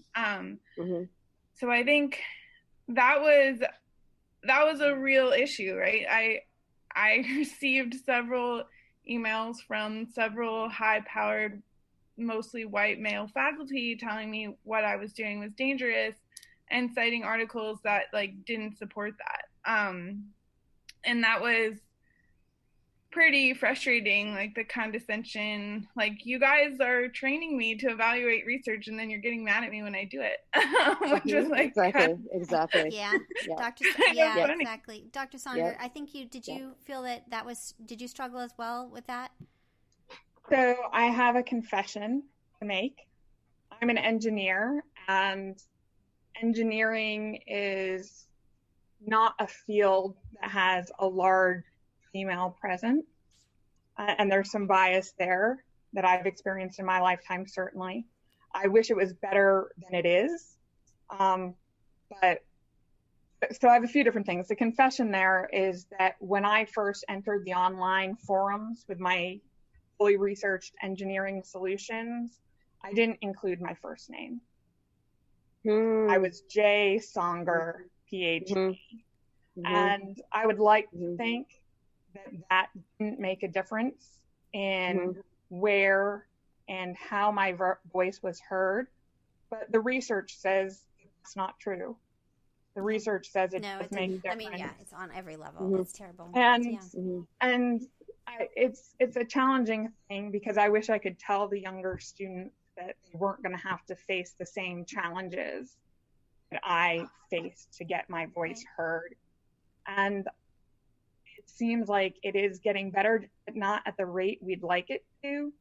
And so when we have the energy to keep doing the work to get our voices heard, and as I move from being a young woman, though I still like to think of myself as young, into more leadership positions, I try to be aware of the situations where there's still inequality and whose voices are being heard, and I try to hand off the microphone so that the voice that I have, I can use to amplify. That's right. That's our job as senior faculty and as senior researchers. Now, that's our job. Okay, we're not trying to be. You're not alone for all of you that are younger and feeling that way too. It's not just Alexa. You. It's not in your heads. It's real, and real. It makes things harder, but it's worth it. Yeah. Like I appreciate. Whitney and Hailey, you've been on this project now with me for 3 months. Again, what did you learn? What are your thoughts as graduate students, like the role, because you're law students. What are you doing in this? This is craziness. So I'm curious what your thoughts are about all of this and, all that. Oh, well, I guess for me, I kind of just, I really wasn't expecting everything to snowball in the way that it did. And I've said that before, but I just joined because I was reading about essential workers and I was like, oh my God, they need masks. And then I was cutting fabric and somehow it became all of this. But even when I was cutting fabric, there's like such a learning curve to quilting. And I had to learn even like, I remember standing in TG's yard and she's like, okay, so this is how the acrylic ruler and the rotary cutter work, and I'm standing there and like smiling and nodding, and I'm like, I don't know what's going on. It's true. I remember those days. That was like 3 months ago.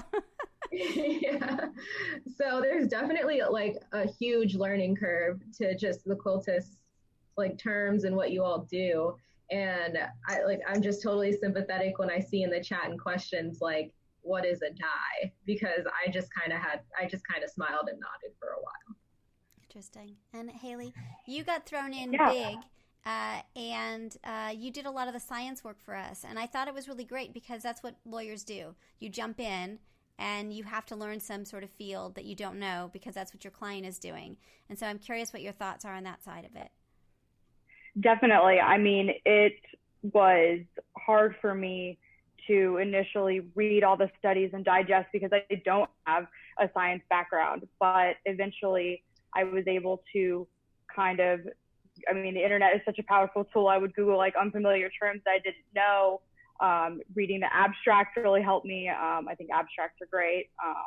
And I just definitely give a lot of props to people who really make this their livelihood. Sunshine, Dr. Songer, seriously. Alexa, like it is amazing what you do. And then I guess my big takeaway from what I've learned is that everybody has their own special set of unique gifts. And we're seeing it right now with the summit. Everybody here has some sort of gift or some specialty or something that they are passionate about. And when you bring together a group of people and you work together for a common goal, amazing things can happen. And I'm just so lucky that I got to be a part of this because we are changing history and education is powerful. And there was just no better way to cap off my law school career. So, and Sunshine, do you have a 1 minute thing, and then I want to wrap up. We have to end at 2:30. So between 2:30 and 2:45. Yes, I had two things very quickly. Alexa, everything you just said, it was exactly my experience. They came after me with venom, and even from people that were supporters for years did not. And now I feel like I'm getting reluctant support, but it's something that I've experienced as well, and it's very isolating. But I know that with Dr. Townsend, I'm super grateful. So this is this is my faculty project. I had really weird interaction on a number of levels where they kept saying it was my pet personal project and all these other things. And it was like, no, like, this is my research. I do this as my job. And it's they teach us to scrutinize and to argue and to not believe everything and it's about rigor, academic rigor. And if it's about academic rigor, then we have to speak truth to power and look at these things and say, okay, well, what about this? You need to consider that. Let's look at this. Yeah. So I'm actually working really hard to balance that out. Awesome. All right. Any other comments before I wrap up? Well, this has been overwhelming and an amazing journey, and the most amazing thing I can imagine. I remember feeling when school shut down, how panicked and weirded out I was by all of that. And to now have these voices and the interviews and making masks with friends and all of the people that donated materials to us to thank our sewists. I mean, it's remarkable. And I feel so insanely blessed by each of you being part of this and our audience in the comments. I really feel part of a huge community. And I wanted to also shout out to the Quilting Army that is, you're my rock. They're amazing. And I just think now about the future. I think we all should take tomorrow off. But I do think that we, which is saying something for me, and because I can't sit still. And I have to do one more thing. Whitney's telling me I have to do something. But we also have more to do. More masks to make, more science to understand, more preservation. We're all right in the middle. We have more things to do. I'm supposed to do, I'm following Whitney. So, where did it go? Hold on. Okay, so, goodness. So this project is actually a law project, like quilting for me. You probably don't know that, but I'm a full professor, so nobody judges me anymore. Haha, so awesome. So I did a copyright and quilting project and asked my dean for a sewing machine, and he bought me a sewing machine. So what we've been doing for 2 years is researching the quilting industry, and that made us have lots of books. So we have a book like this called Just Wanna Trademark, and it teaches you how to do a DIY trademark. You can read this and file your own trademark application. It is really, really easy to do, and that's super awesome. We also did this. We did a notebook, because when you quilt, you should tell people, you should mark down what's happening, record what you're so if somebody accuses you of infringement, you have a record. And if you want to make sure that you're commercializing it, you have a record, so that if you're going after somebody, you've got a record. So we created this book.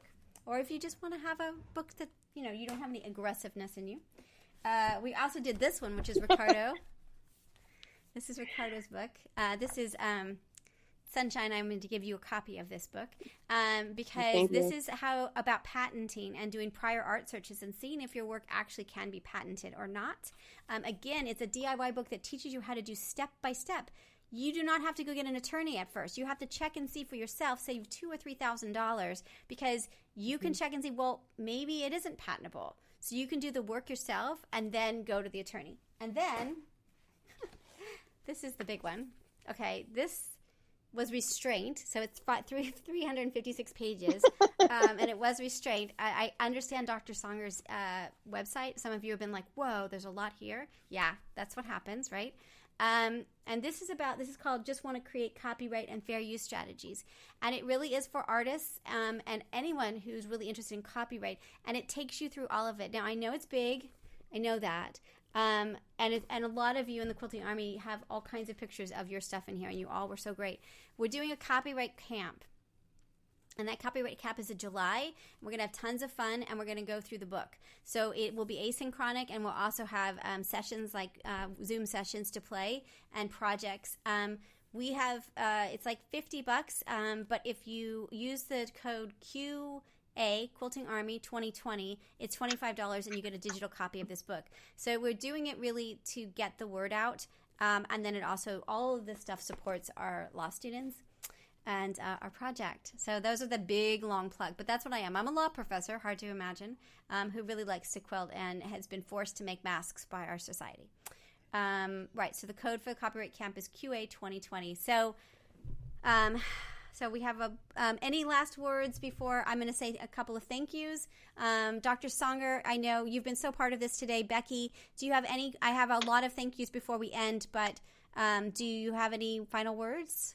and Sunshine, any of our panel have one final word? Or are we good? We're good? Thank you for doing this. Aw. I thank you so much, because not only it makes me feel less alone and less isolated. You I are mean, less alone. pandemic puns aside, but like in terms of the academic connections and female empowerment and people from different parts of the world, like you brought people together through a means that people who aren't in the quilting and sewing world would not be like, they did what? This is beautiful and brilliant, and it's reflective of the creators and the people who put energy into making it happen. So thank you very much. Yeah, I just want to second that and say thank you, because like I was like, when I volunteered, I wasn't expecting you to ask me to work with you and so much more. And like, I just really think that, like, for me, I've always been anxious about my work, and you always make me like super confident in it. And it was so fun to do this with you. Very cool. Awesome. Yes, also, Dr. Townsend-Gard is so quick to thank all of us, and I just want to say thank you for including me throughout the summit. I mean, just getting to hear everyone speak and be a part of making this happen has been wonderful. Multiple times I've teared up, I've gotten goosebumps just hearing these stories and being able to share these stories. So thank you. That's very sweet. That means a lot. I'm not very good at taking compliments, so thank you so much. I appreciate it. Okay, our final thank yous. Thank you to the Newcomb Institute for hosting us. That is at Tulane, as well as co-hosts of the Taylor Center and LePage. IT with Tulane. Janice Say is my brilliant assistant. My senior program manager is amazing.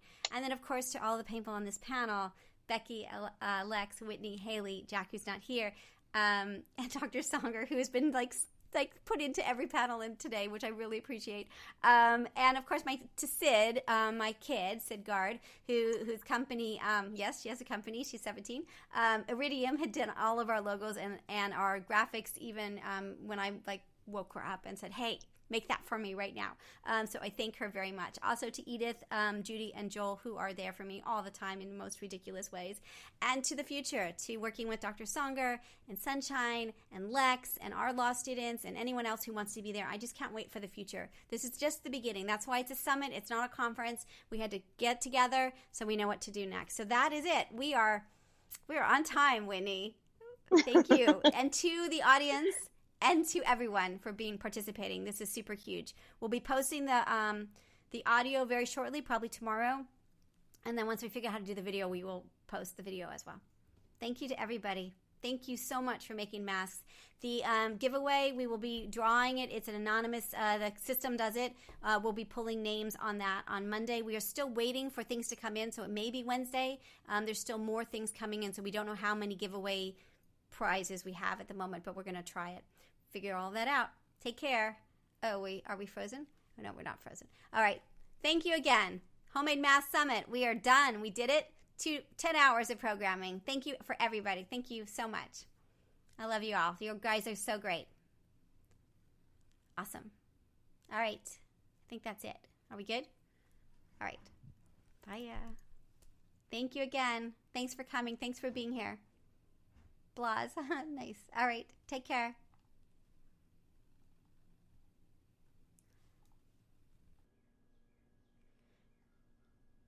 So that was the end of day 2. It was an amazing 2 days.